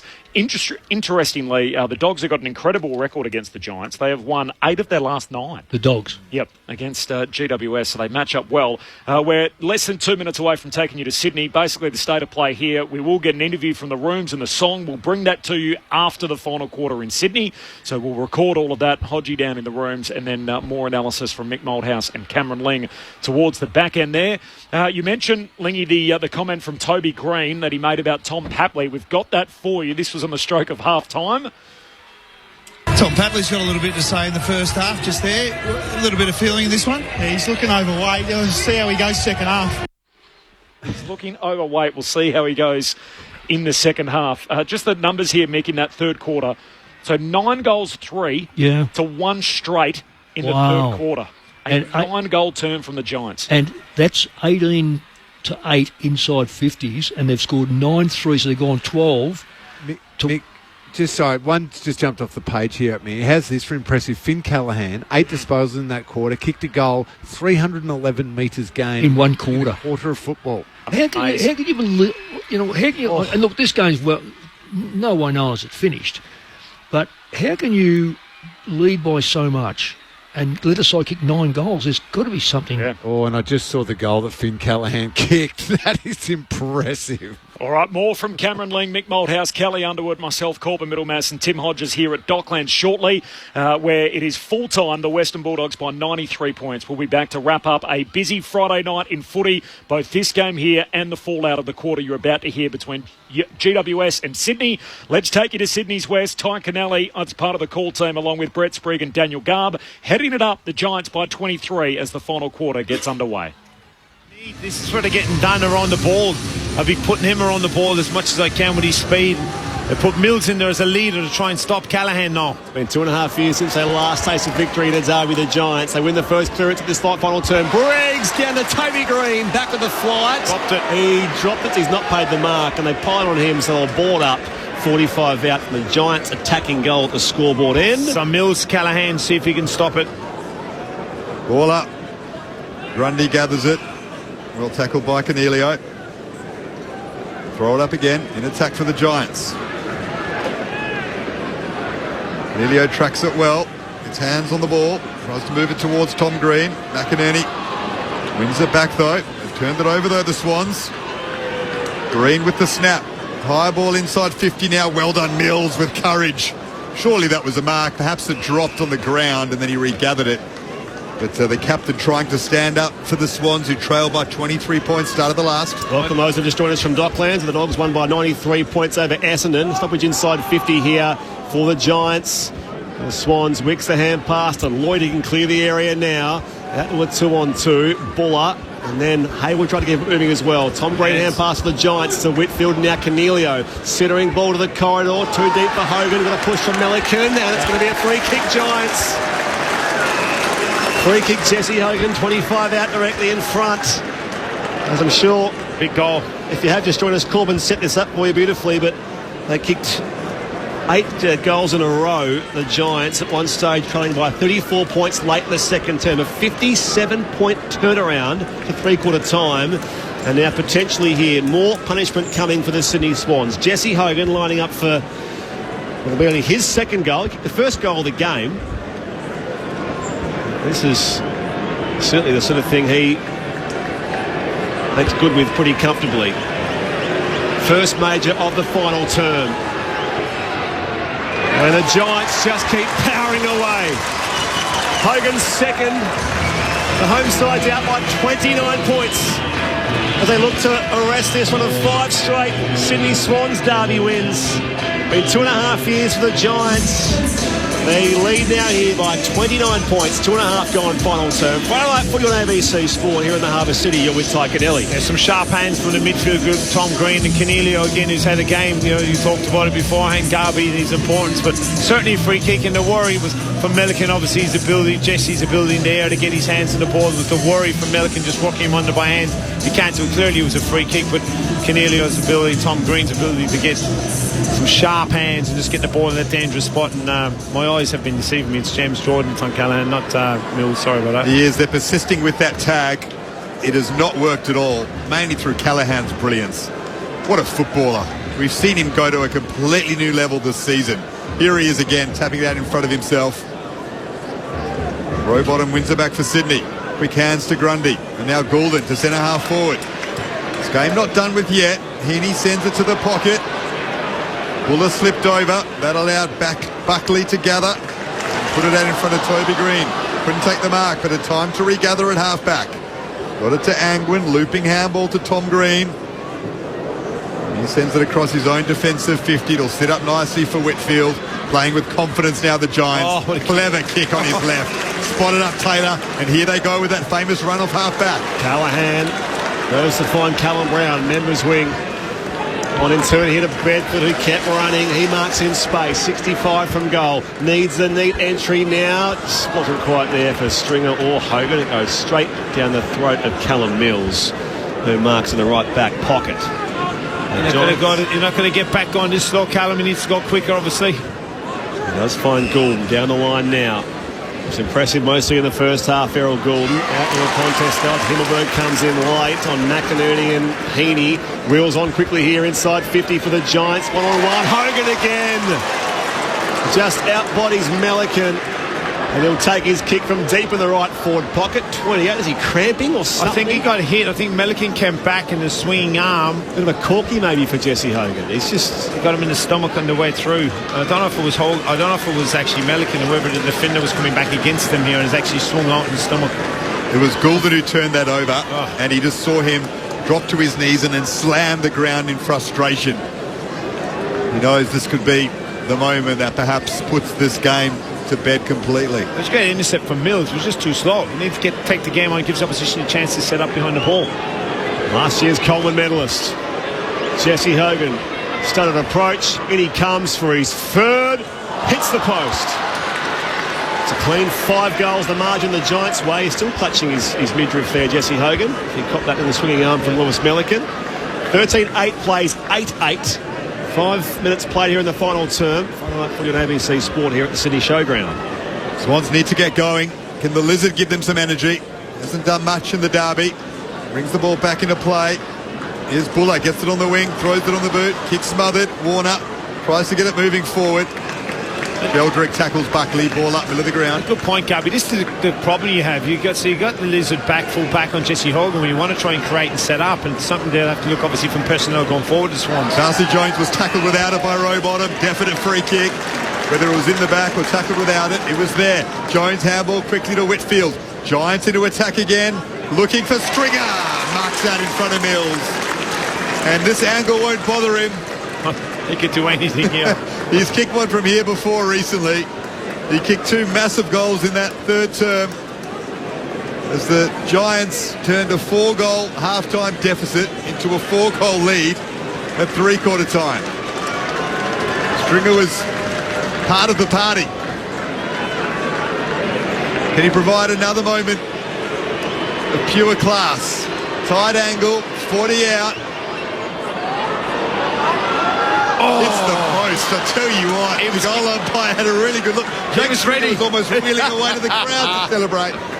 It's the woodwork, 31 points. The Giants lead by. Swans down the corridor from the kick out. Iden hits the ball at speed. Back to one who's dumped at the tackle of Toby Green. Bedford back to Stringer, who lets fly from 52. And this time it's away to the right-hand side for a modest score. Ed Hogan too on the lead. 32 points is the Giants' lead. 7 gone final term. I'd like for you on ABC Sport. They bring it back in, the Swans, over the head of Cadman. Taylor's there. Broke free of the Francis tackle. Well gathered by Francis. Over the top to Grundy. Gets it to Goulden. They are low on confidence at the Swans at the moment. They can't get any run going. And Toby Green wraps Errol up. Ball up. Left half forward for the Giants. Down to Declan Byrne quickly. Josh Kelly has been subbed out, so McMullen in. Toby McMullen into the game. Of course, the Swans had to use their sub in the opening 35 seconds. And Hayden McLean was knocked out in the first contest of the game. Here's Goulden at centre half back. And they get something going, the Swans. Got it to Rampy. Long kick, now inside 50. Buller works Buckley under the football, but can't gather it. Good strength from Jack Buckley to win that contest. We'll have a ball up in attack for the Swans. It's a long way back from here, isn't it? But, you know, you've got to try and chip away, kick one. At least you're in the front half of the ground now from a Swans perspective. Ball in the air, Grundy and Briggs tapped at the back there. Heaney runs into traffic. They're on the form of Himmelberg. Ball up again. The first of our 2 games is done earlier at Docklands. The Dogs beat Essendon by 93 points. Aaron Norton and Sam Darcy combining for 16 goals. Angwin here on the stoppage. Dispossessed. And now Sheldrick lets fly for the Swans. And he's away across the face, out of bounds on the full. And they've not had a score since early in that third quarter. Still 8-8-56 the Swans. They trail by 32 points. Declan Byrne on the boundary. Just a confirmation with Josh Kelly. I thought it was tactical, but half awareness, Giants have just told us. He's got some problems with his hip and his lower leg muscles, Josh Kelly. So 32-point lead. Giants happy to make him in the rack already, are they? Play a subbed out. Not sure about that, but they've just got to be careful with his body. He's got some issues right now. Here's Fonte in defensive 50. Errol Goulden just came off the ground and threw his mouth guard into the benches. He looks very tired when he came off, actually. He's frustrated. Swans win it back, though. Sheldrick just outside 50. Long kick into attack. Iden has some work to do. Gathers the football in the pocket. Here is the sub McMullen. The kick out in front of Bedford. Asked a lot of him. Cunningham made a contest. Well done, though, by Briggs. Jones slipped over at the wrong moment, but Bedford's there supporting. Taps it out in front of himself. Now Jones helps him. Won the football on the ground. Got it to Whitfield. In fact, it's McMullen. Over the top to O'Halloran. Slapped it to Bedford. Bedford in space now to half forward. Goes to the hot spot now. Cadman! Big overhead grab. 25 out directly in front. The caddy man can. Oh, I love it. What a great passage of play. Just their ability to keep the ball going forward. You know, your Bedford was involved in it. Obviously, Darcy was involved in Halloran and McMullen, just to keep the ball going forward or forward handballs. They had options everywhere, so he had Bedford going inside 50. He lowered his eye, he'd Stringer, went longer. What a strong, clean grab. As mentioned, his third career game was the Giants' last derby win 2 years ago. Here he is for goal number 3, Aaron Cadman, to put this game to bed. 38 points is the home side lead. 14-10-94. It's a new game high lead either way as well. Sydney 8-8-56. They remain stuck, and they're on a 5 straight derby wins. Will come to an end tonight. 11 gone final term. ABC Sport, Declan Byrne on the boundary. Tom Papley just came off, shaking his head, as angry as can be. Lots of swear words, but you could see him say, getting smashed. Getting smashed, yeah. Well, in the end, Toby Green gets the last laugh, I suppose, because he was engaged in some verbal with Tom Papley. Toby Green said in his halftime TV interview that Tom Papley looked overweight, which is a bit of a below the belt sort of jibe, but Toby Green backing it up. Well, above the belt, maybe, I suppose, is probably more referring to, but anyway. And some Bulldogs fans, Western Bulldogs fans, after their big win over Essendon, probably driving home tonight. They've got the Giants next week. Yeah. Talk about a Thursday night blockbuster. as GWS emerged from the centre of the ground with it, guided forward to Toby Green. They just can't get it right in the middle of the ground, this one, since half-time. This is a training drill now. It is, and it's all the centre bounce, and in the back of Briggs, Grundy's had his colours lowered in the second half, and Briggs has really lifted and given him a chance, but their ground ball, the hard ball gets around the centre clearances has been elite, and their ability to actually give them go forward, and the centre clearance now is 15-10, and stoppage clearances is 24-16 for the Giants. The distance won't bother Toby Green, the Giants captain, with the Swan skipper Callum Mills on the mark. From 55 out, decides to go short to McMullen. Well, they are toying with them. Everyone was back waiting for the Toby Green long bomb, and he just guided it 15 metres to the left to Toby McMullen. I don't know if it's a better angle, is it? I'm not sure. Back Toby, but it does take another 30 seconds. They're not taking time on the clock already with 12 minutes or so to go, 11 minutes to go. Maybe just wanted to annoy the Swans, Toby Green. McMullen will have a shot from outside 50. I'm not sure the percentage rate of this conversion is much higher than from where Toby was. The man on as a sub, Toby McMullen, has pulled this slightly to the left. Rufro behind. 39 points the Giants lead by, down to Declan Byrne. And some more injury worries for the Giants. They had Buckley come off earlier on in the game with a right quad issue. He's now got ice. He won't come back on, we're being told, for the rest of the game. Their lead, this result is secure though for the home side. The Swans come beyond defensive 50. Slipping one now is Callum Brown. Fonte is tackled by Grundy. Ball now for the Swans. Back to Cunningham. And now Lloyd up the outer side of the ground. Pack converges. Lockie Ash can't control the grab though. Campbell lays off the hand pass. Bursting by and kicking towards Francis. It came from Sheldrick. Francis loads up and misses near side of the left-hand side. They're just considering that the Giants' previous 4 derby wins had been by a combined total of 6 points. This will be their biggest margin since, talking like 6 years or so, since they last won a derby by this much. Margin is currently at 38 points. Connor Ryden from left half back.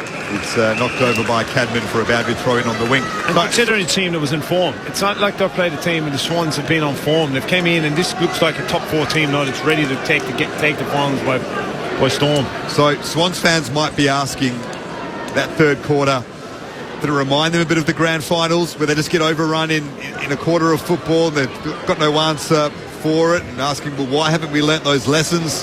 Look, it's hard to change momentum in games. I get it, and sometimes that just happens. But 9 goals is enormous, and the Swans were trying to do things, but they couldn't neutralise the ball at the source. Sheldrick under pressure from Callahan, kicked it out of bounds on the full.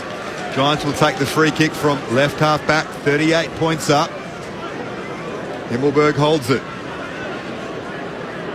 Just asserting their premiership credentials, GWS, and they're about to end that derby drought.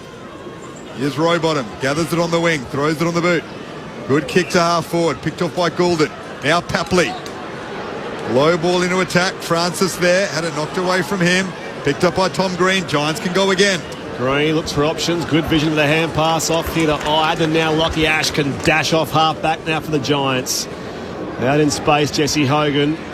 Good read of the ball, floats it forward here by hand to Cal Brown, loads up inside 50. Isaac Heaney floats across to intercept. Yeah, 50 here as well. Toby Green came in on him, and now Green is holding Isaac's foot as he can't sort of run away and take his bit of penalty. So it's going to be 50 here for Isaac Heaney. Seems all in consolation. 50-minute mark of the final term. The Giants, who lead by 38 points, and of course we'll have time to ponder all this after the game, but that officially means season done for the Sydney Swans. It always appeared unlikely given their slow start to the year, but year 1 under Dean Cox will not be a September campaign. Goulden inside 50 with the hands of Hayward, who kicked 3 first half goals. Already gathers here, but somehow Iden steals it away, tumbles his kick down the line. Cal Brown wrapped up by Cunningham. And again, the umpire says, give it to me at right half back for the Giants. 38 points is their lead. 95 plays 57. 16 gone final term. Prior to that, footy on ABC Sport. Swans led this game by 6 goals, if you can believe it, in the second term. We saw one of the more incredible quarters in derby history. Perhaps the best quarter this season from the Giants. In the third term, here's Goulden. Turns it over again to Angwin. Riccardi, amble over the top, back to Angwin. They work it to half forward, over the head of Toby Green. Roberts gathers it, Got it to Rampy. Centre half back. It's Wicks. Starts inside. It's a Swans player. Getting some treatment on the other side. It's Goulden. He's back on his feet now, waving for the football. Now he's back on his haunches. He's hurt, Errol Goulden. As Lloyd holds play up on the wing. Goulden on his haunches right next to him. So he'll switch to centre half back and Rampy. The veteran on the 45. He kicks wide to Roberts. Roberts had today for the Sydney Swans. 18th disposal coming up. Inboard to Wicks. All these guys involved in the play in the first half, and the Swans are impressive. They've been very quiet this second half. Now a free kick from the contest. And it will go against Hayward. Gives away the free kick on Sam Taylor. Giants leading by 38 points. Declan Byrne on the boundary. Yeah, right quad issue for Errol Goulden. He had the doctor with him, then he waved him away, and now he is limping off. So not a good night for the Swans in all departments. Swans are at home against Essendon at the SCG on Saturday. So the two teams that played on at Docklands will meet these two sides next week in round 21. And that should be Errol Goulden's 100th game. Yes. So that now might be in a little bit of doubt if this lower leg injury is serious for him. He looked okay as he limped to the ground, but he might be in some doubt. He's had 32 disposals tonight, Errol. He's tried his best. But, he could do nothing along with his teammates to stop the Giants in that third term. Free kick to Riccardi. Just behind the wing. Kick to half forward. Grundy underneath it. Cadman with the leap. Knocked it away from him. Here's Angwin. Another good game from Ryan Angwin. Yeah, it is not a solid, strong game. He's been clean with his ball and hasn't turned it over. He's just done his job. Won the free kick. And a number of players who were jostling for a spot on the wing, the likes of Josh Fay and Jacob Ware.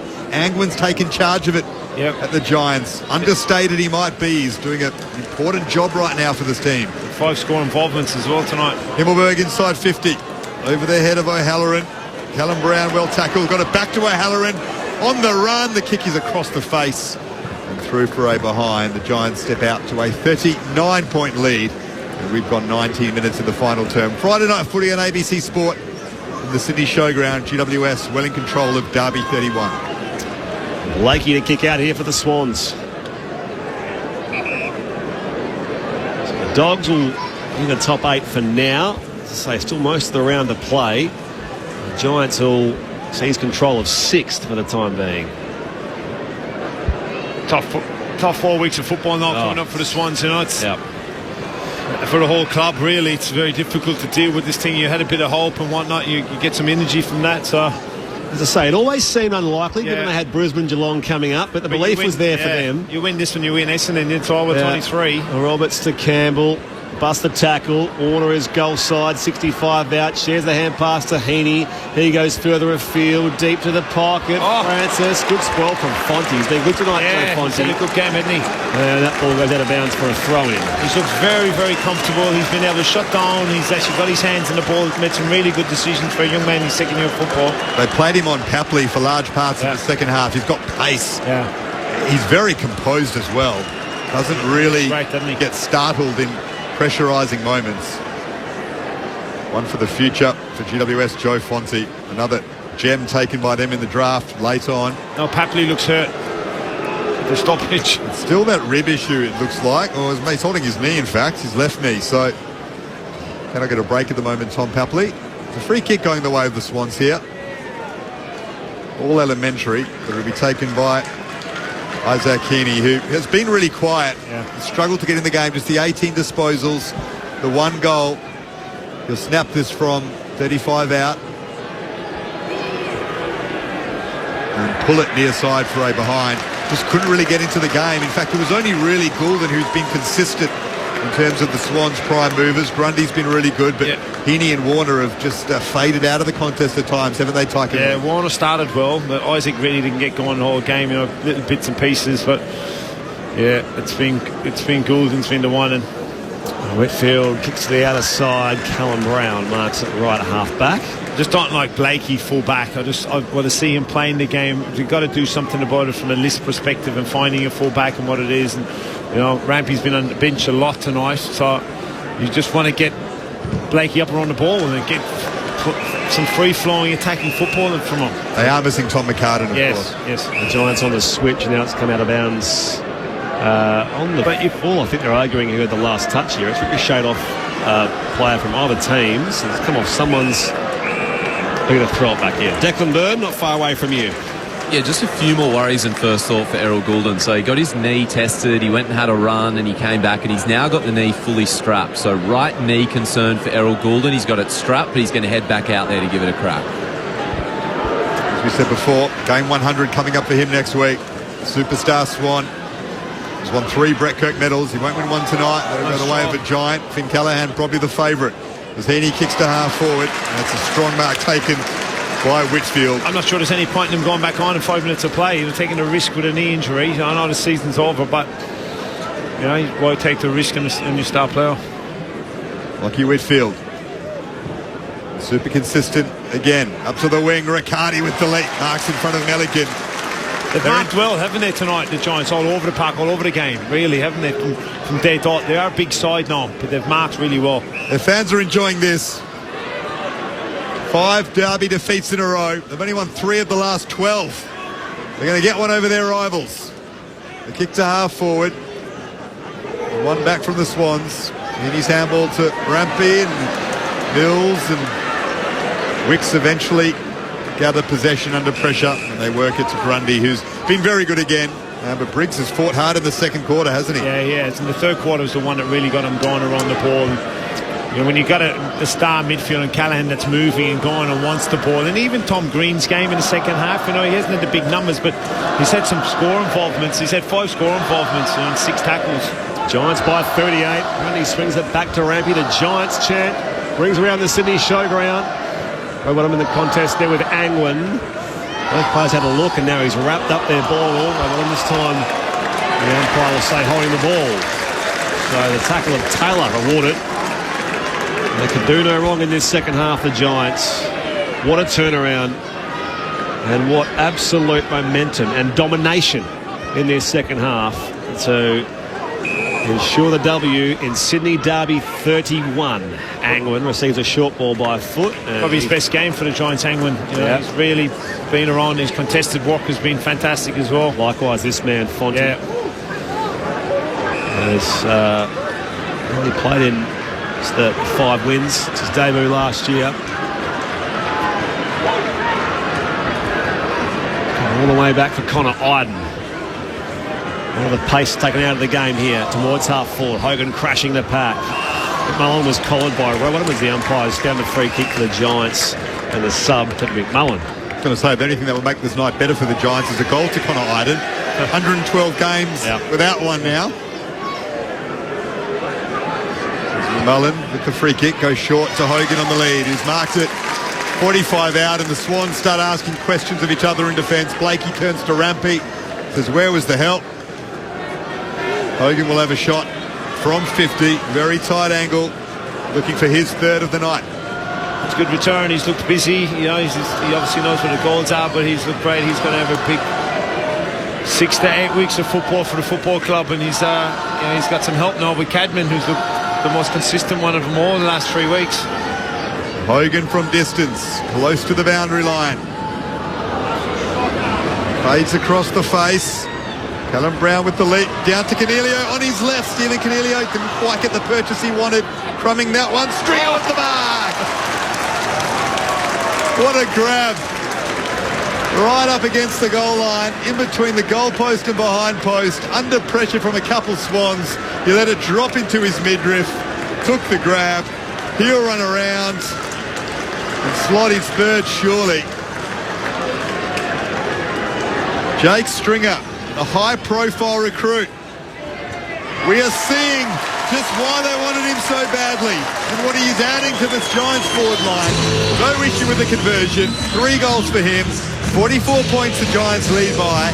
And he plays against the team he won a premiership with on Thursday night in what is going to be the game of the round, the Dogs and the Giants. And I mean, it's that kind of season where whoever wins that is right in the mix in terms of you need the premiership top calculations. four. You do need the top four. And look, there's 6 teams fighting for that top 4 spot. So every result coming in, and certainly when you're playing against a team that's fighting for that spot, it's even more important. And that's what the Giants are going to get next week. But these types that are really big game players in Hogan and obviously Stringer, and 2 great pickups from the football club, and he only needs 20 minutes of football and he can win you a game. Some listeners will rejoin Docklands for the post-game wash-up of that 93-point win for the Dogs. And the Giants are out by 44 points here after Jake Stringer's 3rd goal. Clearance goes away to the Swans. Warner's hand pass out here to Campbell. Spilled down to Goulden, who's back out there. And now play rolls on towards half forward to the Sydney Swans. This will be the Giants, as it stands, their biggest derby win since the 2018 elimination final. So it's going back a fair way. There were some tight results in there. They throw it all the way across the half-back line here. Blakey to the outer side. Back to Roberts. Roberts kicks long into attack for Sydney. Their season now over. Himmelberg under some pressure from McInerney. Regathers it. Moves it out to the boundary line. O'Halloran picks it up and clears defensive 50. Cadman will leap and guide it down to Stringer. What a second half he's had. 3 goals for Jake Stringer. Throws it on the boot. Wicks underneath it. Just knocks it in front of himself. Contest on the outer side. Out to O'Halloran. As the seconds tick down. He's got a man in space out there. Marked by Callum Brown. The Giants with their biggest derby win in 7 years. Their first win in any derby in 2.5 years. They get the bragging rights here in Sydney. But really, it was a fight back and a win that will set up their September assault. The Giants by 44 points. It's the sound of the mighty Giants. Feel the ground is shaking. The other teams are quaking in their boots before the Giants. We take the longest strides and the highest leap. We're stronger than the rest. We're the greater Western Sydney Giants. We're the biggest and the best. We will never surrender. We'll fight until the end. We're greater than the rest. And they didn't surrender. They were 34 points down late in the second term. They piled on 9 goals in that 3rd term. One of the best quarters of any team so far this year. A 57-point turnaround at that stage at 3/4 time. In the end, they see it through to a 44-point victory. 15-12-102 to 8-10-58. The showground was pumping in that second half, and the Giants win 6 in a row. Well, there's a big, big sound from the west of the town. It's the sound of the mighty Giants. Feel the ground is shaking. The other teams are quaking in their boots before the Giants. Take the longest strides and the highest leap. We're stronger than the rest. We're the greater Western Sydney Giants. We're the biggest and the best. We will never surrender. We'll fight until the end. We're greater than the rest.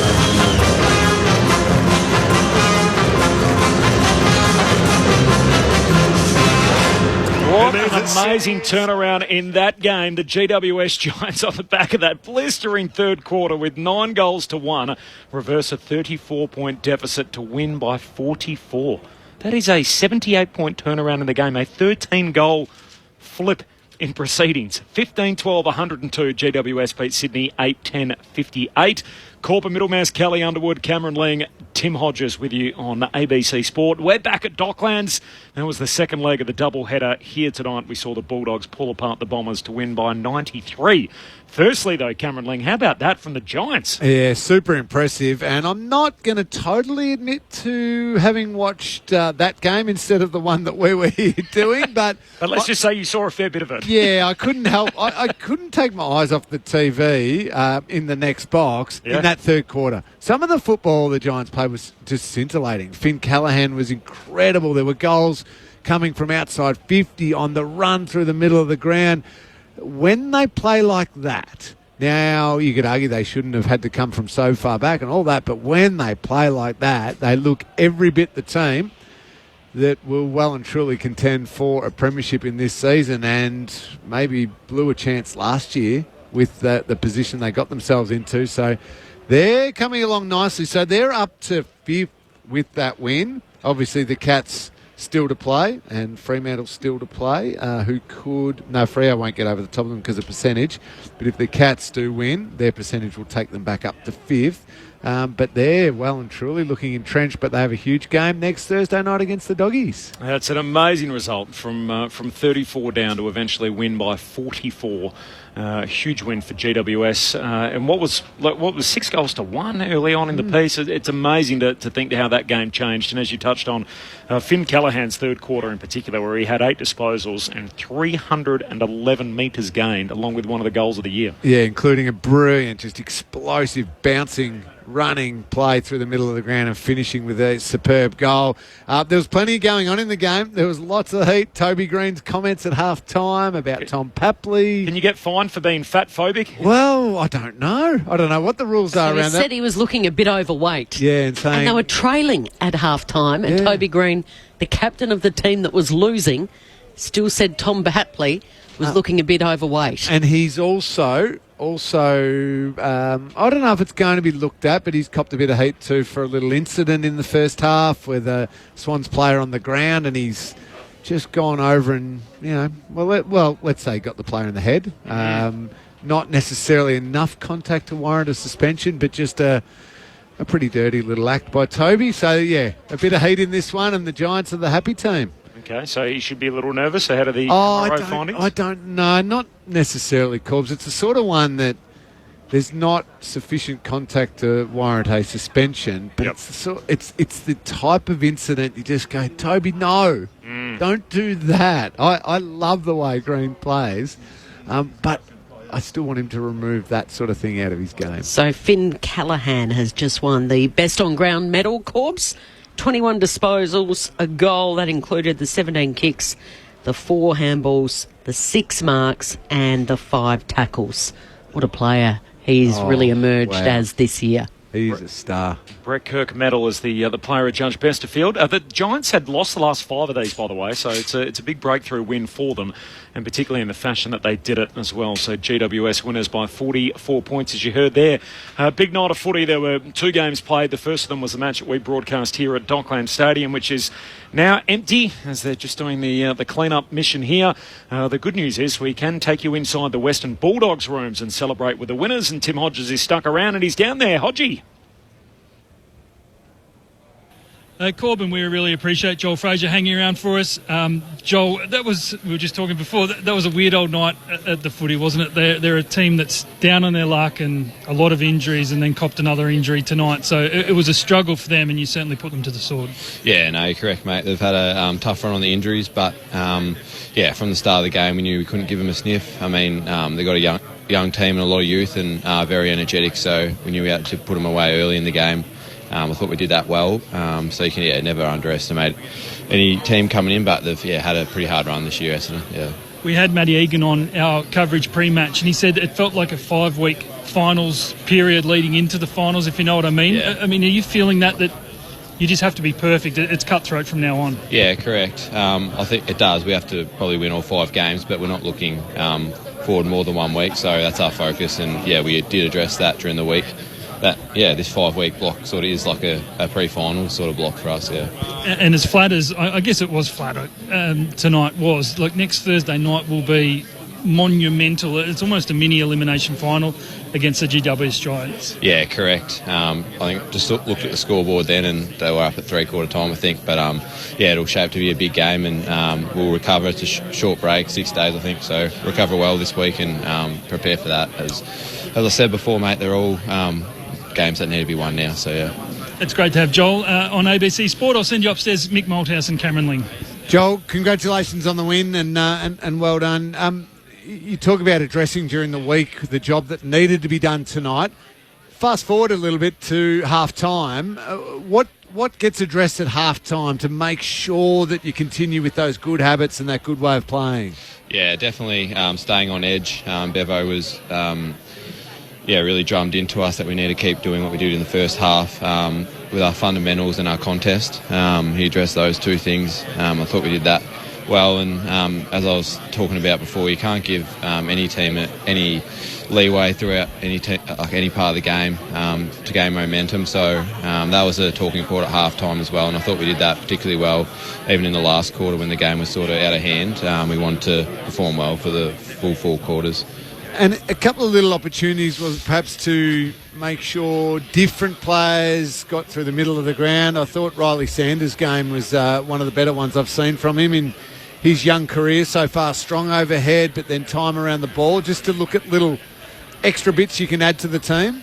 Yeah, correct. I thought he was really good, especially even with his wing stuff, his overhead marking. He got in and was able to compete on offence and defence. So, yeah, I thought he was terrific. But, yeah, it does give opportunities. And a bit of versatility. As I've talked about before earlier in the year, there's, I think, probably 7 or 8 that have gone through there now. So I think it's a real positive that we have that versatility going through the midfield. And as much as we prefer to just talk about the midfielders, Joel, because we know they're the most important players, the 2 big boys up forward did okay tonight. It must be nice kicking to them. Yeah, it's awesome kicking to them, and I'm sure it's great watching as well from upstairs. Yeah, they were terrific as always.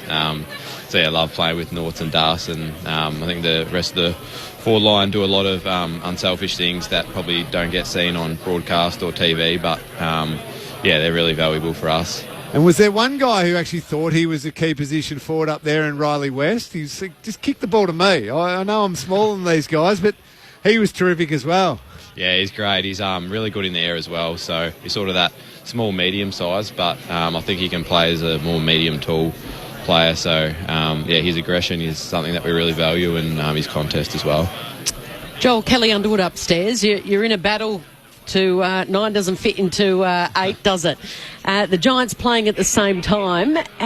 Were you aware of the score, or did you ask at all, or were you told what the score was while the game was playing at the same time? No, I certainly didn't focus on that or get told, but we saw up on the scoreboard then that they're up by about, was it 4 goals at 3/4 time, I think, roughly. So, yeah, I think as I said, next Thursday will obviously shape to be a big game, and yeah, but we can't really worry about results that we can't control at the moment. It's just week by week, and this last 5 games, including tonight, is sort of a mini finals series for us. So yeah, every game we must win. Be honest, have you done the AFL predictor, and if so, how many times? I don't know how to do it. You don't know how to do it? No, I'll like start doing it, and then I'm like, I don't know who are there footy nerds in the team that have done it? I'm sure there would be, yeah, definitely. You mentioned the word mini there. Can you clarify something for us? Is the nickname Baby Bont or Mini Bont? I'll leave that to you guys and the rest of the footy world to talk about. Yeah, more what was the vibe like after the celebrations, obviously, during the week, and then the Bont re-signing for 4 years? It has really been a sort of week of celebrations for the club in a sense. Take us into the inner sanctum and the energy levels at round 20 of a long, cold Melbourne winter. Yeah, I mean, both Tom and Marcus, it was terrific to celebrate both their huge milestones. It's really special as well that they played their 250th week after week. I thought that was, yeah, it's pretty coincidental, but it's awesome. And to get the win for both of them, and then big Timmy English tonight was awesome as well. So, yeah, I mean, inside the club is just, yeah, really praising and really celebrating what those two, especially and Tim, have been able to do across their careers. And, yeah, I thought it was awesome that we could get the win for them on both occasions. You've had congratulations on your season. You've had a really breakout season. What do you put that down to? Yeah, thank you. I've talked about it a little bit. I just relate it back to the boys in the midfield. I was talking about before how we've had 7 or 8 boys that have gone through there, but some real experience, like obviously Bont, Liver, like Ed Richards. He's awesome to learn off. He's pretty new to the midfield, like he's only played there for 1.5, 2 years. So to be able to learn off him as a more younger player has been awesome. And then Matty Kennedy coming across from Carlton has been terrific. Again, a different style. He's more of a contested player, so yeah, very versatile. And I think they've helped me a lot. And alongside Brendan Lade and Jaron Geary, who have been terrific with my development and yeah, backing me in each week. Joel, it's Corbin Middlemass here. A lot's been made of your record against the top 8 teams. You're 1-8 against the 8 as it's currently constructed. Who's played the best footy that you've seen when you've been out there where you think, gee, that's pretty red hot? I thought Adelaide were, quite good, especially defensively against us at Marvel here. We're pretty disappointed with that performance. But again, like all the teams, we've lost to top 8 teams by about 10 points. So, it's a bit frustrating. But at this stage of the season now, as I've talked about before, it's sort of we've got to go 4 from 4 now. Post tonight, so that's just our focus now, It starts with the Giants, of course, next Thursday. Short week for you. What does the weekend look like then with a game so soon in the next week? Yeah, it's good. I have the weekend off and then, Monday back in at the club and obviously Thursday play, so there'll be no days off during the week. But, pretty low-key. We'll stay in Melbourne this weekend. Just do a bit of recovery tomorrow and catch up with family there down, so that's always nice. Pretty low-key weekend. It'll be good. Enjoy it. There are always better weekends on the back of a win. There's no doubt about that, Joel. We'll see you on Thursday night against the Giants. Go well. Thanks, guys. Appreciate it. Cheers. Joel Frazier there in the Bulldogs' rooms after their big win tonight, 93-point winners over the Bombers. We thank Joel for sticking around. This is Friday Night Footy on ABC Sport in the wash-up of a double-header on Friday night. It was obviously highlighted by what happened in Sydney's West. If you're just catching up, the Giants won by 44 points. They were 35 down, was the biggest deficit. And they came roaring home. It was a blistering third quarter that was preceded by a halftime taunt from Toby Green, where he called Tom Papley fat, basically. He said he was overweight. And then the Giants came out and kicked 9 goals, 3-1 straight in the third quarter to completely flip the game. And as a result, the Giants shore up their spot in the top 8. It was a big night for the Bulldogs here, as you heard there from Joel Frazier. So they're in the 8 as it stands at the moment, with the Suns still to play this weekend. And the other thing to keep in mind is the Suns have that outlier game, which they'll make up against the Bombers at the end of the year. Yes, they have I dare say a gimme win come the end of the year. They got 4 points coming. Yes, I think they do. Unfortunately, we didn't see a great Essendon tonight. We saw a very sharp, very good Bulldogs. And as you were just saying then, in the second half, saw a very sharp, very good GWS Giants, and the fact they're taking on each other next week. If the Dogs go down in that game, we pretty much say the Bulldogs are done. You never know. Things can happen. So it does set up a huge clash, but the Giants were mighty impressive in that second half. Have you got some votes for us from our game here at Docklands? I certainly do, Corbs. I certainly do. Now I'm going to... I'm going to be a bit naughty and just basically go with the big goal kickers here and let them have their glory for the night. But that leaves one vote for the skipper, Marcus Bontempelli, from start to finish in a game filled with a little bit of easy circle work at times and some high possession games.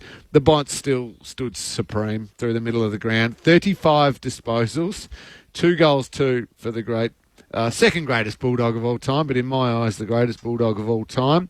7 clearances as well, so he gets the 1 vote. And just simply based on the numbers, the 2 votes goes to Sam Darcy because he only kicked 6. He was brilliant, absolutely brilliant. And 3 votes to the 7 goal kicker, his partner in crime, Aaron Norton. A nice 13 goals between them, so they can have 5 votes between them. I like it. 3 for Norton, 2 for Darcy, 1 for Bontempelli. Cameron Ling's votes in the ABC Footballer of the Year, so 13 between them.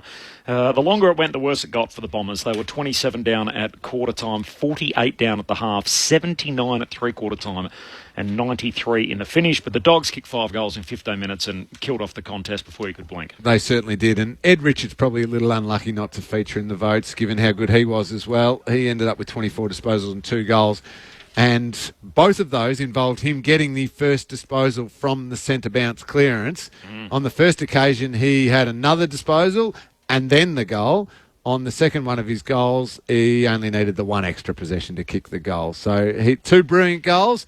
and another good game from Ed Richards, but he doesn't quite sneak into the votes. No, we're happy to take some apologies too, Lingy, in the ABC Footballer of the Year, so more than happy with that. The injury report from tonight, Tom Liberatore was subbed out after having his lower leg stood on the right side, so that was a contact injury. He did return to the field of play, so we're hopeful that's not too serious, but he basically tapped himself out before three-quarter time, and that was done. Meanwhile, on the Essendon side of things, we'll check in with Hodgie. He's about to make his way to the Bombers' rooms, but Jordan Ridley, the big concern there, appears to have done his hammy for a fourth time this year, Cal. And it was the biggest win for the Bulldogs for this season, 93 points. They did play each other 10 weeks ago here, and the margin was 91 points, and they did beat Port Adelaide by 90 points. So a couple of big wins for the Doggies. The issue is that they're, what are they, against top 8 teams, 1 and 8? 1 and 8. Yeah. That might come back to bite them with the run home. So Giants on Thursday night, back here, and then the D's, West Coast Eagles, and it could be a shootout, couldn't it, in that final round between Fremantle and the Doggies. And they presently have the third highest percentage in the competition. So they could miss the 8th with one of the highest percentages they're in on the comp. 132.6. It was a nasty night for the Bombers, of course, when you go down by that sort of margin, but she was made even worse, Corbs. And granted, they've got the injury concerns and the massive injury list, I get that, but they were celebrating with the 2000 Premiership team, that team that the only side they lost to in that Premiership year was the Western Bulldogs, and they had all the past players from that wonderful team that completely dominated the 2000 season out on the ground when the team ran out, and some great names, great faces in amongst the crowd. James Hird was out there, which was fantastic to see. Matty Lloyd, Smoking Joe Mercedes, and some of the wonderful Dean Solomon I saw out there as well. So I'm not sure if they hung around to watch the end of the game, but they would have loved catching up. I did see our very own Adam Ramanauskas in amongst them, so hopefully Ram is not too shabby tomorrow. Is he working tomorrow, Corbs? I think he is. Is he on with you? Oh, he is Saturday night. Okay, yes. we've given him a sleep in. He's not doing the Saturday Arvo. You're right. I was thinking, I'm remembering through the commentary teams for the week. I'm like, I'm pretty sure Rammer and Lingy are back together tomorrow night. So you'll be able to report firsthand on how Rammer goes this time tomorrow night. He might be nodding off halfway through the third quarter.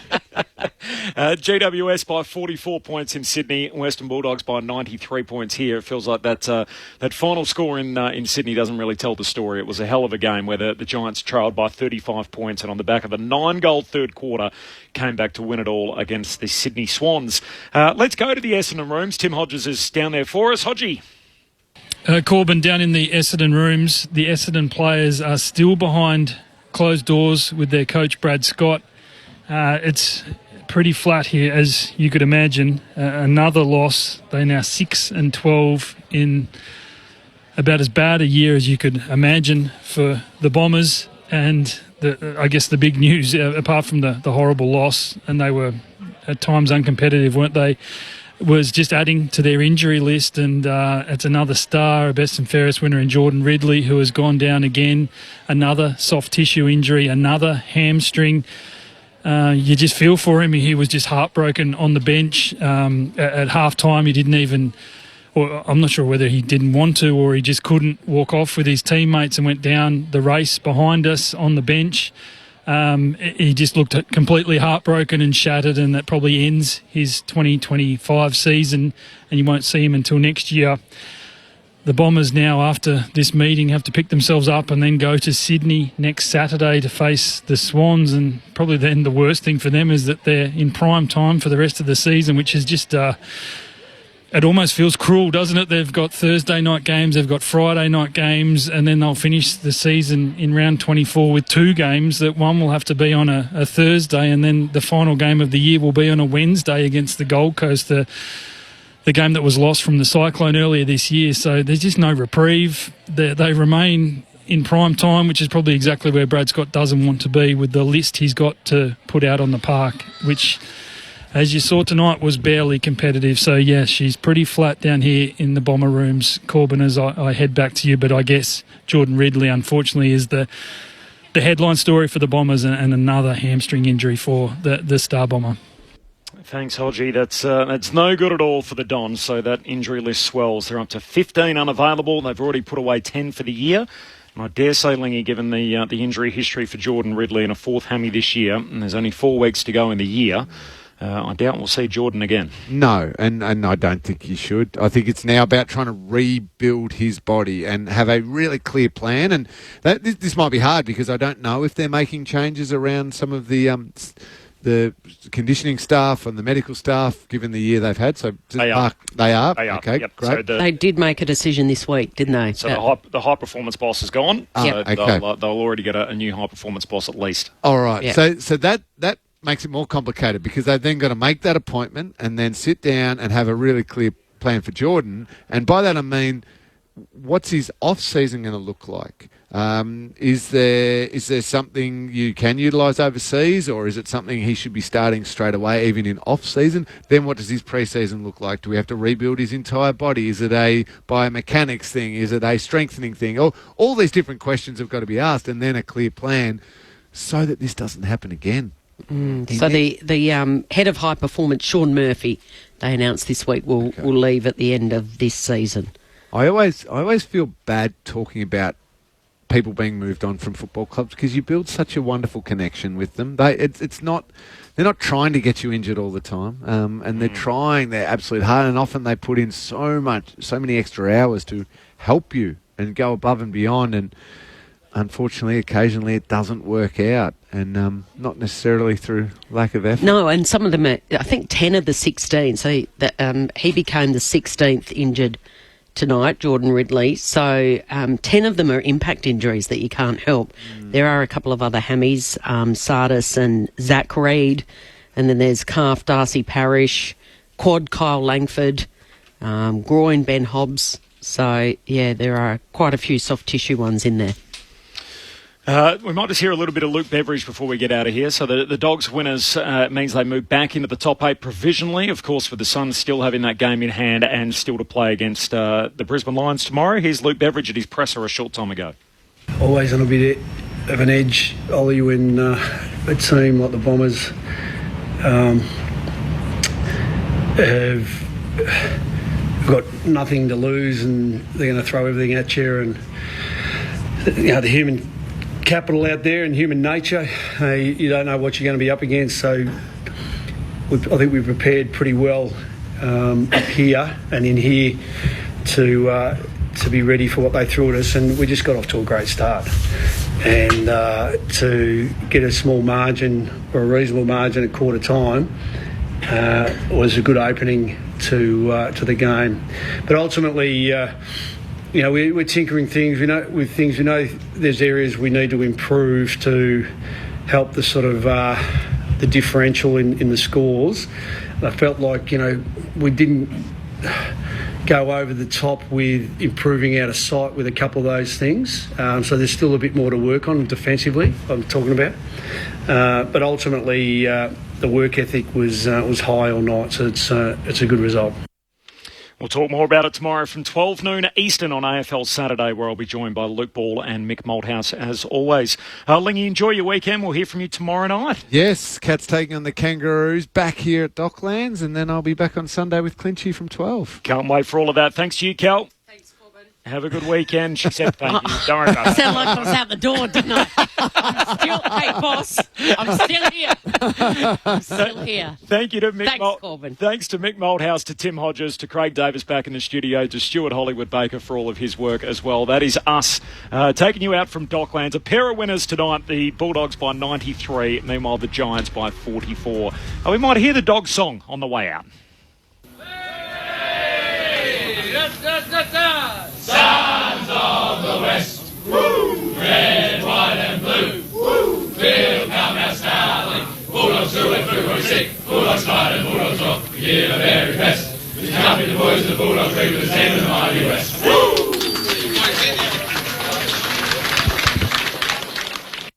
G'day, Patrick Stack here. As the footy codes head towards September, the best way to keep up to date with the storylines that matter is on ABC Sport Daily. Catch up with Sports Daily weekdays from 6:30 on ABC Radio. ABC Sport Digital Radio. Your home of BBC Stumped.